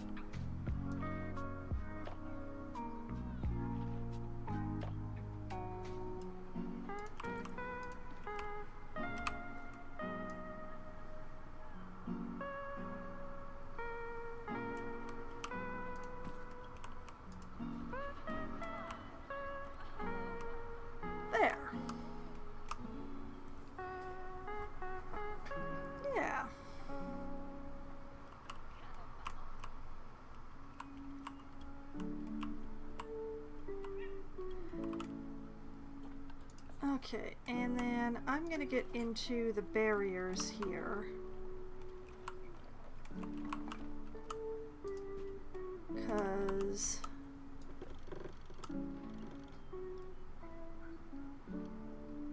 it is just really difficult to put the glass in.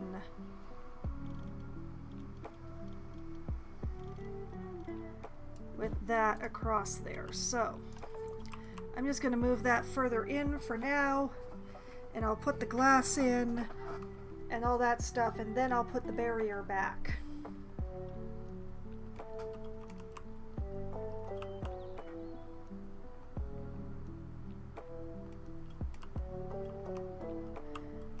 Is the idea.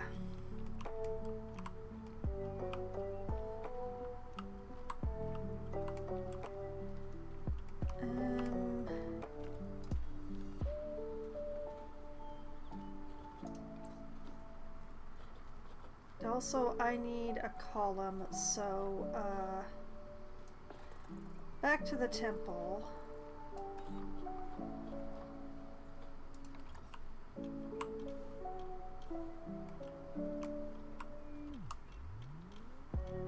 Like, we need something to fill in here.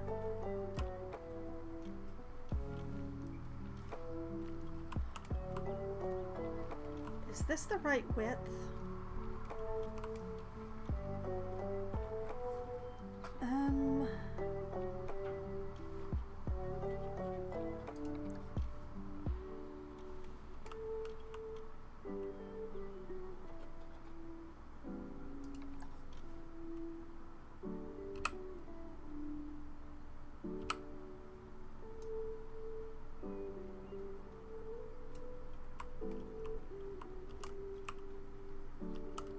This one is the right width.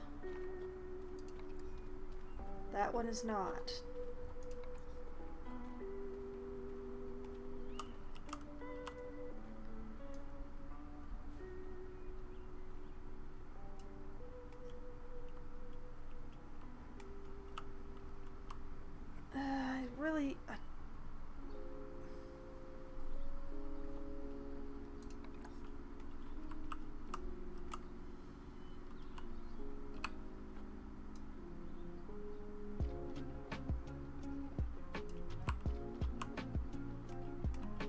I need something smaller.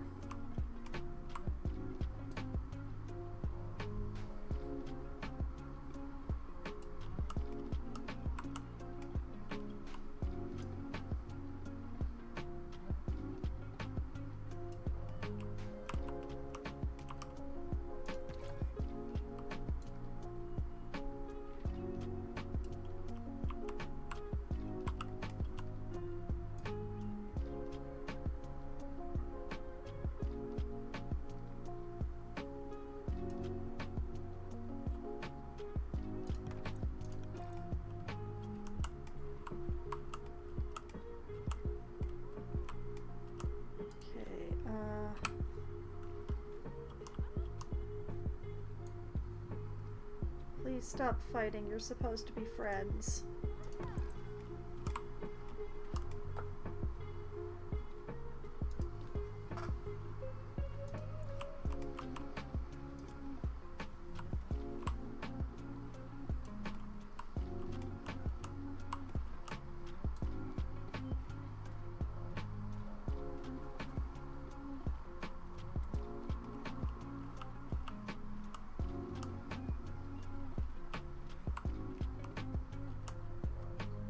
Oh, man. Oh, I goofed. I goofed.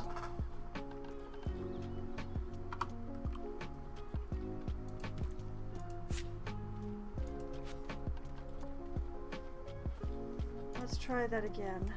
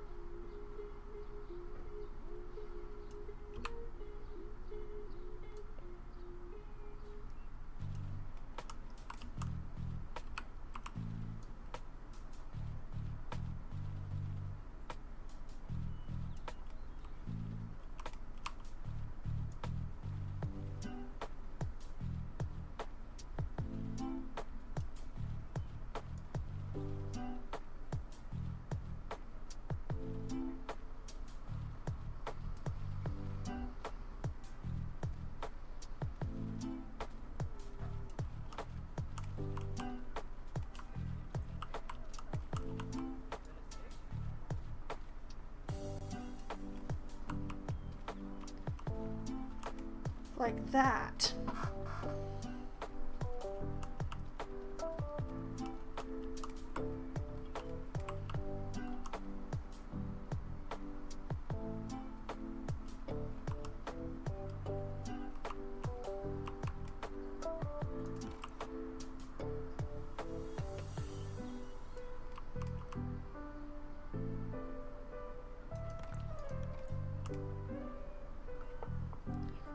So why did they fight before, but they don't fight now?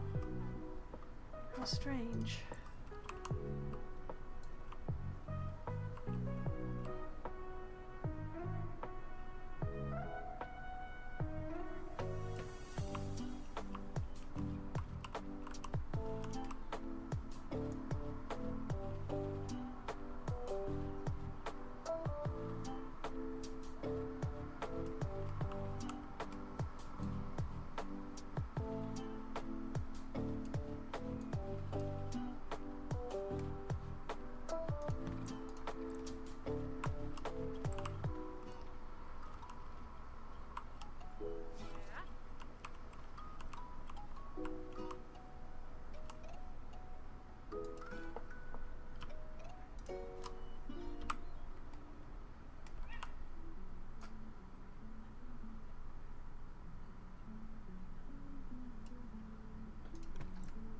There.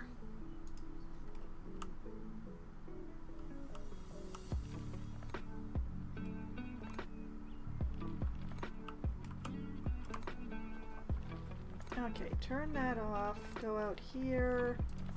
Favorites.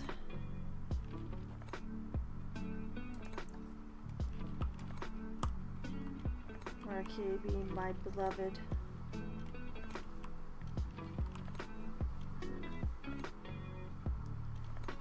Why are you insisting upon being like that? Okay, fine. We're gonna work with you from there.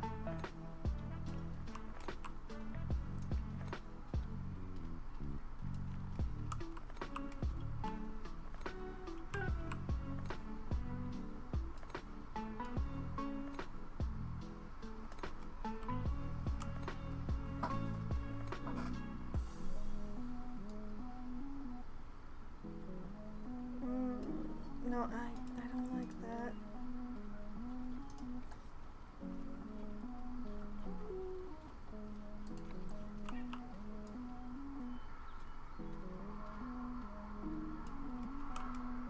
Okay, now I know it's centered.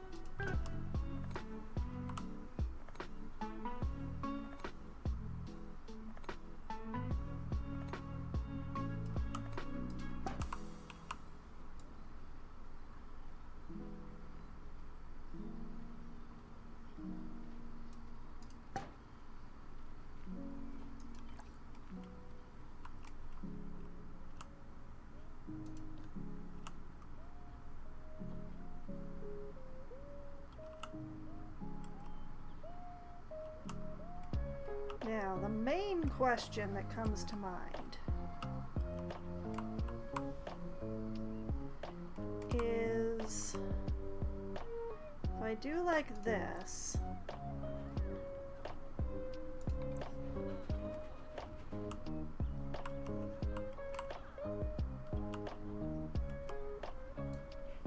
perfectly centered on the marquee beam.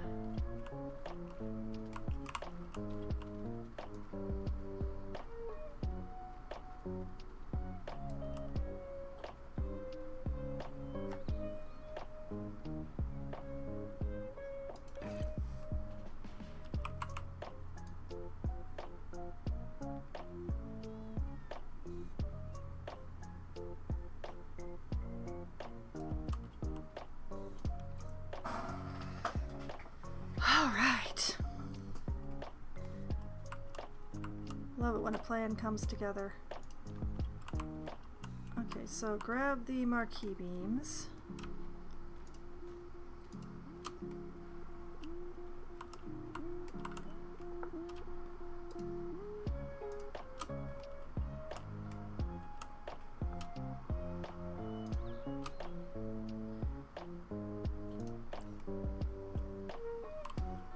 Duplicate them.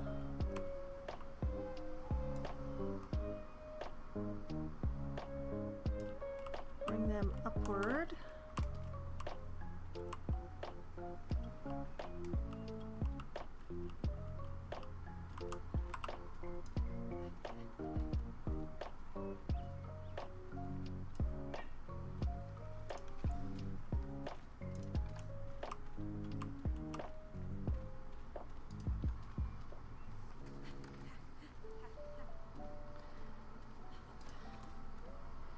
And then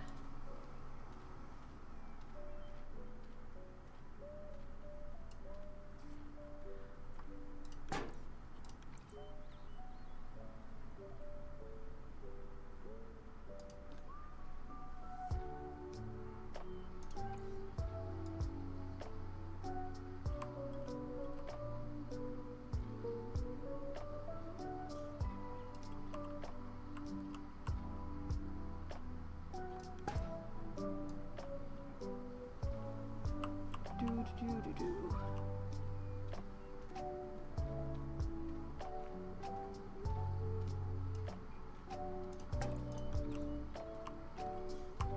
Okay.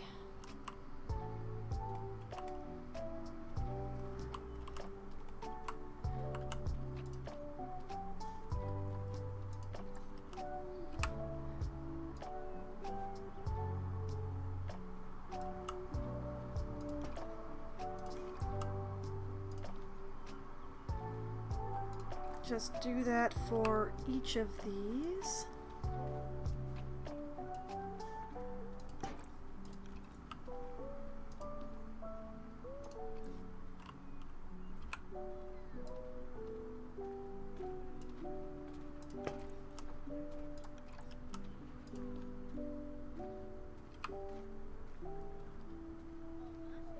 Oh, no. Wrong button. Duplicate. Like so.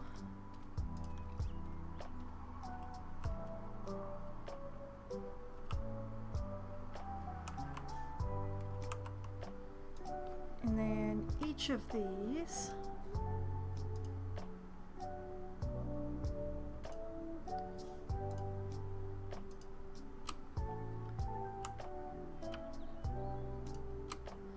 Like that.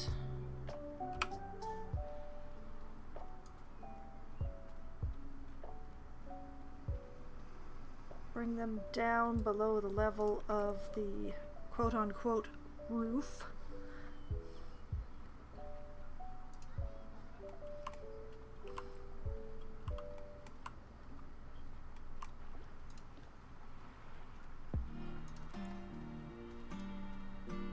And then just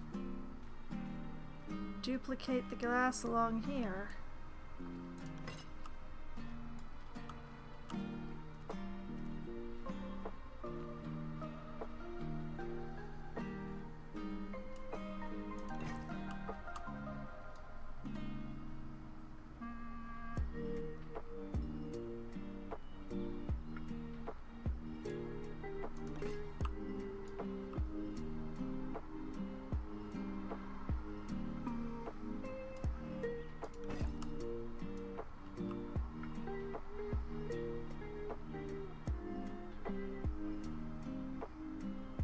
Like that.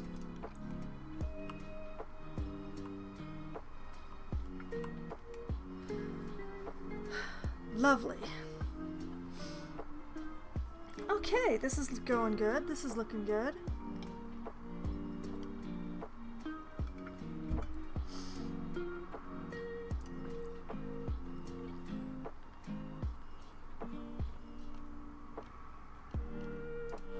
Okay. Now, I need a little fence.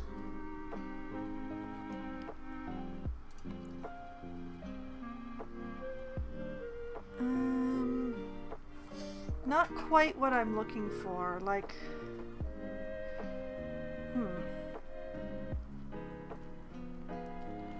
Also, not quite the right size?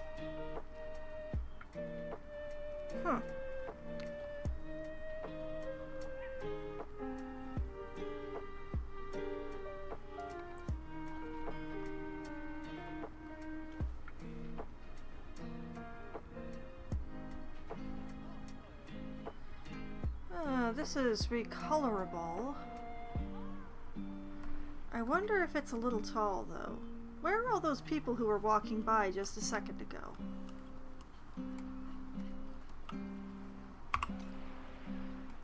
Ah, thank you for volunteering.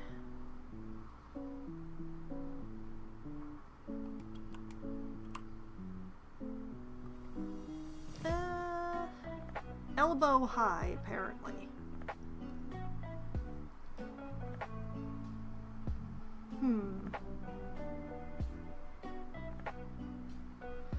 I could make it work.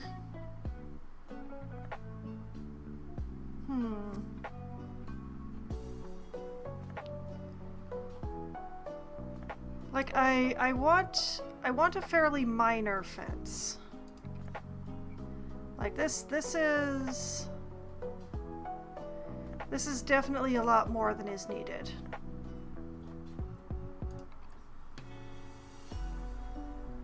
This is significantly more than is needed.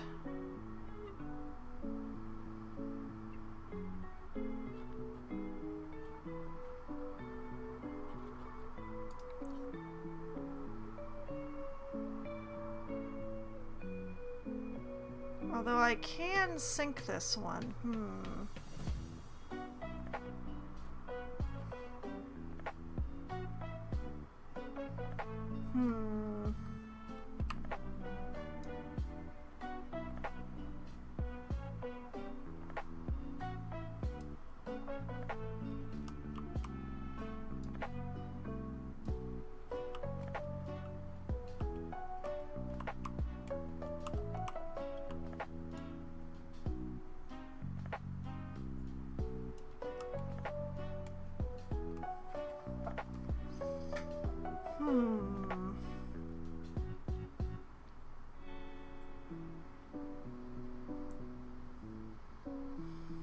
No. It's not enough.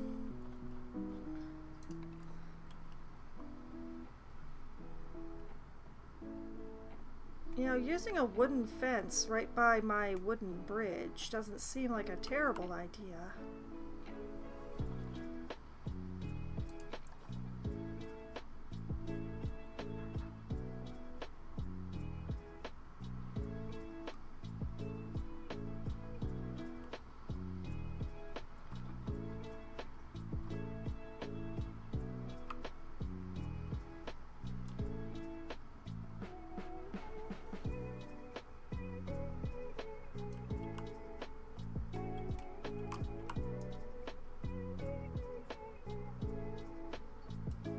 If I bring it down to 3 stringers,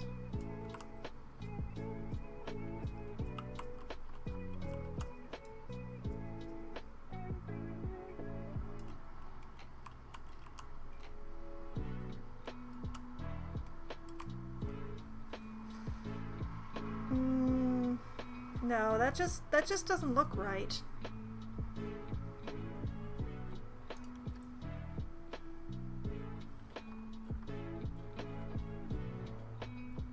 I wonder if I took like the aquatic fence has this curved variation.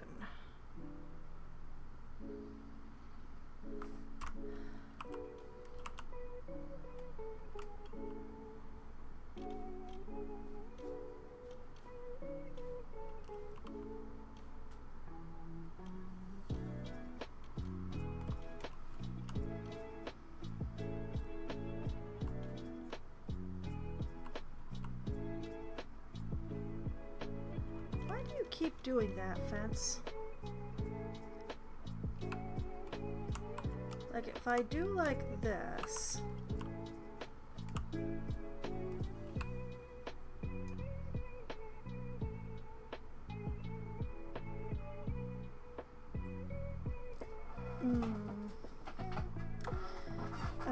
That's I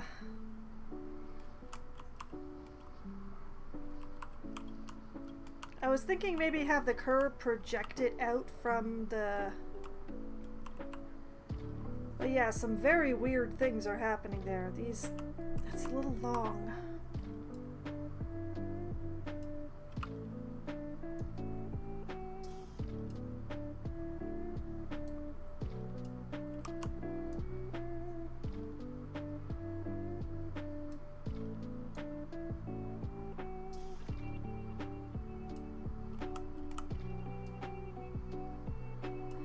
I was thinking like doing it something like this.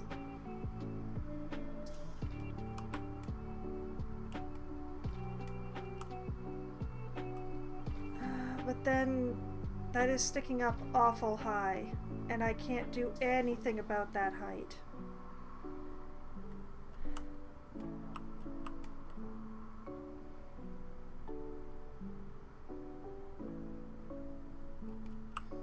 It also doesn't curve out quite as much as I would want it to.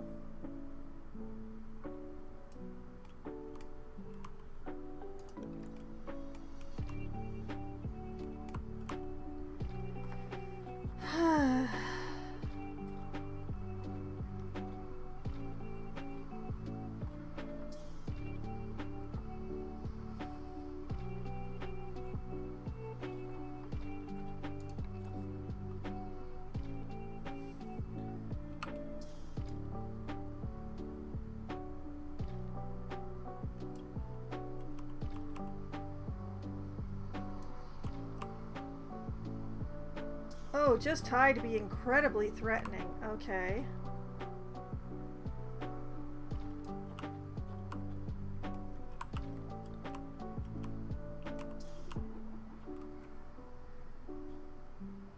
Like if I did like this.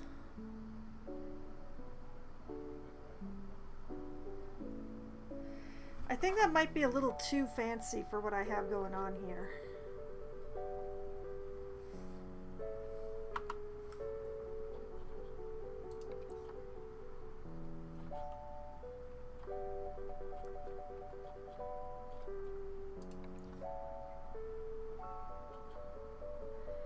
What I want is a guest barrier. I don't really want something that will...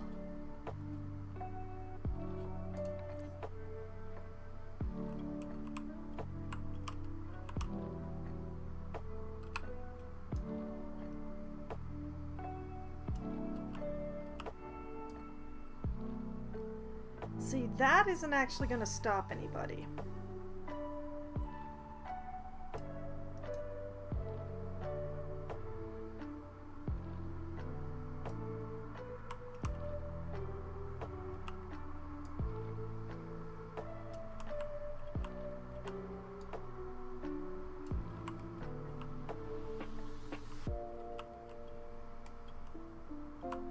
I don't really like any of it.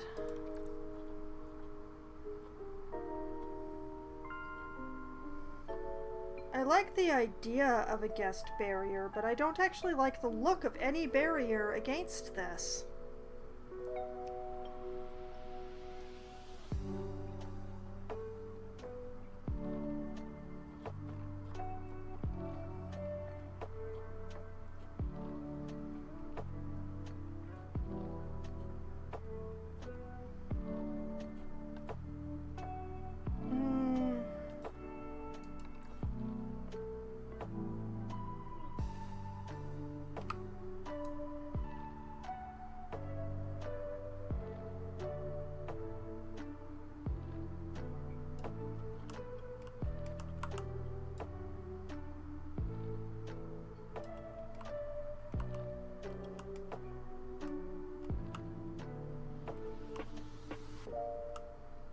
No. I'm just gonna put plants in there. I'm not sure what plants yet, but I just don't like the look of any fence against this frontage that I have created.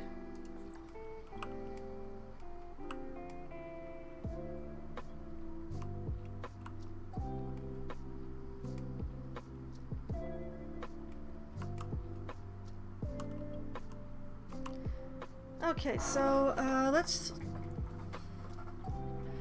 Oh, there's a gold here. Yeah, let's take that female. It's okay that her fertility is low. We're not actually going to be breeding them.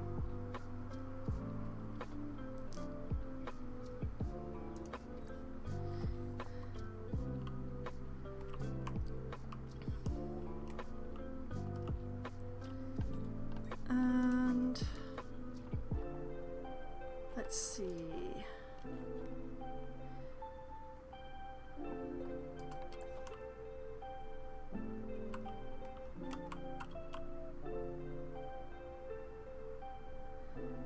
Still haven't left myself enough space for this.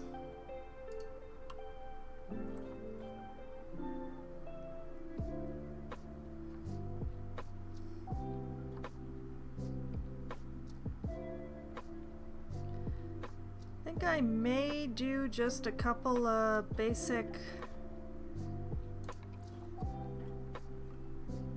leggies. 1, 2, 3, 4, 5, 6.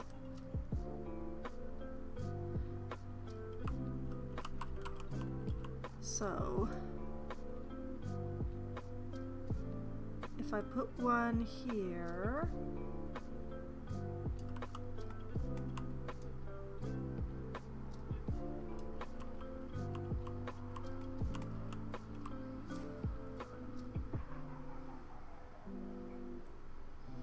wait.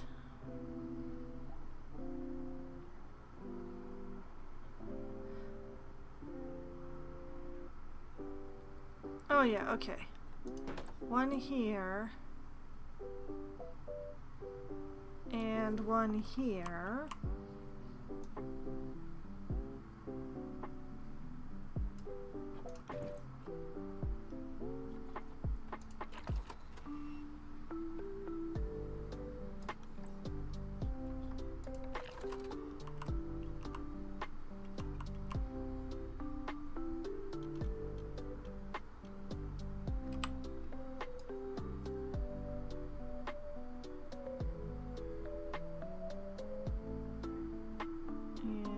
Speaker.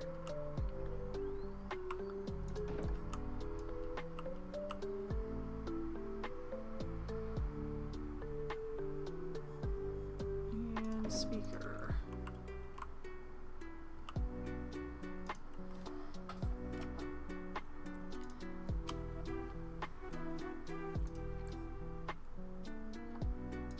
And adjust the plastic.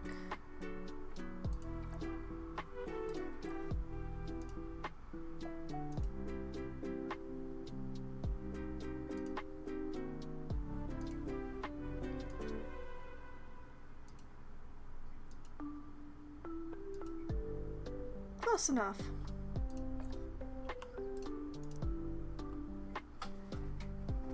There. Yeah, once I get a male,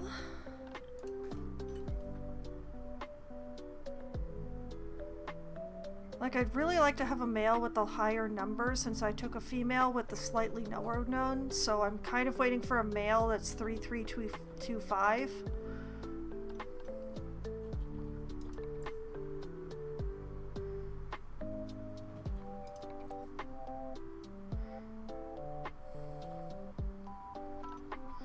That was a female, right? Yes. Because I took a slightly less attractive female because she was a gold, which is an ingrained habit.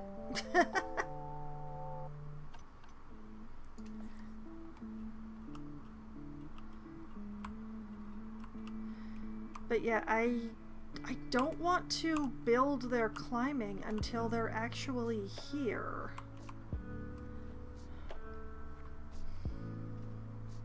Hmm.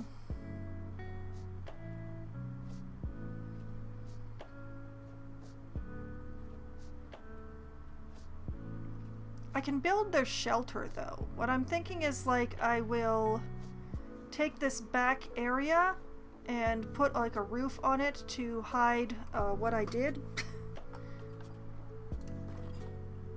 But first.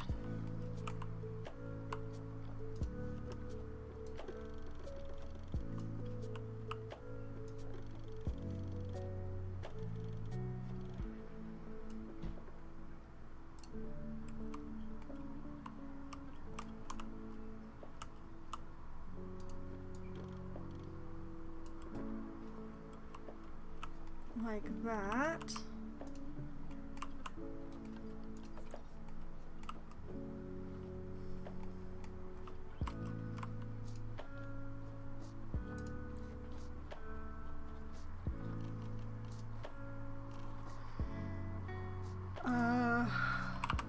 Let's go to the temple block here.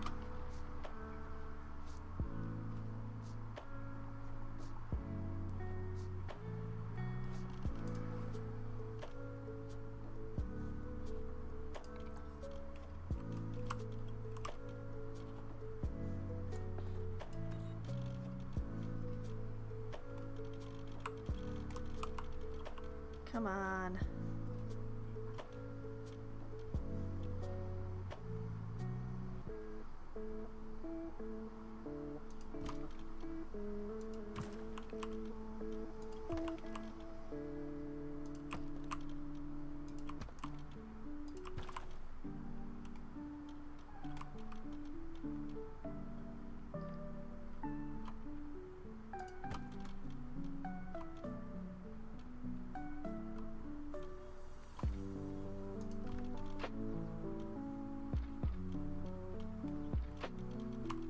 That.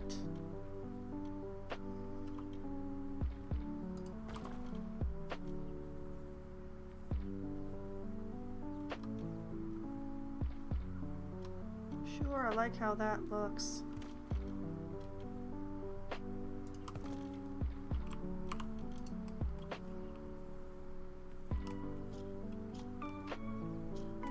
Yeah, like that.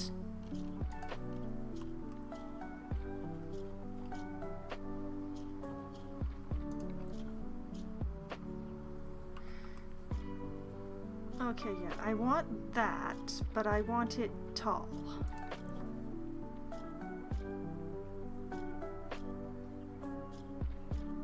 That'll do nicely.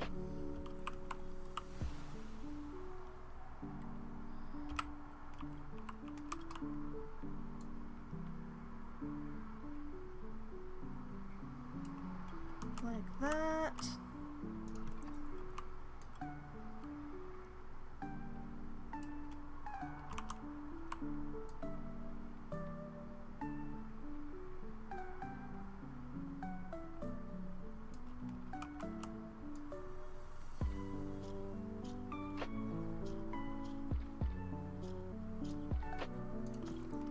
Like that.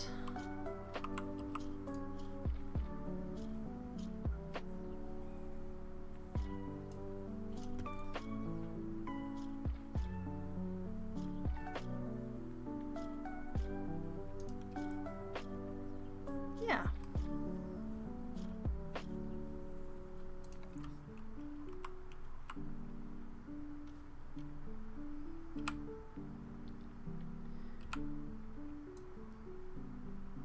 And just going to do some cladding.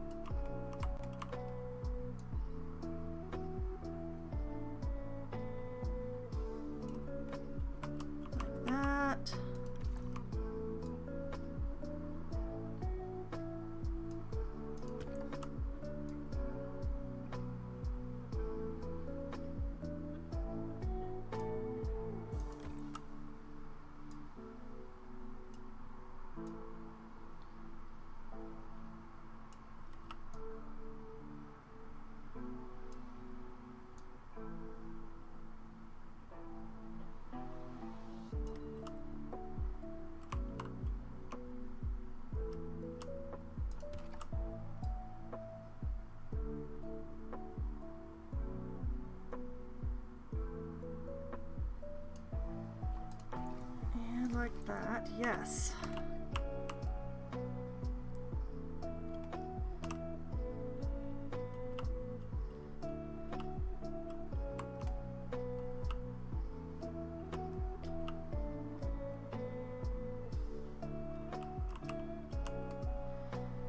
And,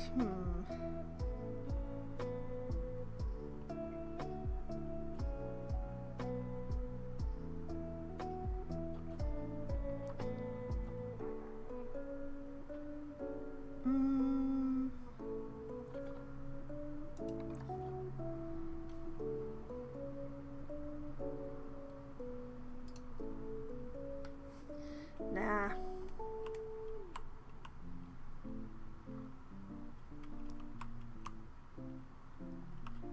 I might put a facade up, but I don't think I want to put up that brick pattern.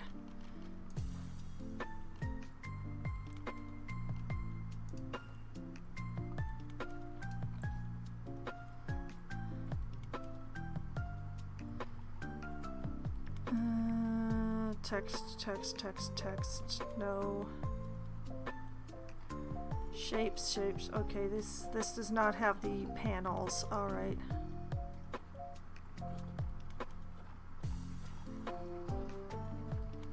Sculptures. Actually, is there something?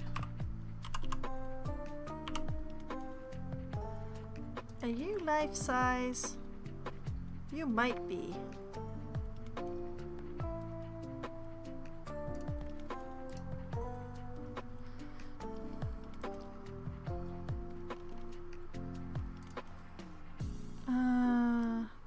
Props, fences, flags, archways, props, decals? Like, I seem to remember that somewhere in here there are these big, like, panels.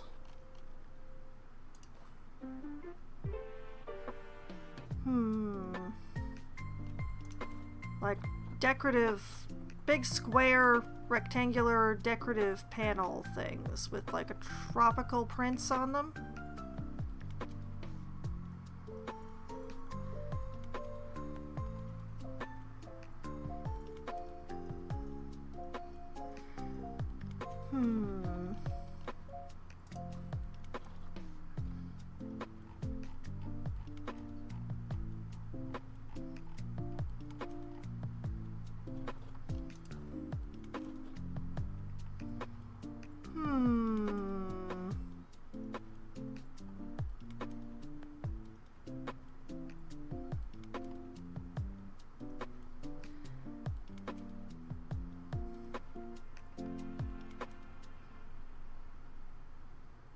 Dang, I know they exist. I've seen them. I just don't know where they're filed.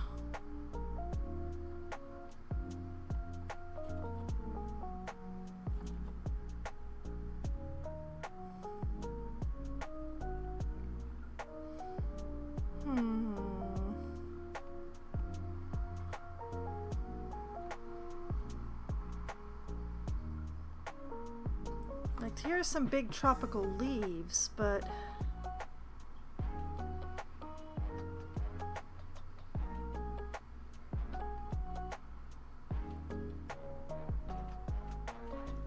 I remember them existing. I just don't remember where they are.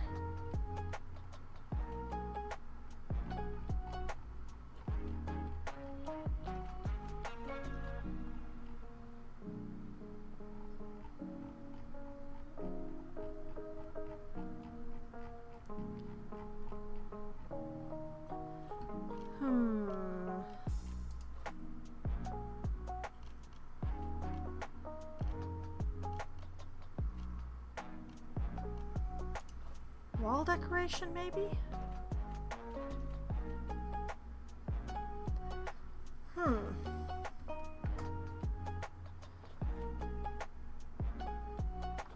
Decorative fabric.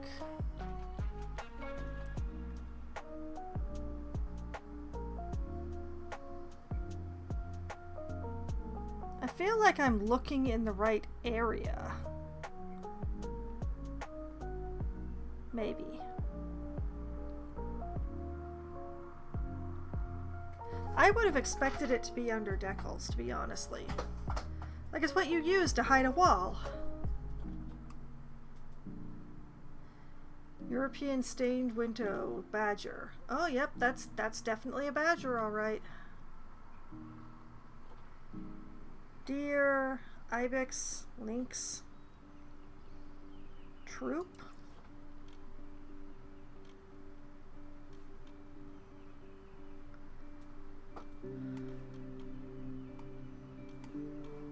Wow. Okay.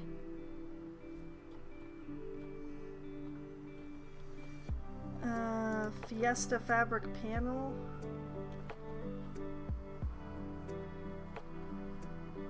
Glass rectangle.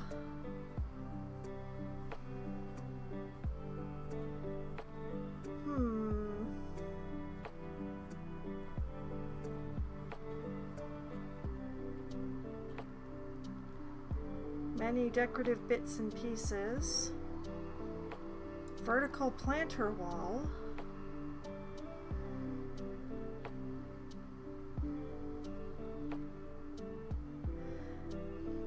I might be able to use that actually.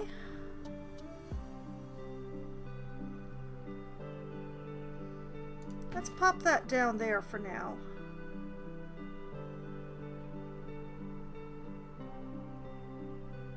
Like, depending on what the fossa's plant tolerance level is.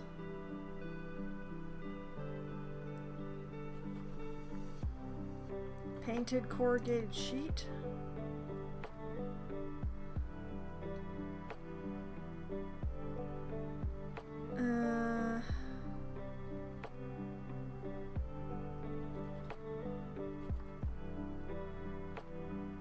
Wait. Okay, that's South American. It's very cute. That's close to what I'm remembering.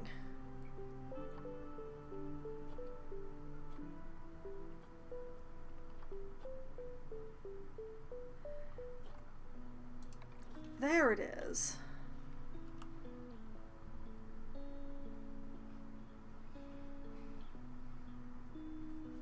Not quite what I remembered.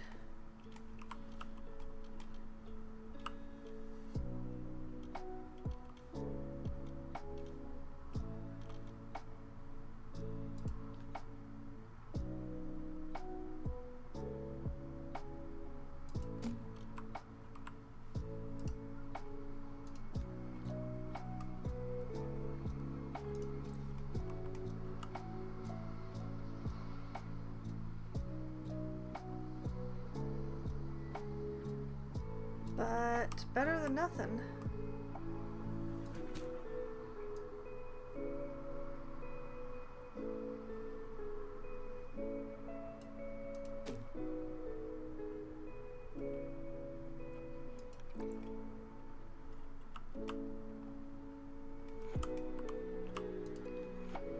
Okay.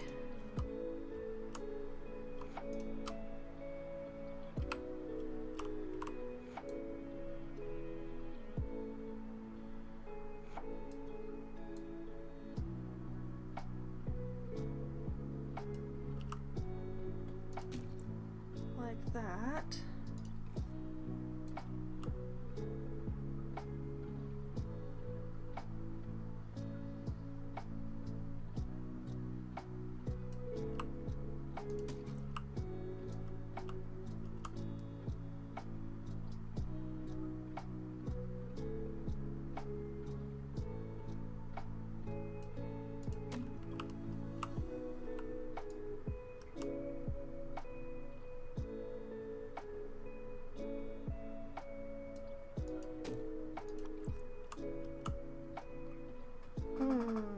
Don't like that.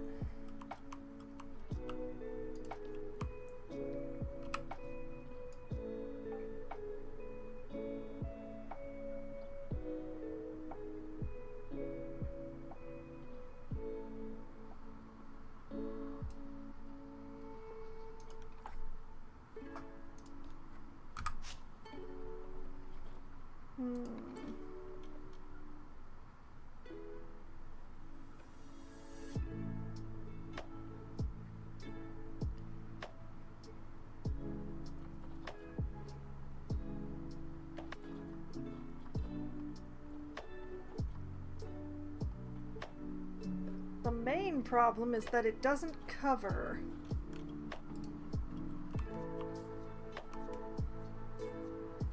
Which is very strange.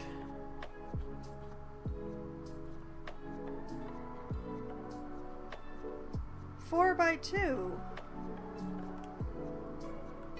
should cover. Doesn't.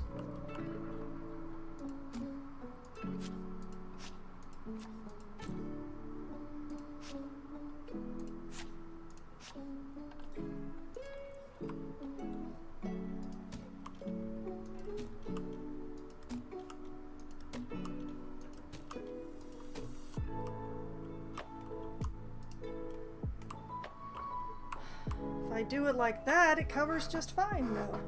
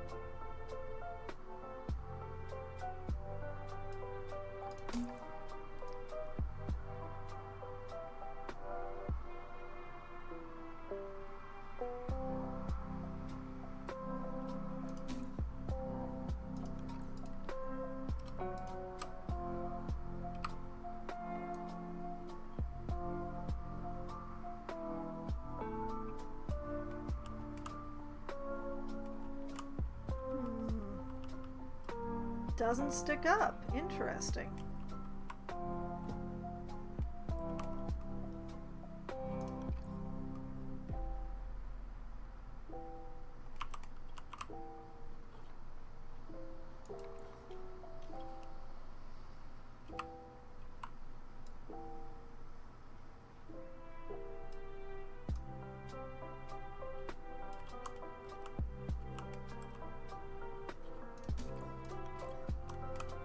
Bit of weirdness in the back corner because of the door, but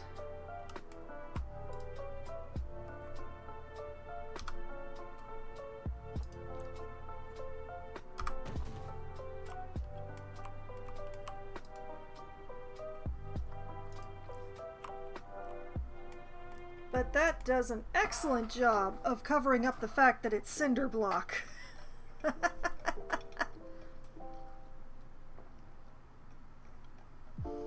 And I think, well, they're very tropical, so I think that this is probably appropriate for the fossa as well. Speaking of, we got a pretty male yet? No, we do not.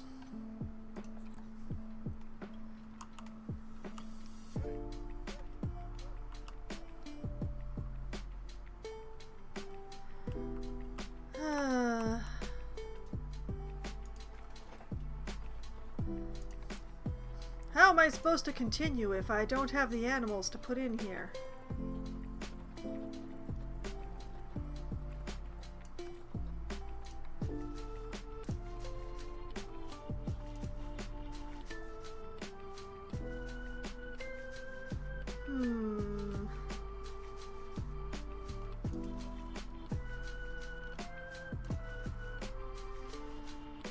Okay, what sort of pre-built climbing do we have here?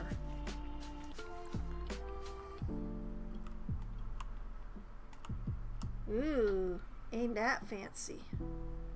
And if the fossa statue is actual size, this should be just about the right shape.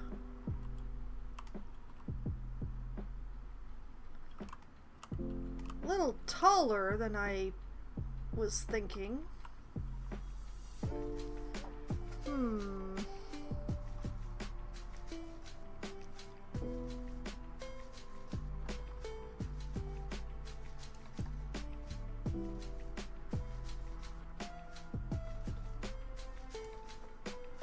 Too big. Way too big. Entirely too big. Nope.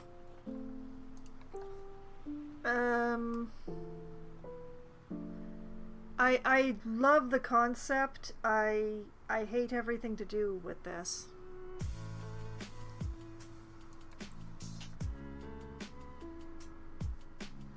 Well, like, what if I used this?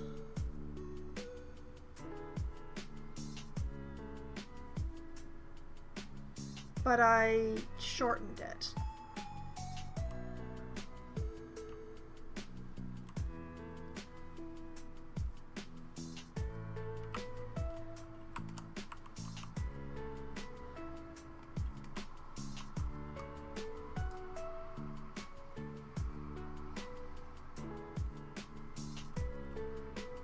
Actually, let's go like that.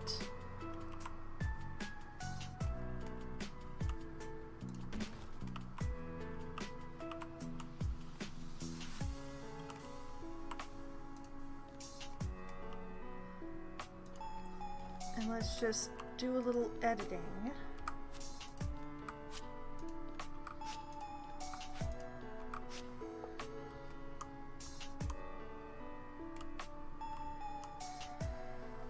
Then the main question becomes whether or not they can jump onto this roof from there.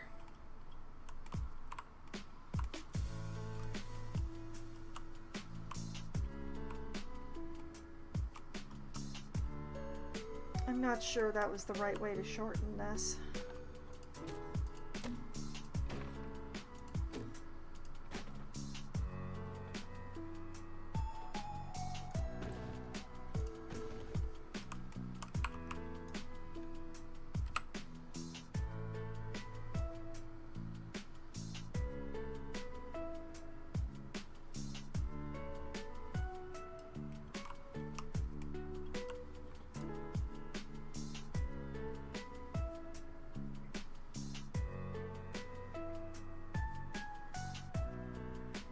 Nope, that just makes it sad.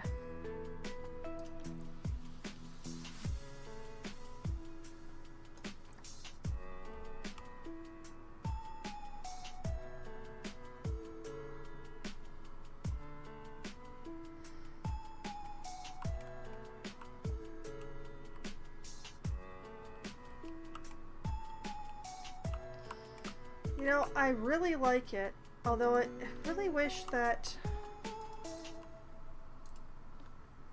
First of all, let's call this fossa. And also, it tells me water area, but it doesn't calculate climbing area, which just bothers me. Why should it be up to the animals to calculate climbing area within the barrier?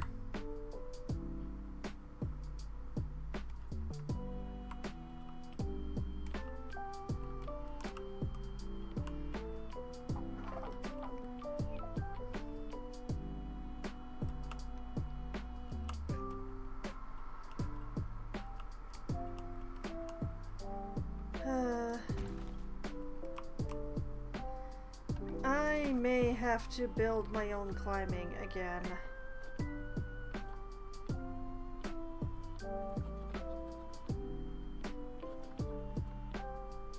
Because these climbing frames fit for large animals just seem like too much. Especially if that statue is life-size.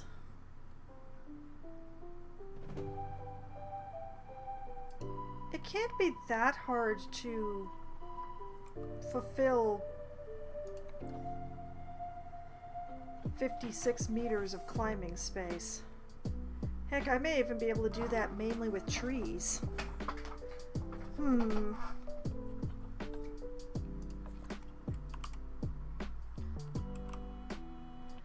think I'm gonna have to wait for the little guys. Still no male that's pretty enough. Tenjona, I demand to know why you're not pretty.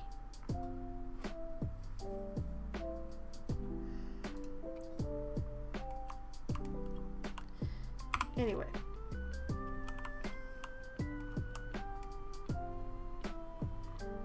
I'm ready if the animals would just be ready.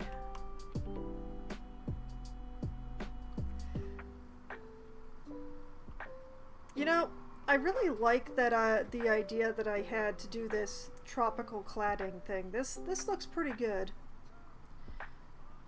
Is there anything else I can do ahead of time?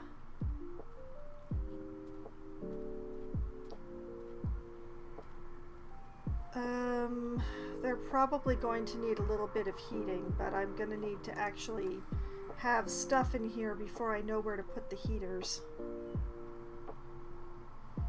How annoying.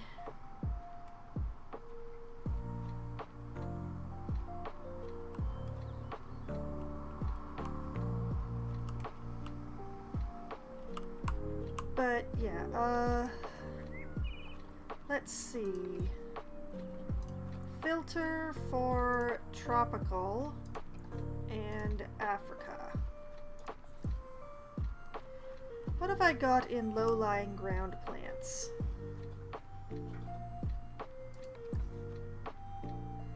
Those are not low-lying.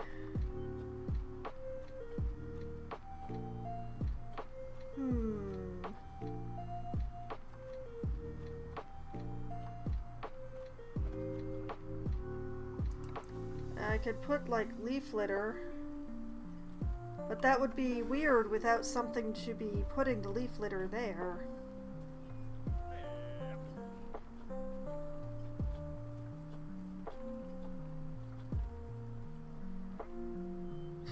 This list seems very short.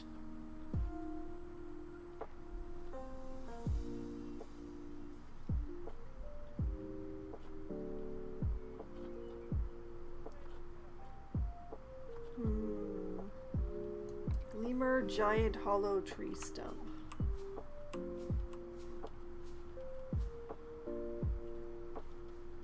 That is impressive.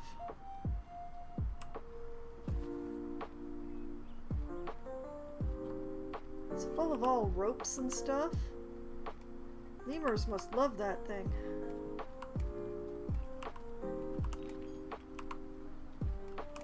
It's the deer again.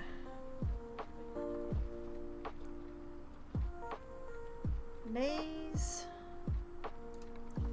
Scaviola is too big.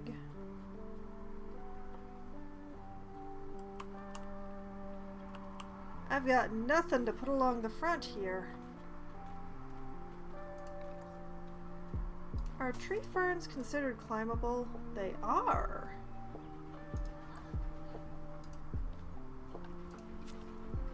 Fascinating.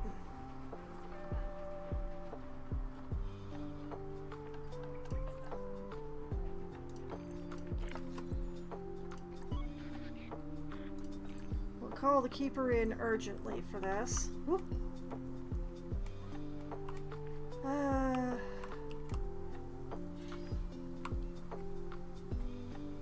I maybe have to reduce my deer.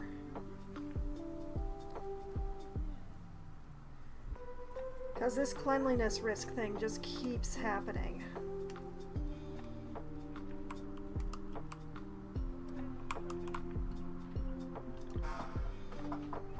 Well, anyway. Work zones. Let's see here. Keeper zone southeast.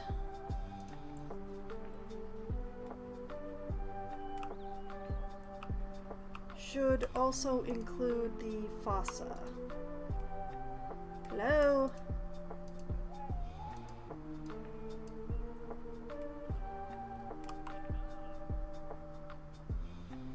Yes, like that.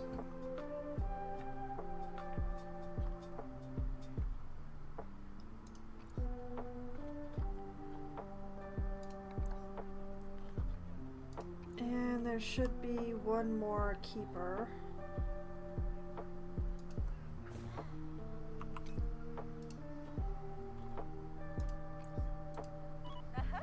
Hello, Joanne.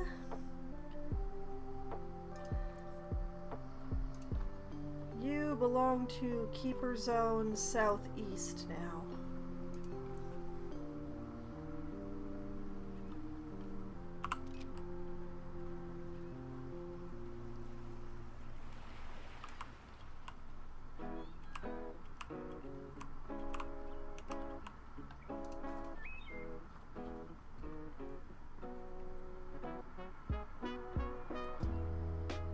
Well, I don't seem to have any ground cover that I can put along there. So what if I just did rocks instead?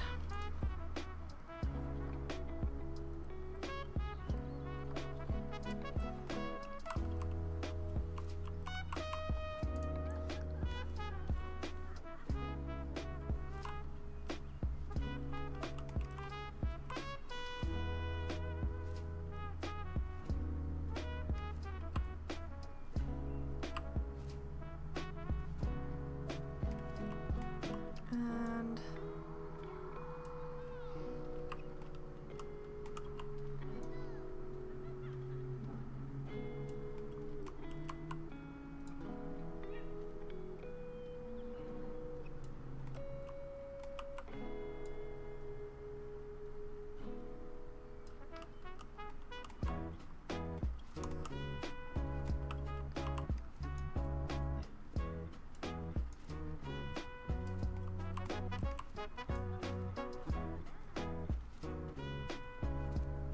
like this.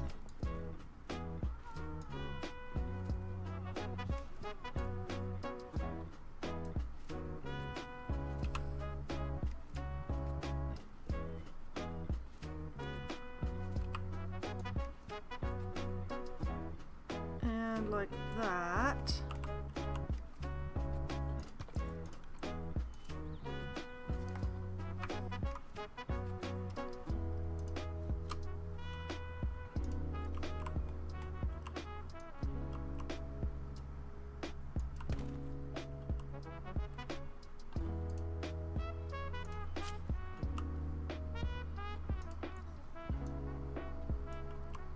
Oh, great.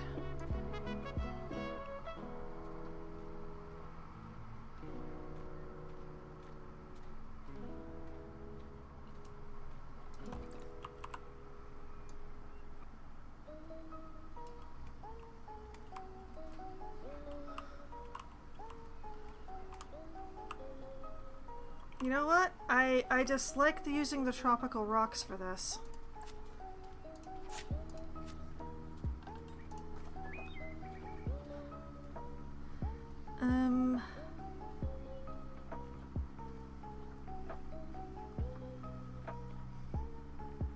I'm not sure if I should be using the rocks at all.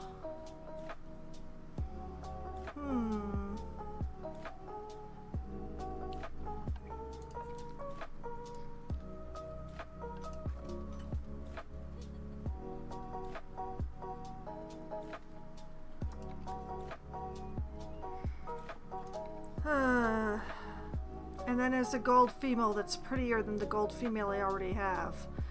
They're taunting me now.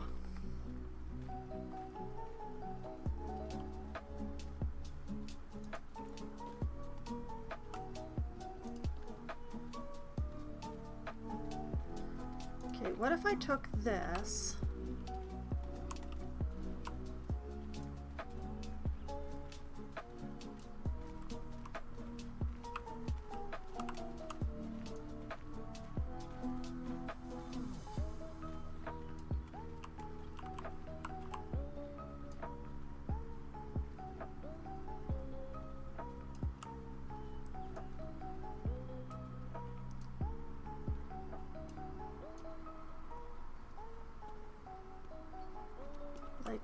this?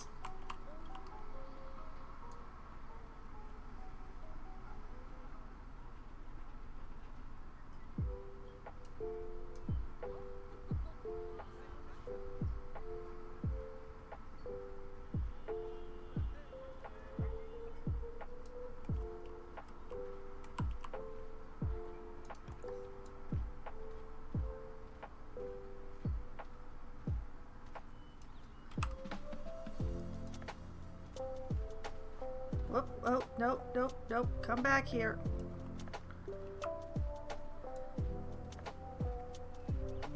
Oh, you will obey me. You will know what obedience it feels like.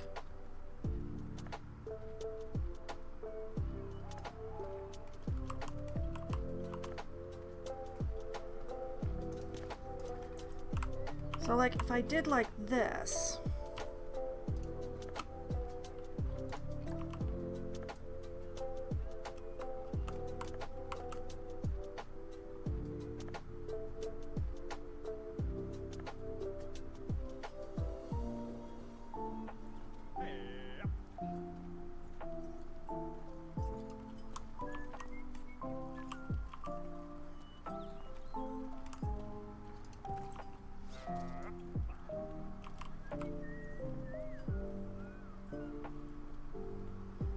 We just kept going along here.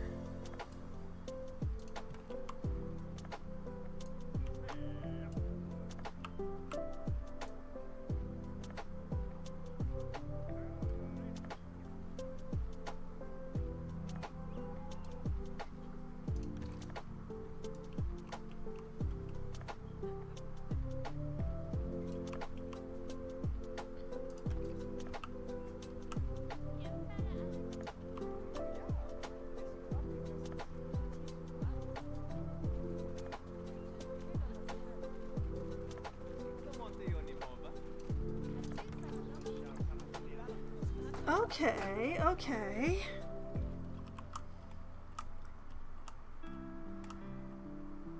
It's a little rough, but I'm liking it a lot better than putting the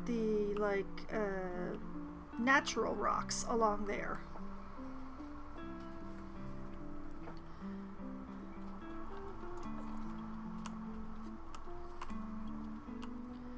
Yeah.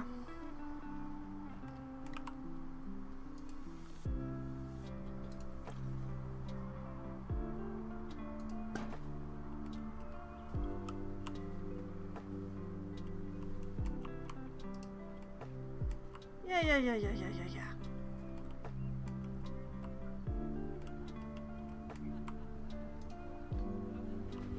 And then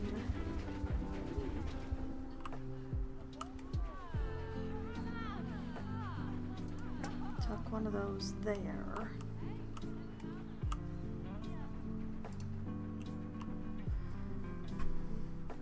I'm feeling pretty good about that. I mean, the climbing continues to be an issue. But I think if I'm creative with some climbable trees and a few posts, I will be happy.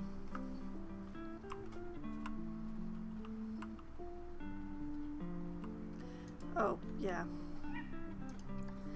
I should take this little guy out of here. Actually, no, come to think of it.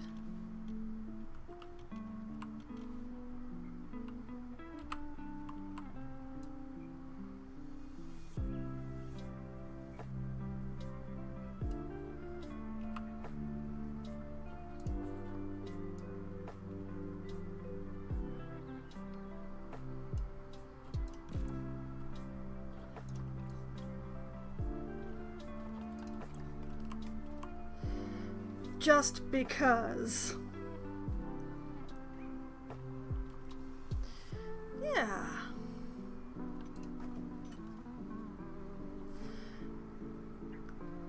I was beginning to despair of a beautiful male, but look at this. We've got a 3325 male right here. Hello, Fanamby? Welcome to the zoo.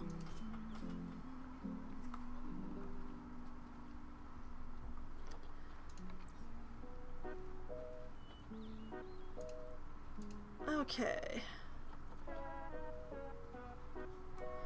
Just gonna take a moment here.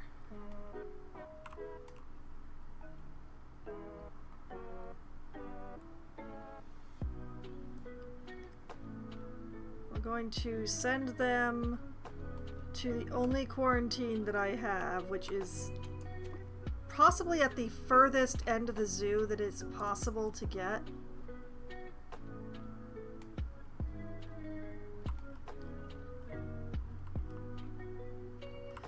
Hi guys, how you doing?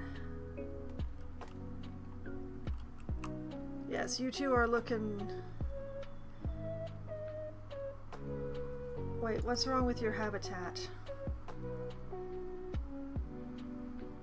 What's wrong with the terrain? Your rock is out of kilter.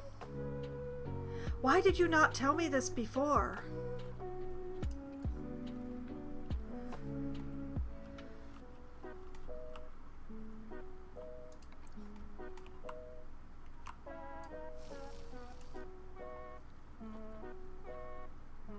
There! Now your rock is not out of kilter anymore. We could have fixed this so long ago if you'd actually, you know, let me know.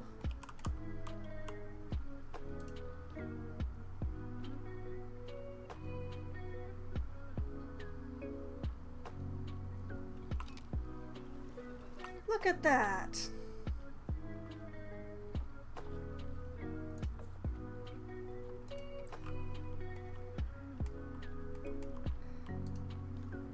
I have all the money in the world. This habitat has loads of plants in it. You think they have too many plants? They have a lot of plants, but they don't have too many plants.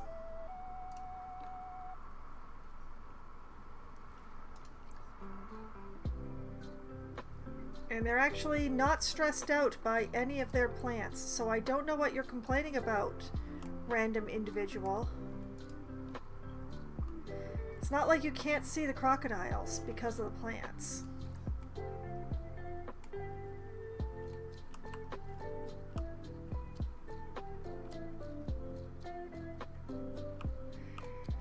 Okay.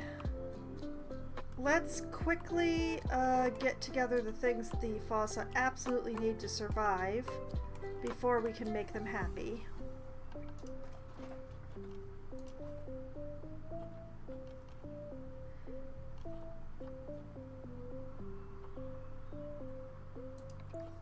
Well, okay, the extra large bedding does not fit in the area that I have given, so...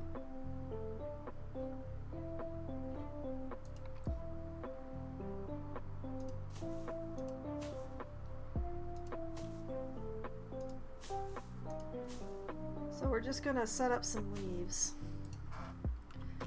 and use them to destroy the long grass.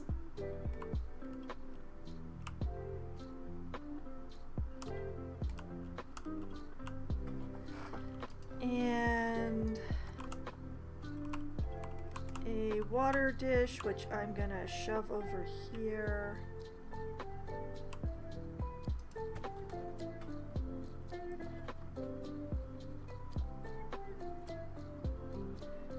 It's only 2. They can probably get... Oh, that's very tiny.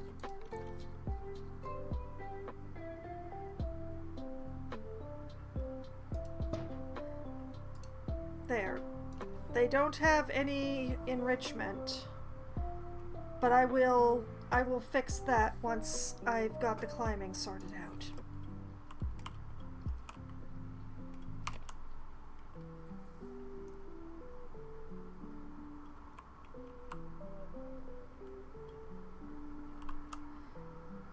Which will only happen once I've actually got the little critters in here to tell me how much climbing is there.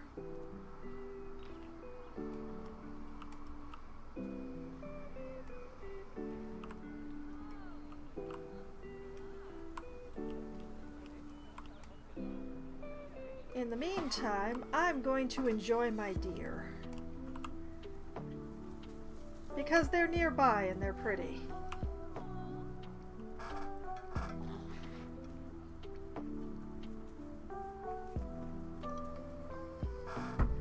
And maybe, if I watch long enough, one of them will actually use their scratching tree.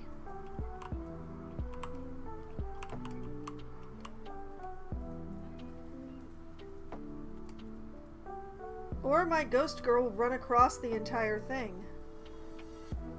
See, this is an excellent reason to give them a nice long habitat. They run! You know, giving them space to run back and forth and reasons to run from one end to the other. Very nice, very useful. So, the plan for the rest of tonight is to get these fossa into their habitat and get that set up. And then I will call it a night, and next stream we'll attempt to blitz the eastern section, I think.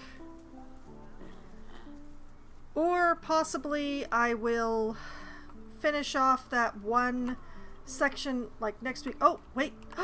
They're using the scratching tree. Yes! Scratch yourself! One of my fossas has a disease.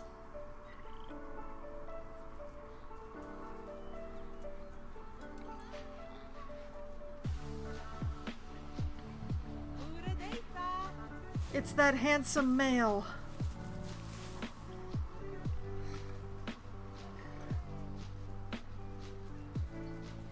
We're going to leave the female in the quarantine until the male is cleared, because I want to set up the appropriate amount of anything for the two animals. And the easiest way to do that is to have the two animals in the enclosure in order to do it. I am glad that I caught one of my deer using the scratching tree, though.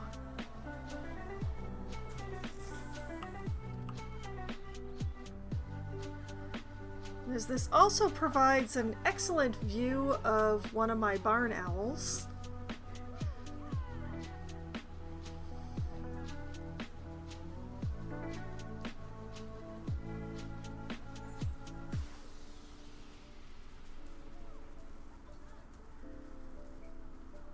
I may need to increase my number of vets. It's not that I have too many animals, it's that I'm sprawling across a lot of space.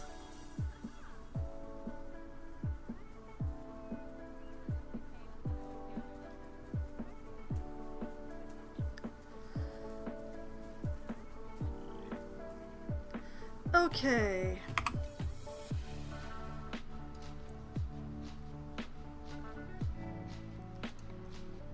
Henentosa, Vanambi, welcome to the zoo. Time to meet your new home, which isn't very home-like at the moment, but we're gonna fix that. Come, through the mountain with me. Don't think about it too hard. Where? Why? No, not with the tapirs. Over here.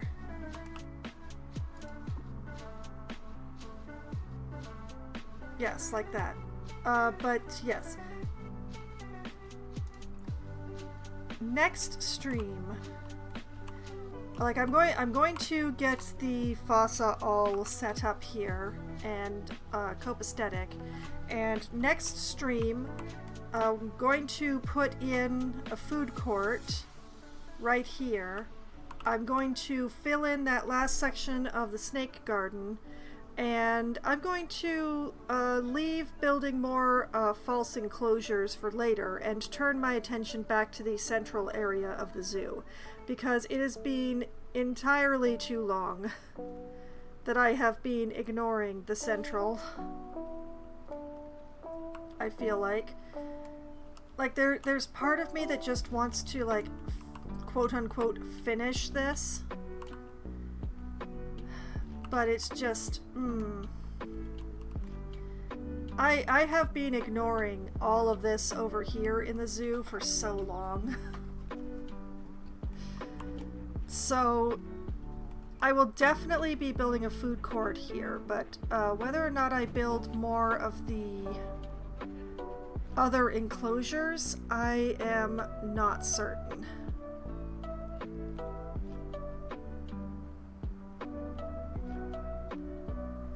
And whether or not the eastern section gets more habitats is really going to depend on where my lake ends up being.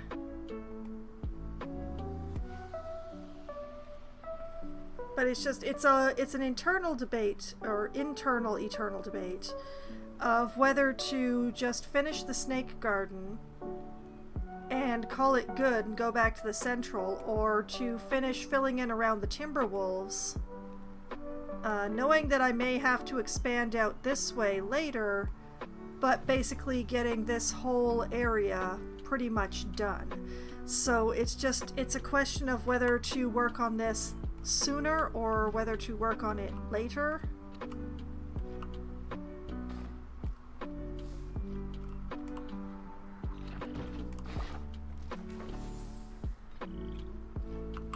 The fossa are here. They have very low welfare, and for very good reason.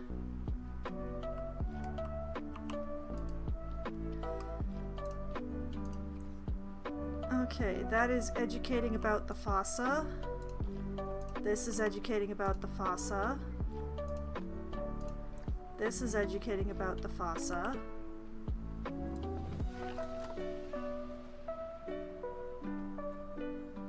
Loudly. And this is educating about the fossa. Also loudly. Like, normally this would be a problem, but since they're both giving the same education, it's okay.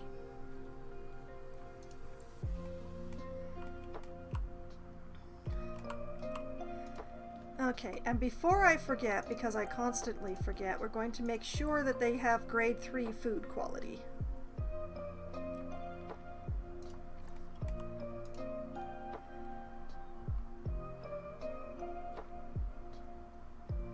Social welfare issues.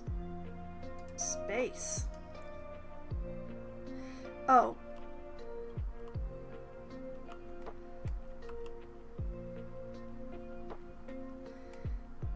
Okay, the good news is that it's perfect in here for them. It might be a little chilly, but we'll cross that bridge when we come to it.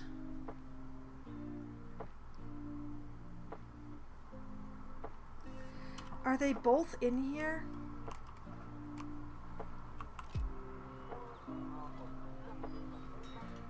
Run, children, be free.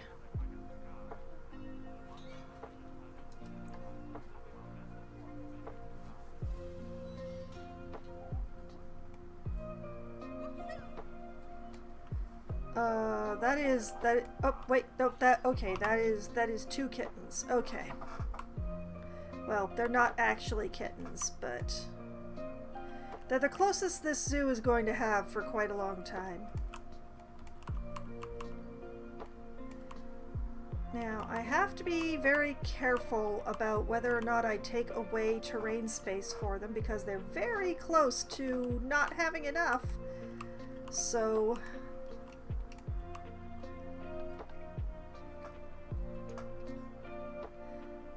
they do have plenty of hard shelter, though, and that is a good start. So, I wish that I could sort these trees for climbable versus non-climbable.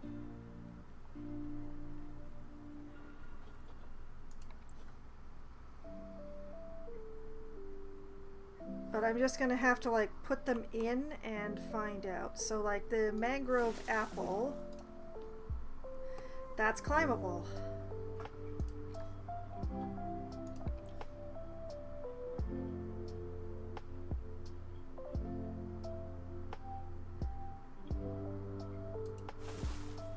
So, if I put, like, 2 of those in here...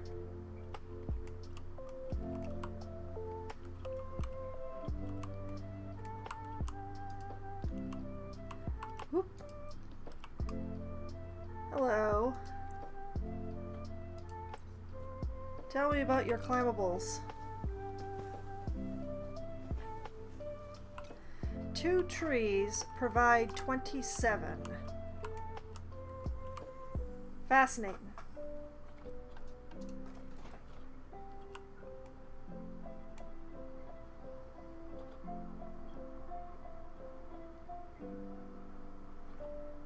So...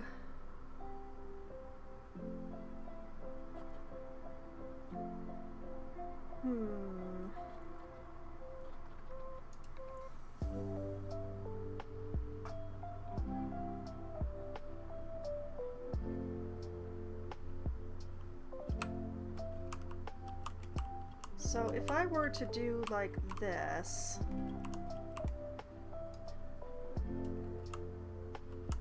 and go be stuffing this log into the crotch of this tree,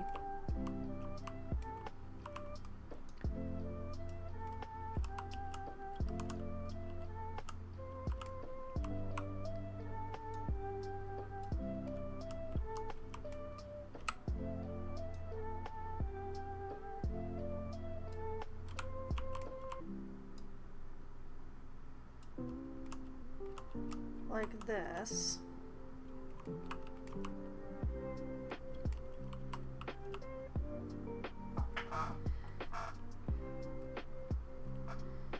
And whoop, nope, that's not what I wanted to do.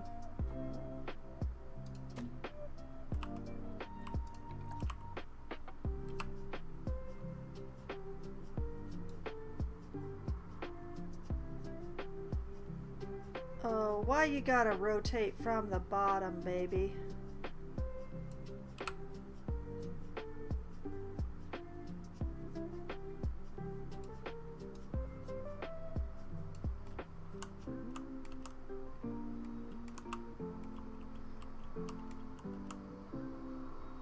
Okay, and into there.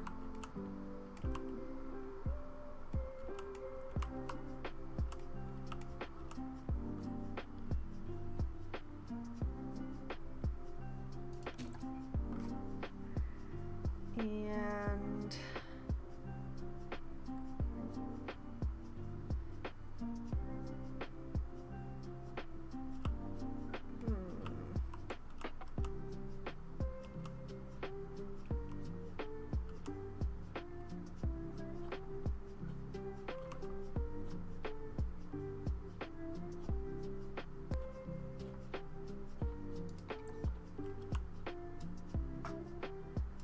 oh, that is a lot bigger than I thought it was. Okay,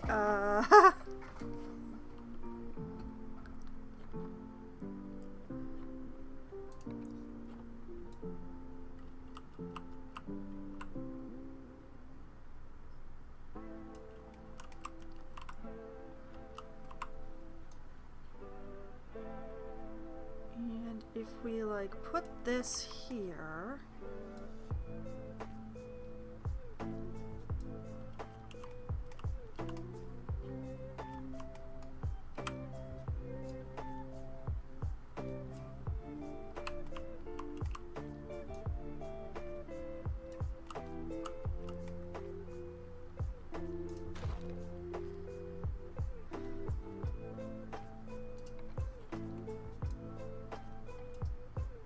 and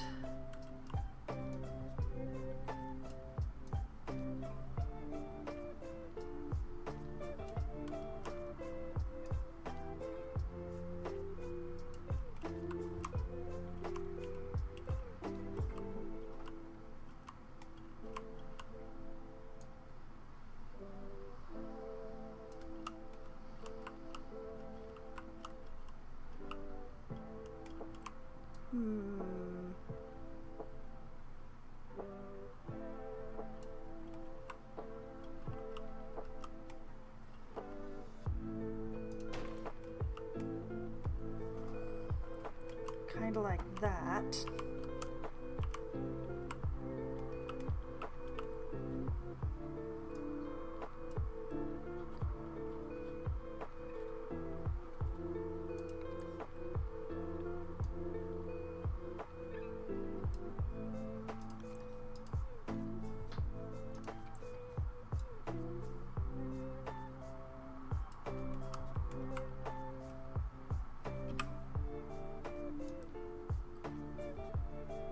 Oh, not like that, no.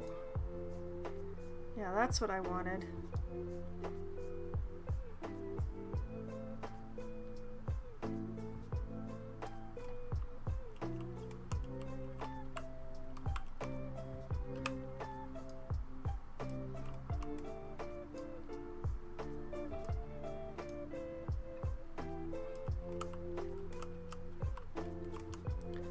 Is this actually aimed at the tree that I think it's aimed at?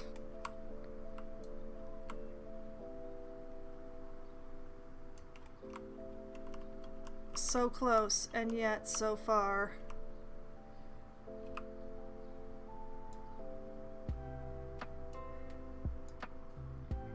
No, stop rotating the green one. I want the red one.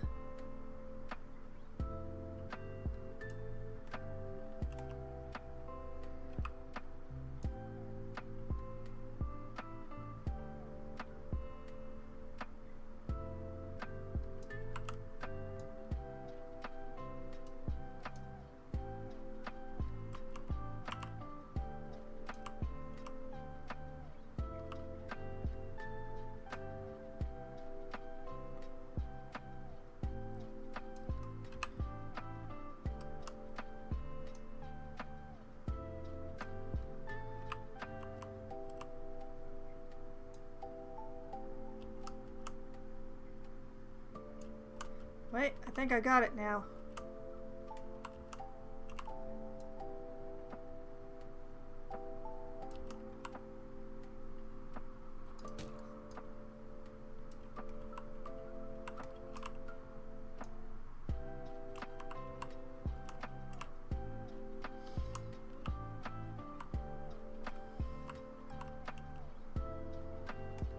I've gotten close enough that I'm gonna pretend not to care. That's what I've gotten.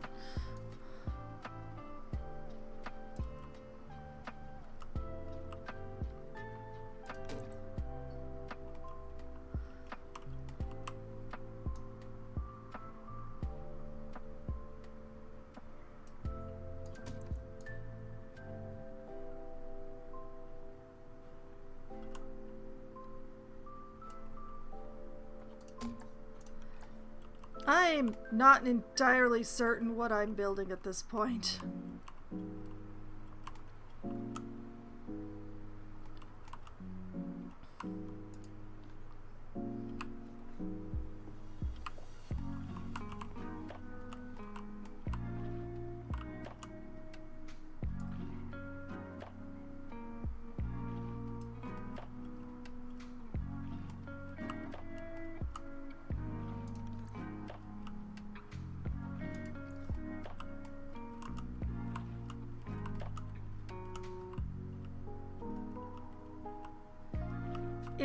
It's very weird, whatever it is I've built.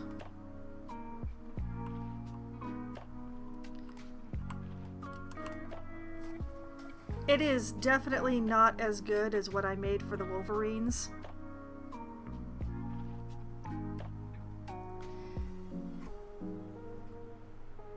It was doing pretty well until I decided to put in this pole, I think.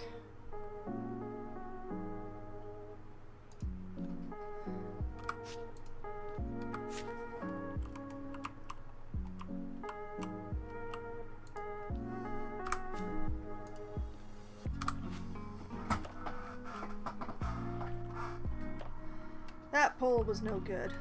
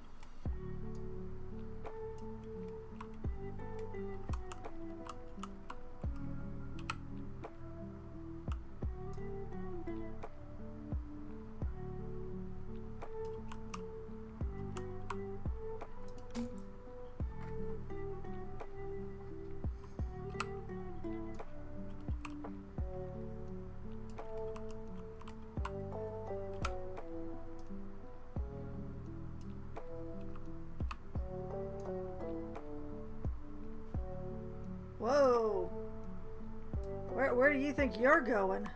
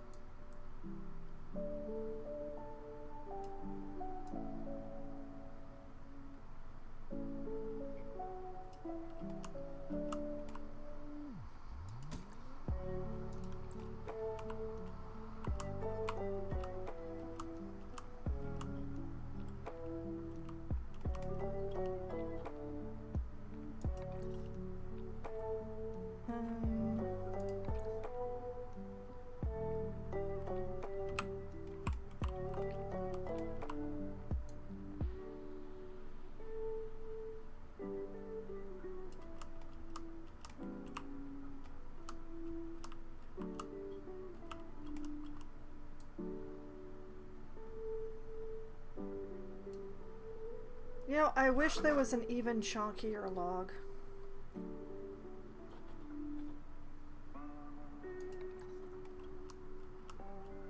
Or that'll do.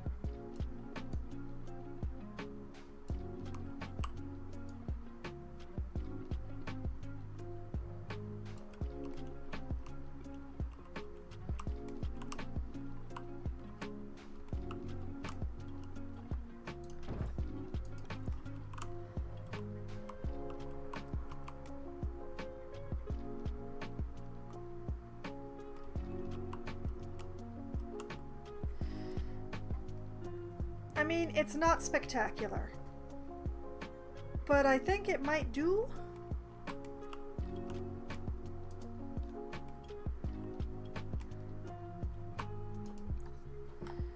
Recalculate.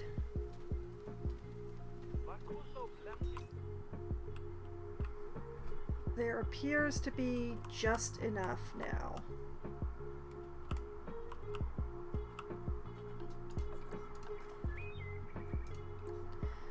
Now we just gotta get them plants up there.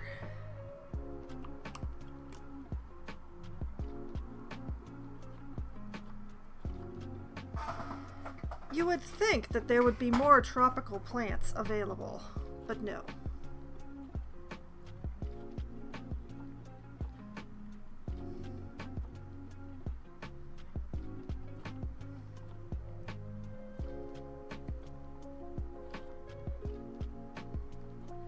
And I have to be really careful to like put in plants that are traversable.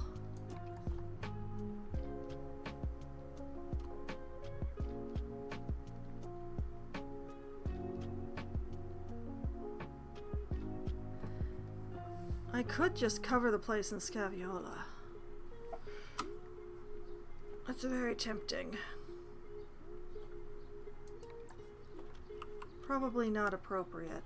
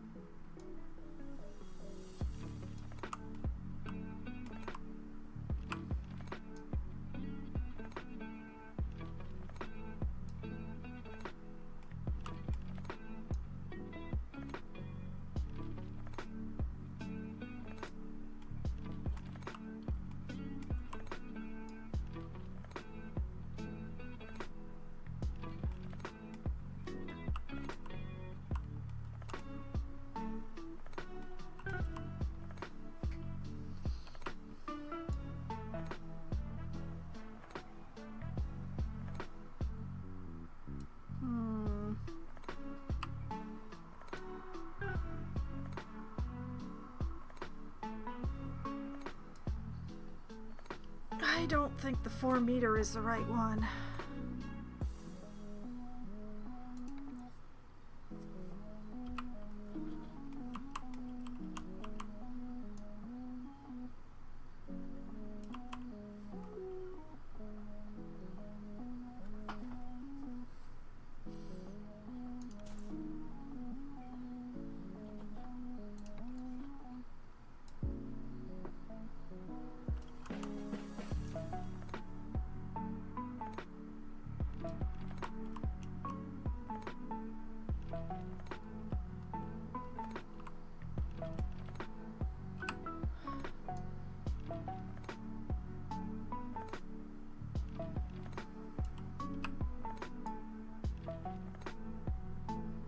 Kinda hurts my soul how badly these are floating.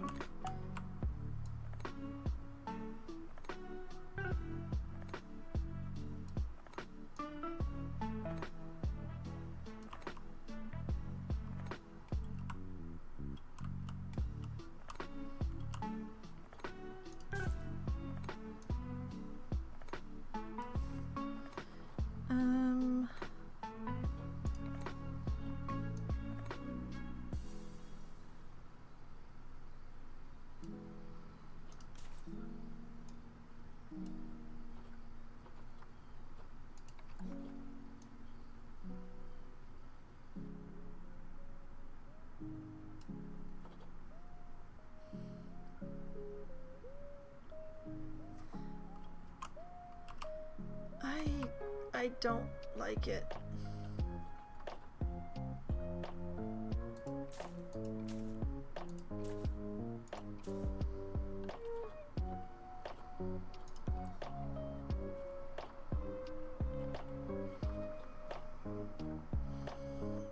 I hate doing these vine things. I really, really do.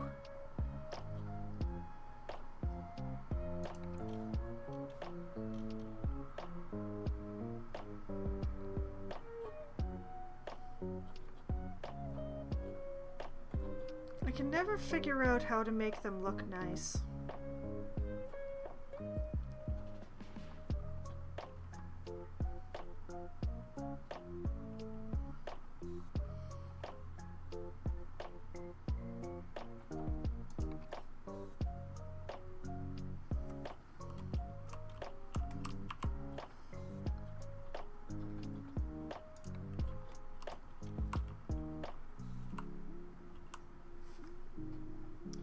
Oh, wait.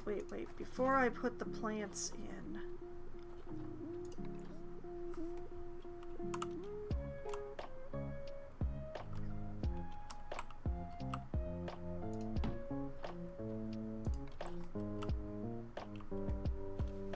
Gift box for my gifts.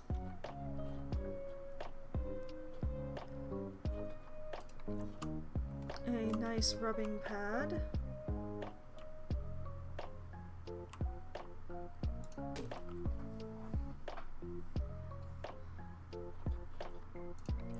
A tennis ball, because why the heck not?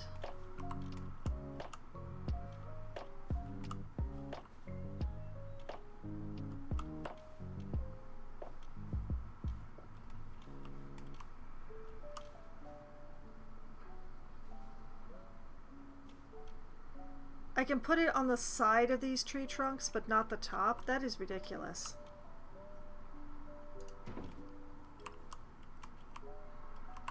No, actually, I hate that. Take that away. We're gonna put this underneath instead.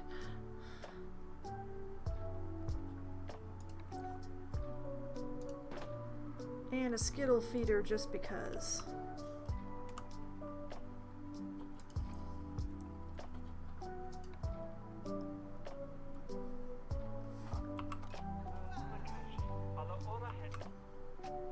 Okay, so except for the amount of plants, we're looking pretty good now. We really need some plants, though.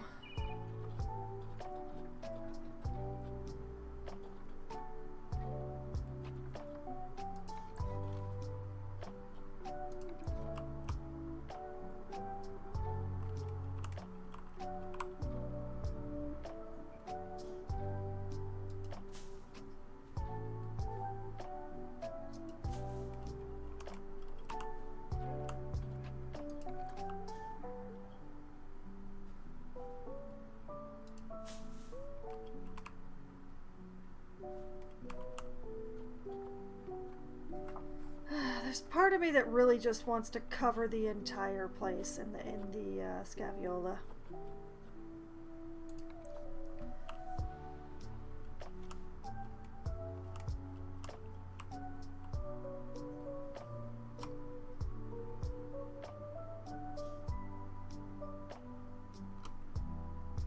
I don't know if this is considered passable by the animals, though.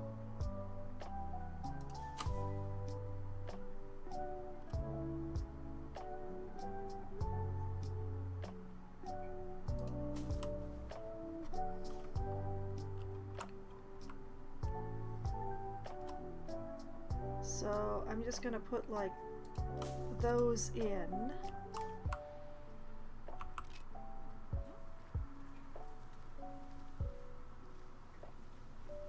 Completely passable. Okay.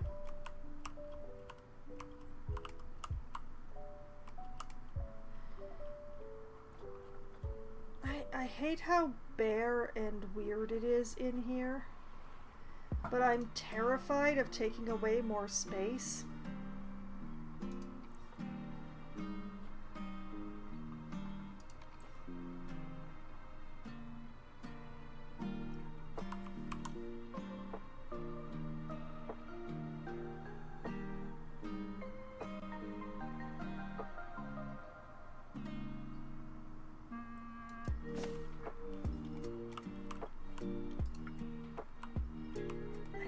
That's considered climbable or not. I might need to take it away because it's so close to the edge, but it's pretty.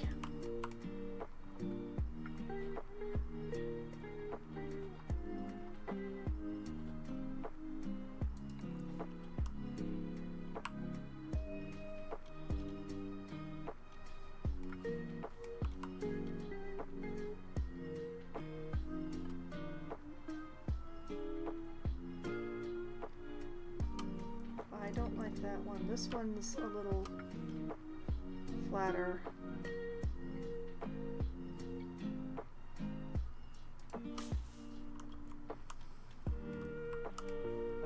Get more coverage out of this one.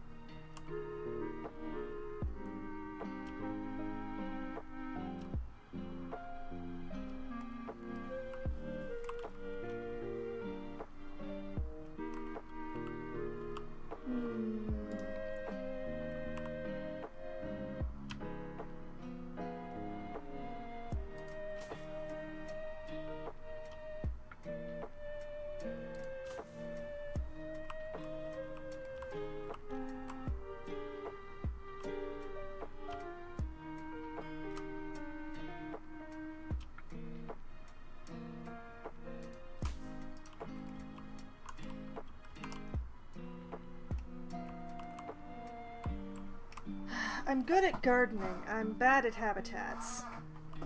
You'd think that I would be better at habitats because I actually have more practice with them, but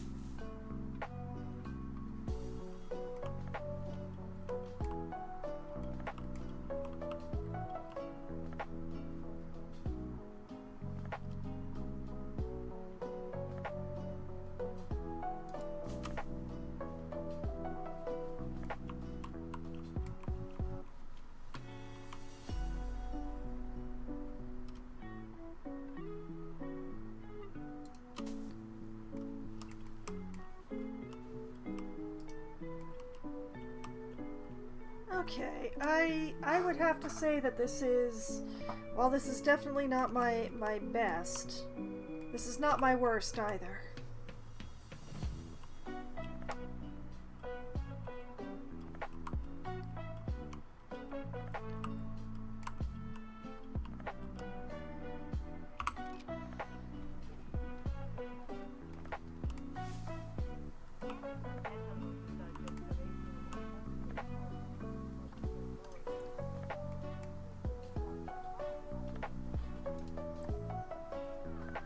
And, okay, nutrition is an issue.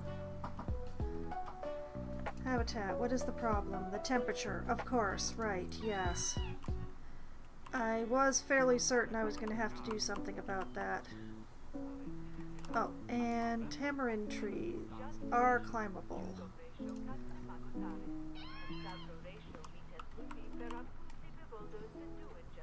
Okay, so we need to make this a little warmer in here, I think. Yeah, we need to like raise this to about 20, I think. Maybe 25.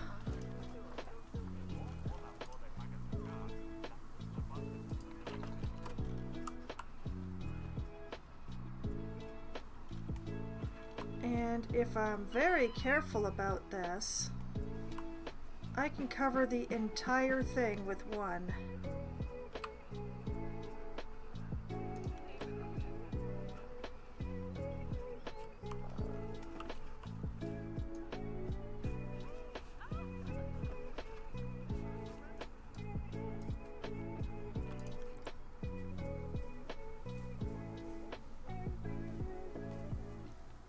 I don't like putting them where the animals are going to be able to interact with them.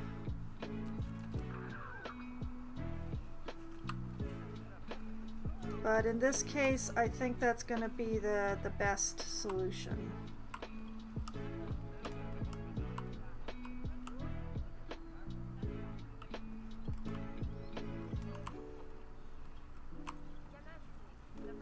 Like, normally I like to stick them to the walls or to rocks that the animals aren't going to be climbing.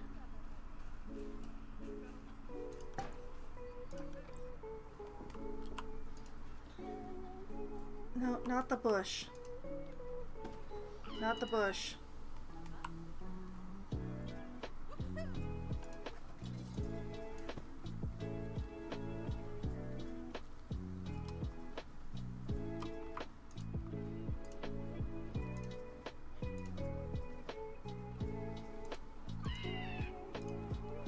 What a noise!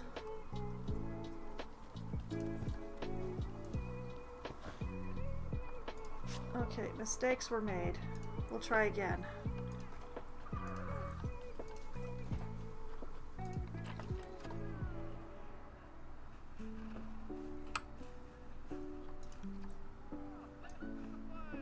I'm gonna float this sucker above the ground.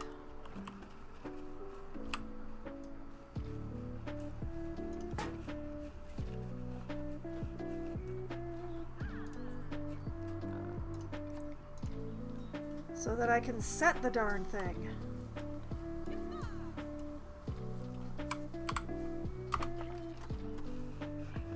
$25 range 15.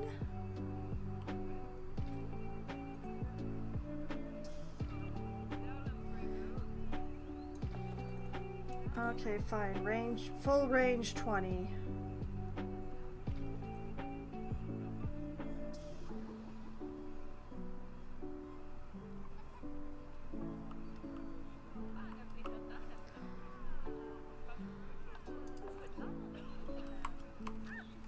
Okay.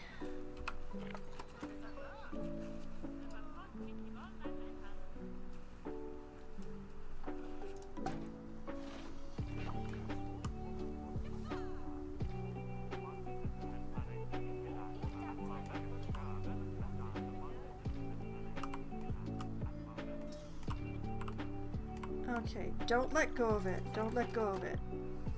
Let's do a check.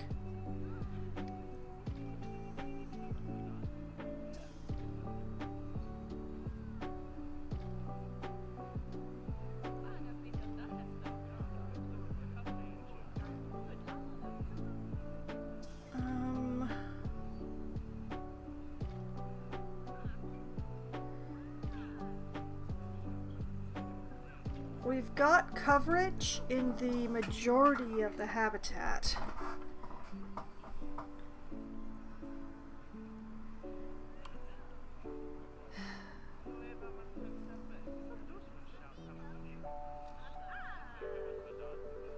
My only other option would be to reduce the range and basically put like one here and one here.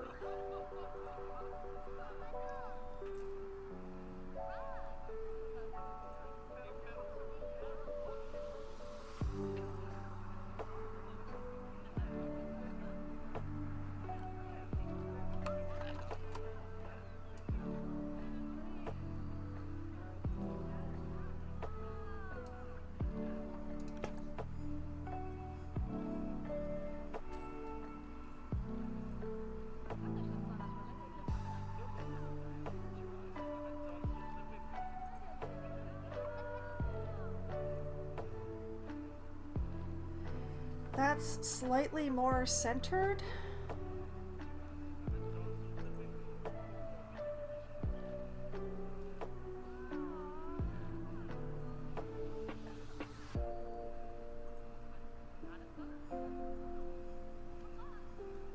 And it's definitely haloing warmth into the corners.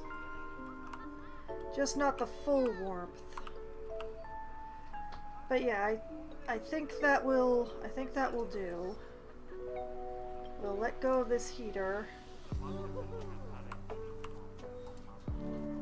Don't step on it. Don't step on it. Okay. Habitat temperature, perfect. Everything 100% except for nutrition, which will be fixed.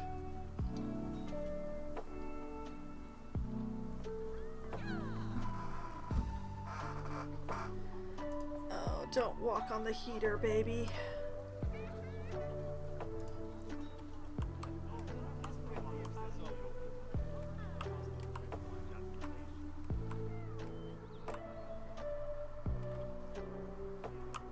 Okay, then question is, the faucet that I put on the roof, is it at all visible? It is visible from nowhere. That is great.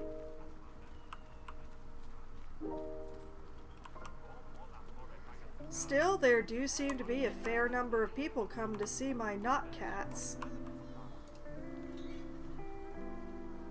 Happy, healthy, good view.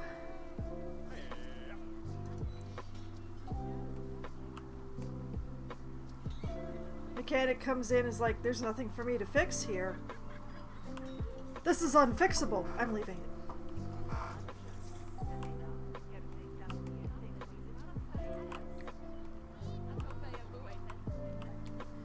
But yeah, let's do a double check on a cat I can actually grab.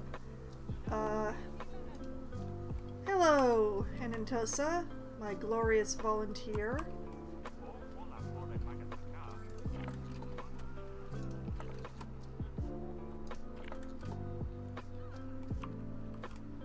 Your traversable area.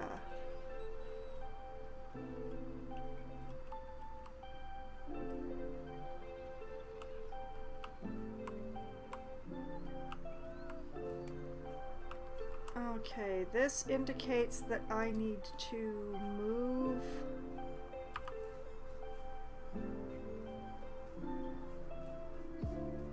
this here.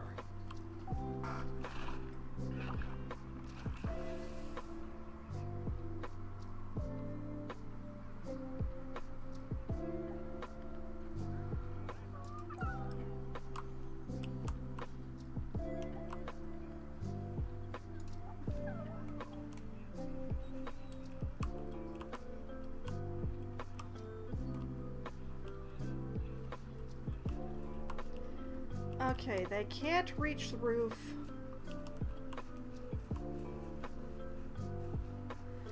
They do have traversable climbing areas. The pity is the platform is so small that they're probably not going to sleep on it.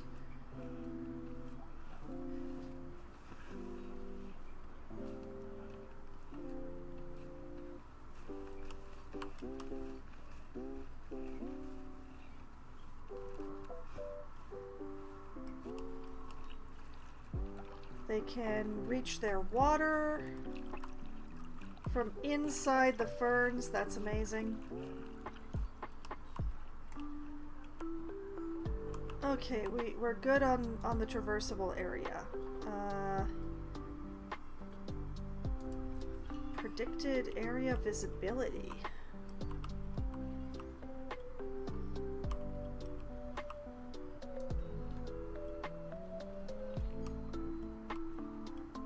Hey! We finally milestoned again. The guests think the tickets are underpriced.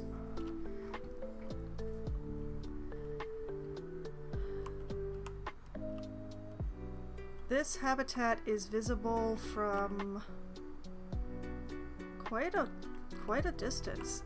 From up here?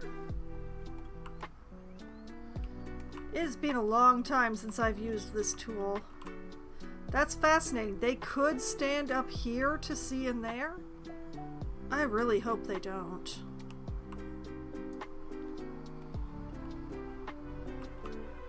Oh, that's some good visibility there.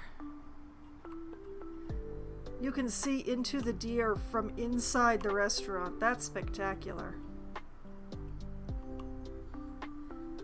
I should have used this when I was setting up the red pandas.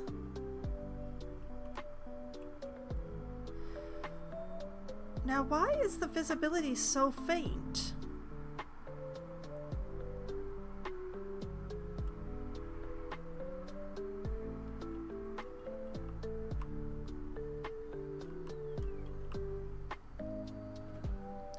How odd.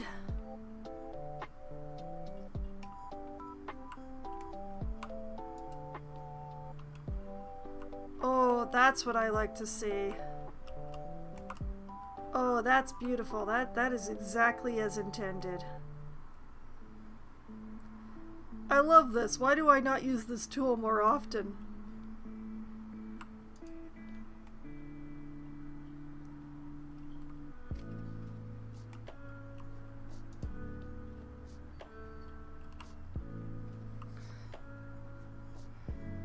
I don't understand. The ones with the most clearly defined windows have the poorest visibility.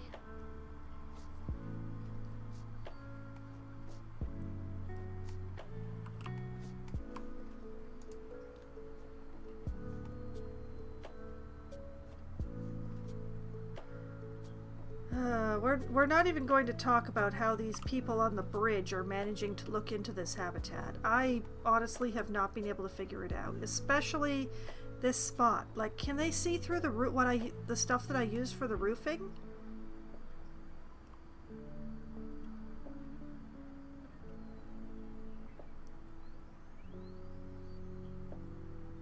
But yeah.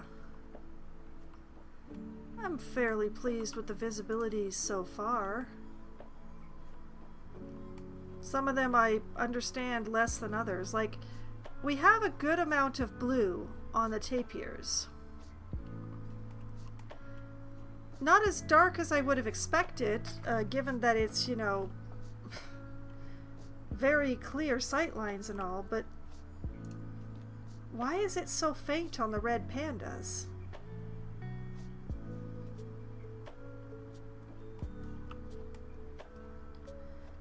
Makes me curious. What are things like over here at the crocodiles?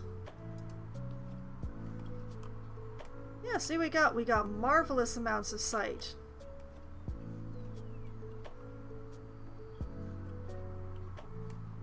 I'm not sure if I can select the kiwi. Okay, give me the door.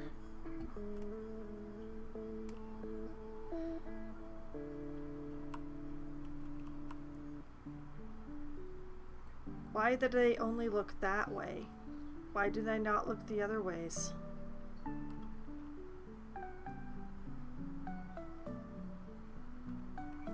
There's a lot of weirdness. There's a lot of weirdness going on here.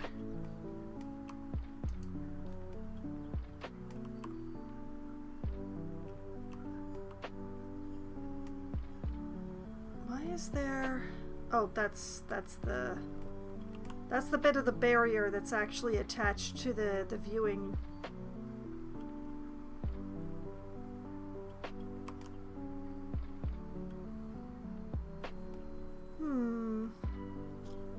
Well, there are definitely some things I don't understand. Current animal visibility.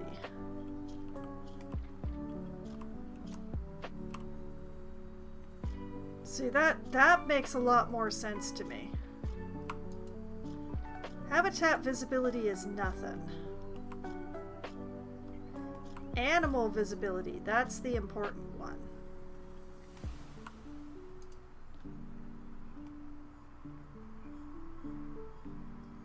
Okay, see there, the tapirs look much better when you're going for animal visibility.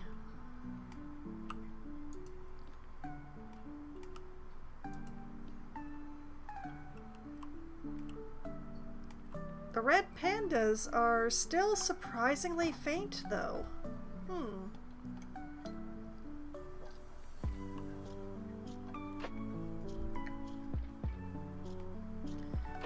Very strange. Bet if I select the timber wolves, we get... Whoops. Yep. See, the timber wolves are definitely the best visibility that I have set up so far.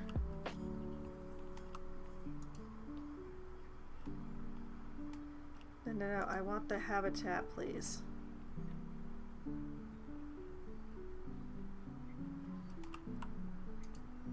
Yeah, I do wish that it was a little less eye strain-y to look at these beautiful information things.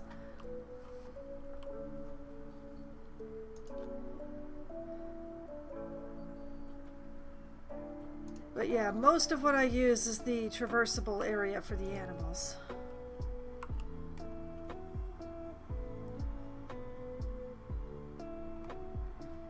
Very important, the traversable area for the animals.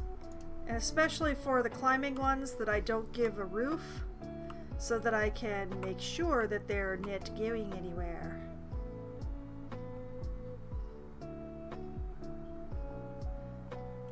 I'm glad that they find the Scaviola mostly traversable. I was worried about taking away their space, but it looks like I did not reduce it too far. We're still in the clear.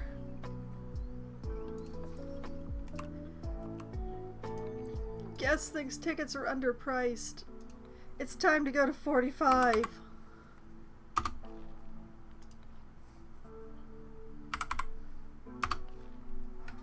You choose to bring your children to the zoo that is open until after midnight.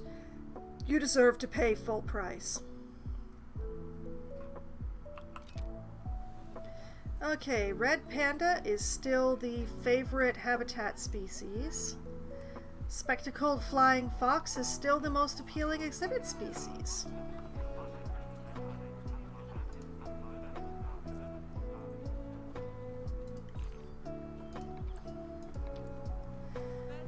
Let's see here. Energy continues to be an issue amongst the guests. I would not be surprised if somebody's gotten trapped somewhere. We have a lot of green, though. Except for our one person here who really, really needs the bathroom. Which means either they've gotten stuck in the train line or they've gotten stuck in the timber wolves. Let's see if we can find them.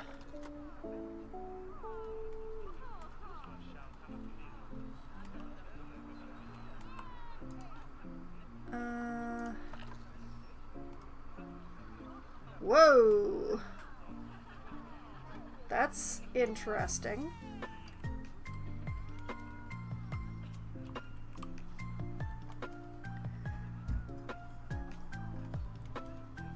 Well, bathroom that's actually not all that far. It's actually a relatively short walk through getting educated about the Timberwolves, so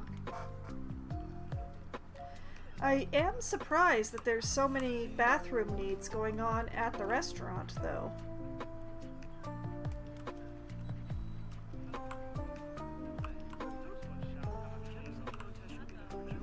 And bathroom needs on the tour. Which side of the tour are they on?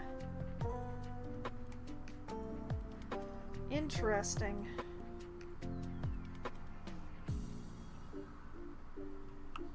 That would be a group that is post-break. Why didn't they pee on their break?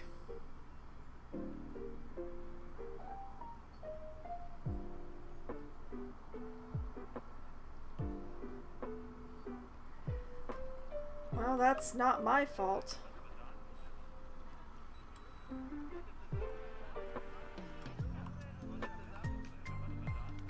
The train is looking good, so yeah, it's just the people who are like, oh no, the break on the tour group break that we were given, we're not gonna pee. We're just gonna suffer.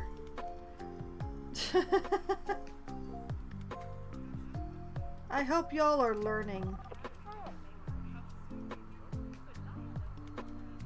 Well, you're definitely well educated, Serena Darren.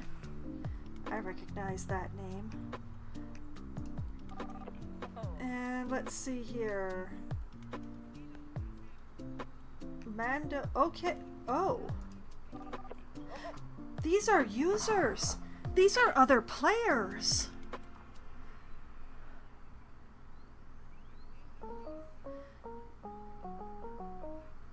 They do think that the scenery in the snake garden is spectacular, though.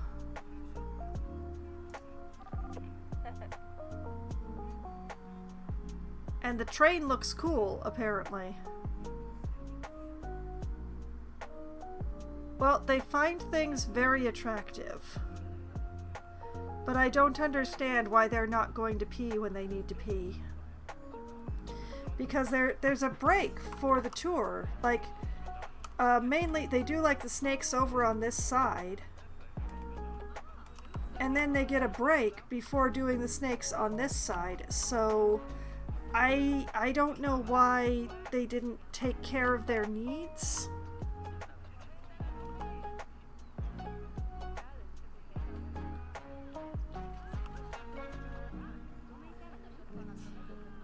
But they are about to be released. Yep, that's the end of the tour, or the ending the tour. And the question then becomes, are they going to run for the bathroom over by the Brats and Brews in the witch's cabin?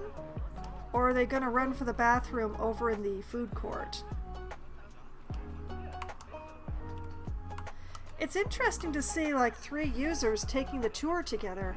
Normally the player characters don't actually travel together.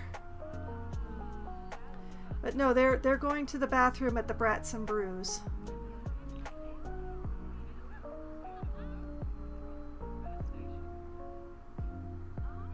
So yeah, they're taking care of themselves.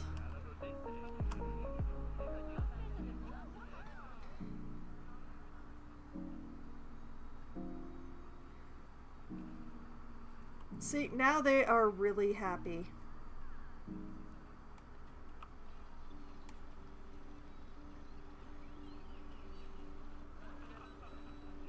Now this lot over here, they're harder to help.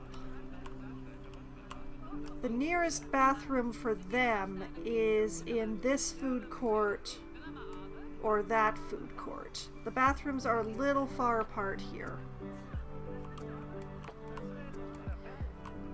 The intention is to get a bathroom in this area once I build this out, but until I do that, There's a few things that are not being addressed. So the bathrooms are a little far apart in this area at this time because I haven't been working on it, darn it.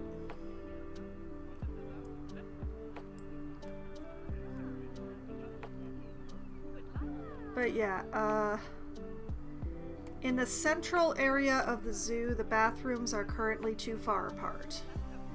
And I need to do something about that, but I haven't yet.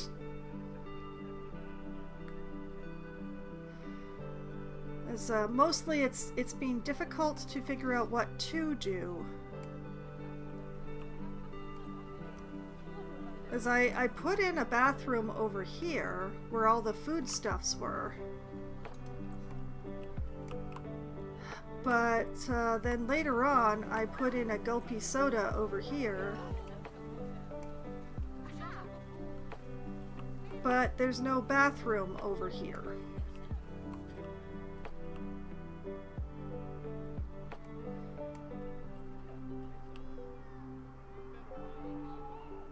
The debate is whether to just drop one in here, but I'm also debating whether I should, like, be putting a path through here.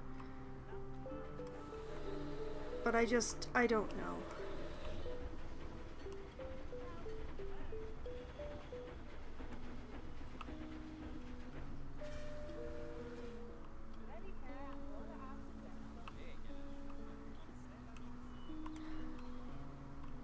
The other option would be like trying to stuff one in here. Whoop. This end of the station is actually a dead zone. There's no path there. And I could maybe put a toilet in. Oh, hello, flickering wall. Okay, I'm gonna work on this twice in one stream.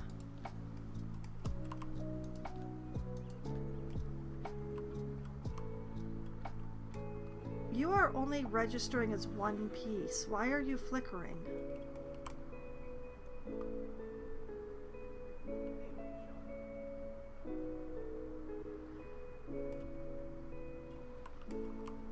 There's...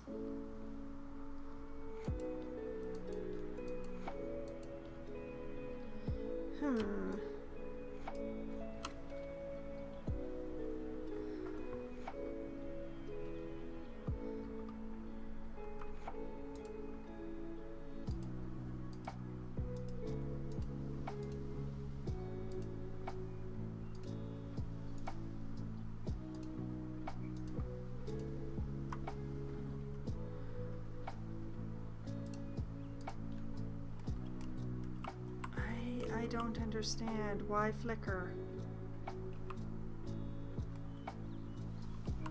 What is there to flicker?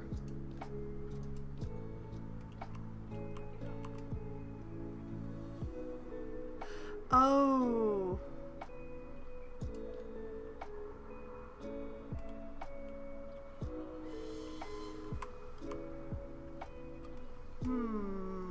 Okay, give me a sec here.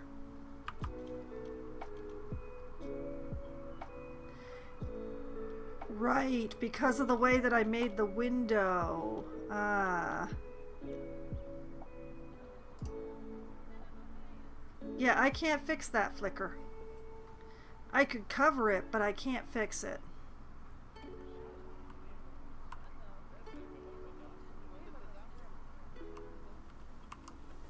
This flickering, though, I can do something about this.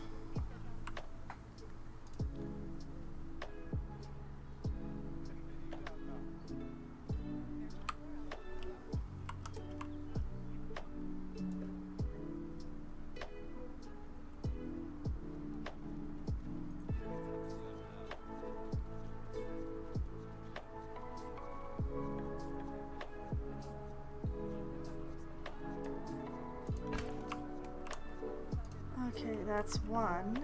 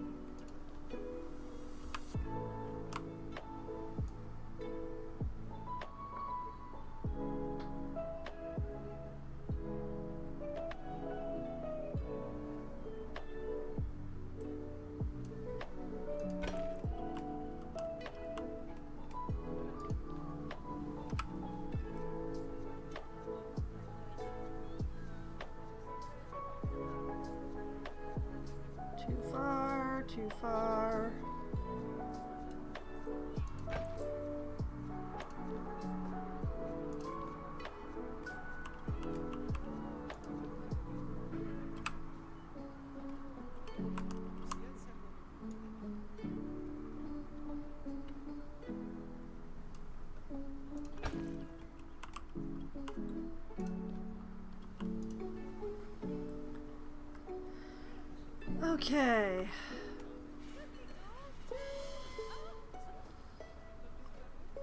Someday this battle will be over. Okay, that's another one, and that's another one I can't fix because of the way that I made the windows.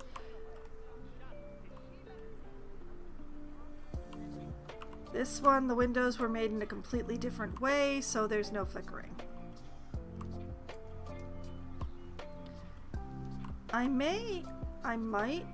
I possibly have fixed all the flickering that I could fix.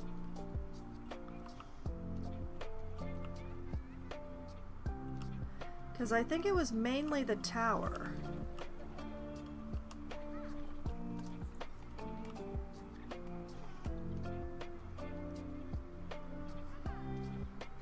Was there just one section that was trying to be like, no, you hadn't fixed me?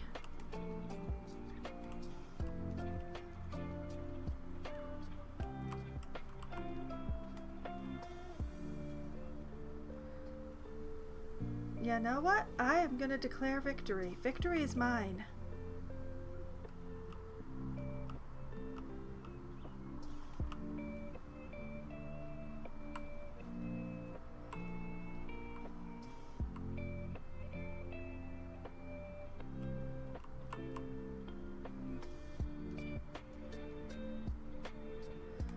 The only flickerings left are the ones that I cannot change.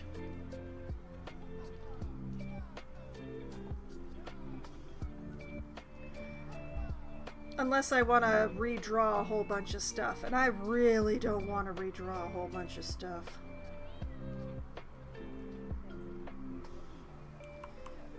But yeah, basically the way that these windows were made was by using the frames, but squishing them by putting other tiles on top of them. And unfortunately, just because of the pattern, they occasionally fight each other. But the tower has been fixed. Now this is mainly caused by the fact that I wanted to have real windows that I could actually see through. So, yeah. Just an artifact of the construction.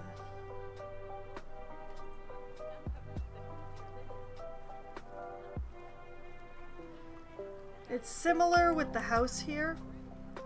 This window and the one on the other side are real windows, quote unquote.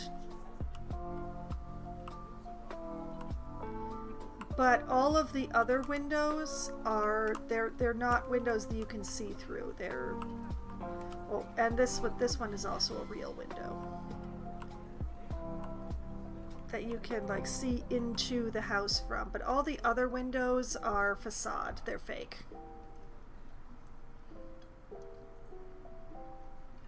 I could have made more of them real, but also due to the way that I constructed this,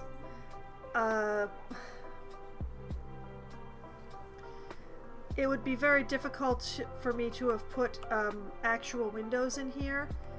Because I used the tunnel pieces to define the hallways that people walk through to look at the arachnids. Admittedly, people do not respect the hallways. And I could go through and put in guest barriers to make everybody obey the walls.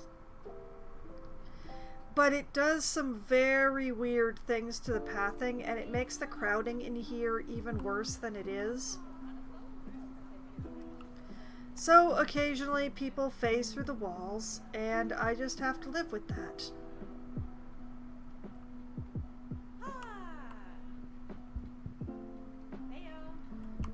Oh, it's a tour. Wait a minute. Hey! It's another player character. I thought I recognized that one.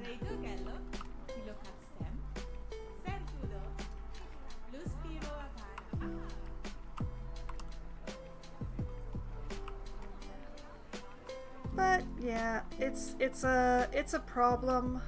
There aren't enough toilets in this part of the zoo. I don't know what to do about it. There does need to be one between this food court and the one that's past the saltwater crocodiles.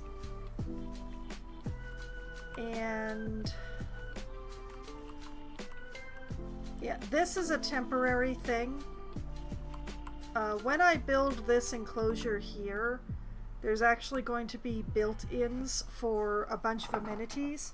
So I'm going to be able to put in like the drink stand and a toilet there. And probably another one on the other side.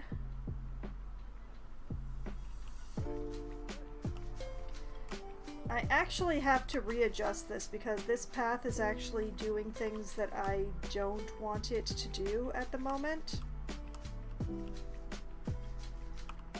And these two are gonna have to move.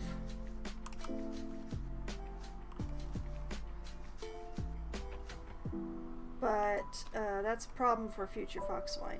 Current Foxwine is just really happy to have gotten another animal in the zoo after spending so many streams building for animals that aren't in the zoo. And look at that, the fossa are really nice and happy. So, next stream, it's going to be building a food court in this area because we don't have one. We have the restaurant, but we need a food court with a toilet over in this corner. So instead of an animal, it's going to be a food court here.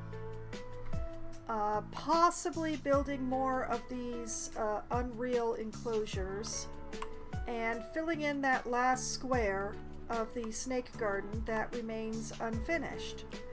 I cannot work on the river until I finish it, and I can't finish it until I do more stuff with the central part of the zoo so that I actually know my spacing and stuff. So that is problems for future Foxwine. She can deal with them, she's good at that. But yeah, the main question at this point is whether to call the eastern section done until I know where the lake is. Once I have the food court and the last area of the snake garden filled in, or whether to keep plugging at the filler around the timber wolves before moving to the central section. And currently I am leaning strongly towards working over here because this area of the zoo has been woefully ignored as I concentrate on the eastern section. And the eastern section is spectacular, but I have been ignoring a lot of the rest of the zoo in order to concentrate on the east here. And the east is nearly in a complete state, except for, you know, not knowing how far it extends in this direction. But all that can be figured out. For the time being, I have this internal debate. And I also need to fill some plants in here. But I can't fill in plants here because whatever the train tracks are doing is a little up in the air. Like, I know that I want to leave them here, but I don't actually know, like, what I'm doing back here, so I have to leave this pretty much blank for the time being. But this is set, and I don't have anything to do with this, so this needs plants. Probably a tree. In fact, let's dump a tree in there now. Where's a good tree? Common ash? It's a little big. But I think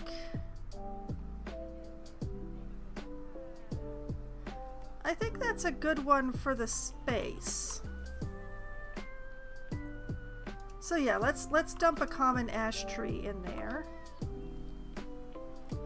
And I will fill in more around it at some later point.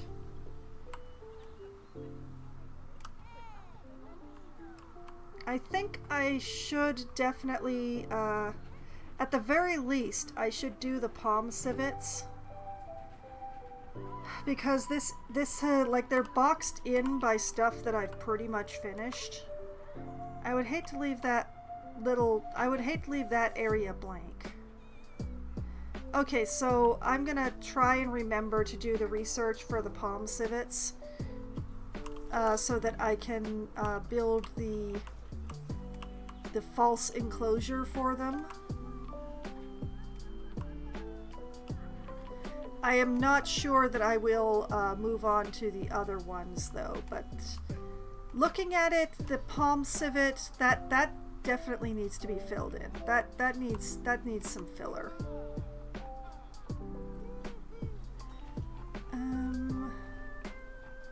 I also feel like there needs to be not a ginkgo. No, ginkgo is bad plan. I need another tree. Maybe the hookthorn acacias? It's a little small. Kind of want a bigger tree. Attractive, but small.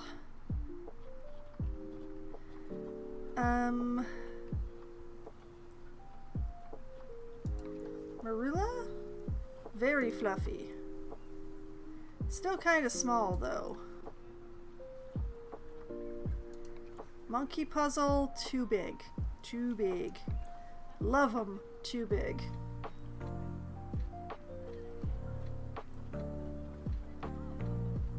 It is so hard justifying putting in a monkey puzzle tree.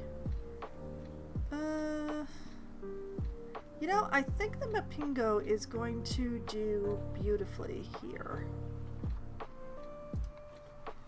But which one? Yeah, the first one I grabbed is the best one for this spot.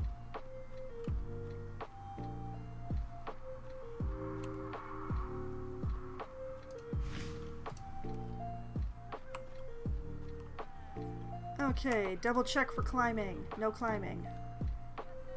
No climbing.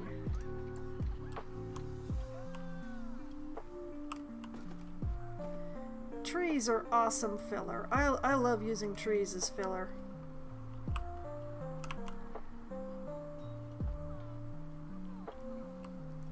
I love making my zoo look all lush and beautiful. And if I look at it like this, it does indeed look very lush and beautiful in this zoo. So I think this is the view that I choose to save on and come back to, and hopefully figure out what I want the enclosure for these palm civets to look like. I love how you can only barely see Main Station over the Bat Mountain. Okay, so I have a plan. I have several plans. How many of them will actually get carried out next stream? We'll all find out together. But in the meantime, I am going to save this zoo because I've done a lot of work today. And this is where I am going to call it a night because I have run very overtime as usual. So, you know, that's how the cookie crumbles. But the good news is, if you are interested in exactly what I've been up to in the zoo here, and just how much I've been battling both the camera and the construction system, well, that's all archived on my YouTube channel, which I've just linked to in the chat. There's a playlist there specifically for Planet Zoo, and you can find all of my previous streams of the Nocturne Zoo there, even back to the streams where I didn't actually know that it was called the Nocturne Zoo, because that's just how special I am, darn it. Or if you're interested in other games, well, good news, there's a playlist there for any game that I have streamed twice or more. So, you know, you can find whatever you're interested in looking at. Or if you prefer to see me live, I will be back streaming again on Wednesday night at as close to 7 p.m. as we get enough people together to to create a game room. I will be playing either Among Us or Scribble It or 100% Orange Juice with my friends. We play Among Us when we have the largest possible number of people. Admittedly, we have not had that for a while, but summer vacation is coming up for a lot of our school friends or school-associated friends. So who knows? Maybe there'll be a bit more activity soon. But if we don't have enough people, then good news. 100% Orange Juice is for 4 players or less, and it is the one that we have been playing the most of. It is glorious chaotic madness of a board game that is sort of like an anime version of Mario Party. And we have an immense amount of fun with that one, and with the extreme vagaries of the RNG. But if we have too many people for 100% Orange Juice, but not quite enough to be playing Among Us, that's when we play Scribble It, which is a Pictionary style game where one person draws, everyone else tries to guess what that person is drawing, and whoever gets the largest number of points by the end of 3 rounds wins the game. And then, on Wednesday night, around 10:15 or 10:20 or so usually, when my friends abandon me because apparently you have to sleep at night in order to work in the morning, well, that's when I switch over to my solo Valheim server where I crash around and do my best not to die and actually succeed at things. And speaking of that, there's 2 main things coming up in Valheim. One of them is very simple. I need more wood because I used up a lot of my wood building a new barn. And why did I build a new barn? Well, for the second thing, I need to tame some wolves. So I need to find a good place to trap some wolves to tame them, draw some wolves, well, build the place to trap them, draw some wolves there, trap them there, and then just keep feeding them until they love me. It's domestication light, but I really need to do it before I go to the plains because I am really going to need the food that is provided by wolf meat. So that is the ambition, and we'll see how long it actually takes me to get this whole setup for the wolves going. So that's the plan for Valheim. Then on Thursday night, starting at 8 p.m. Eastern Time, I will be playing Oxygen Not Included for Try Not to Die Thursday. In Oxygen Not Included, the search for hydrogen continues. Well, actually, it's not quite so much a search as an attempt to produce because my search came up completely dry.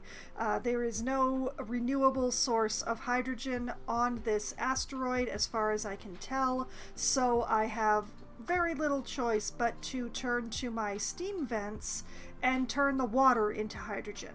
So I will be continuing to build the machines to do that and figure out where to put vents in my base and all that sort of fun stuff in Oxygen Not Included, and hopefully someday claw myself out of the mid-game by doing so. And then on Sunday night, starting at 9 p.m. Eastern Time, I'll be playing Baldur's Gate 3, where I did have to back up and have another go at things because I found out that I was not, in fact, ready to finish the chapter. I thought I was. I was not. I was foolish. Bad things happened. Jaheira died. So I had to back up and fix things, and I am still in the process of fixing things. But I got a lot fixed last stream, which is leaving a lot less to be fixed. So upcoming in Baldur's Gate, I am climbing to the roof and trying to have the most subtle battle ever up there. We'll see how well that works, considering that there is a Drider with like over 100 hit points up there, but we'll see. And possibly I will be going and messing around in the war camp of the cultists. I know I found it at some point, I just can't remember where I left it, so I'm just going to try and figure out where that is without face planting into the middle of it, and hopefully clean that up a bit as well. So that's the plan for Baldur's Gate. That's a lot of stuff. I don't expect to get it all done in one stream, but it's good to have an overall plan. And speaking of, Planet Zoo is coming back up on Monday at 7 p.m. Eastern Time. I have already spoken of my plans for Planet Zoo, so I do not believe that y'all need me to repeat myself, but there are many grand plans for Planet Zoo, and so many more animals that I wish to put in here. Not just the fake ones. But, I just need to keep working at things methodically and building out my zoo, and everything will be beautiful and glorious someday. Parts of it are beautiful and glorious now, at least. So that is the upcoming schedule for my week, all of the games that I'm going to be playing, and everything that I intend to be doing in those games. As nebulous as some of those plans are, as fuzzy as they may be, because they're just like a basic thing and I haven't worked out all the steps, it doesn't matter. I still have fun, and I've had so much fun tonight, and I hope that all of you have had at least as much fun as I have, and I hope that you all have a great night. Good night!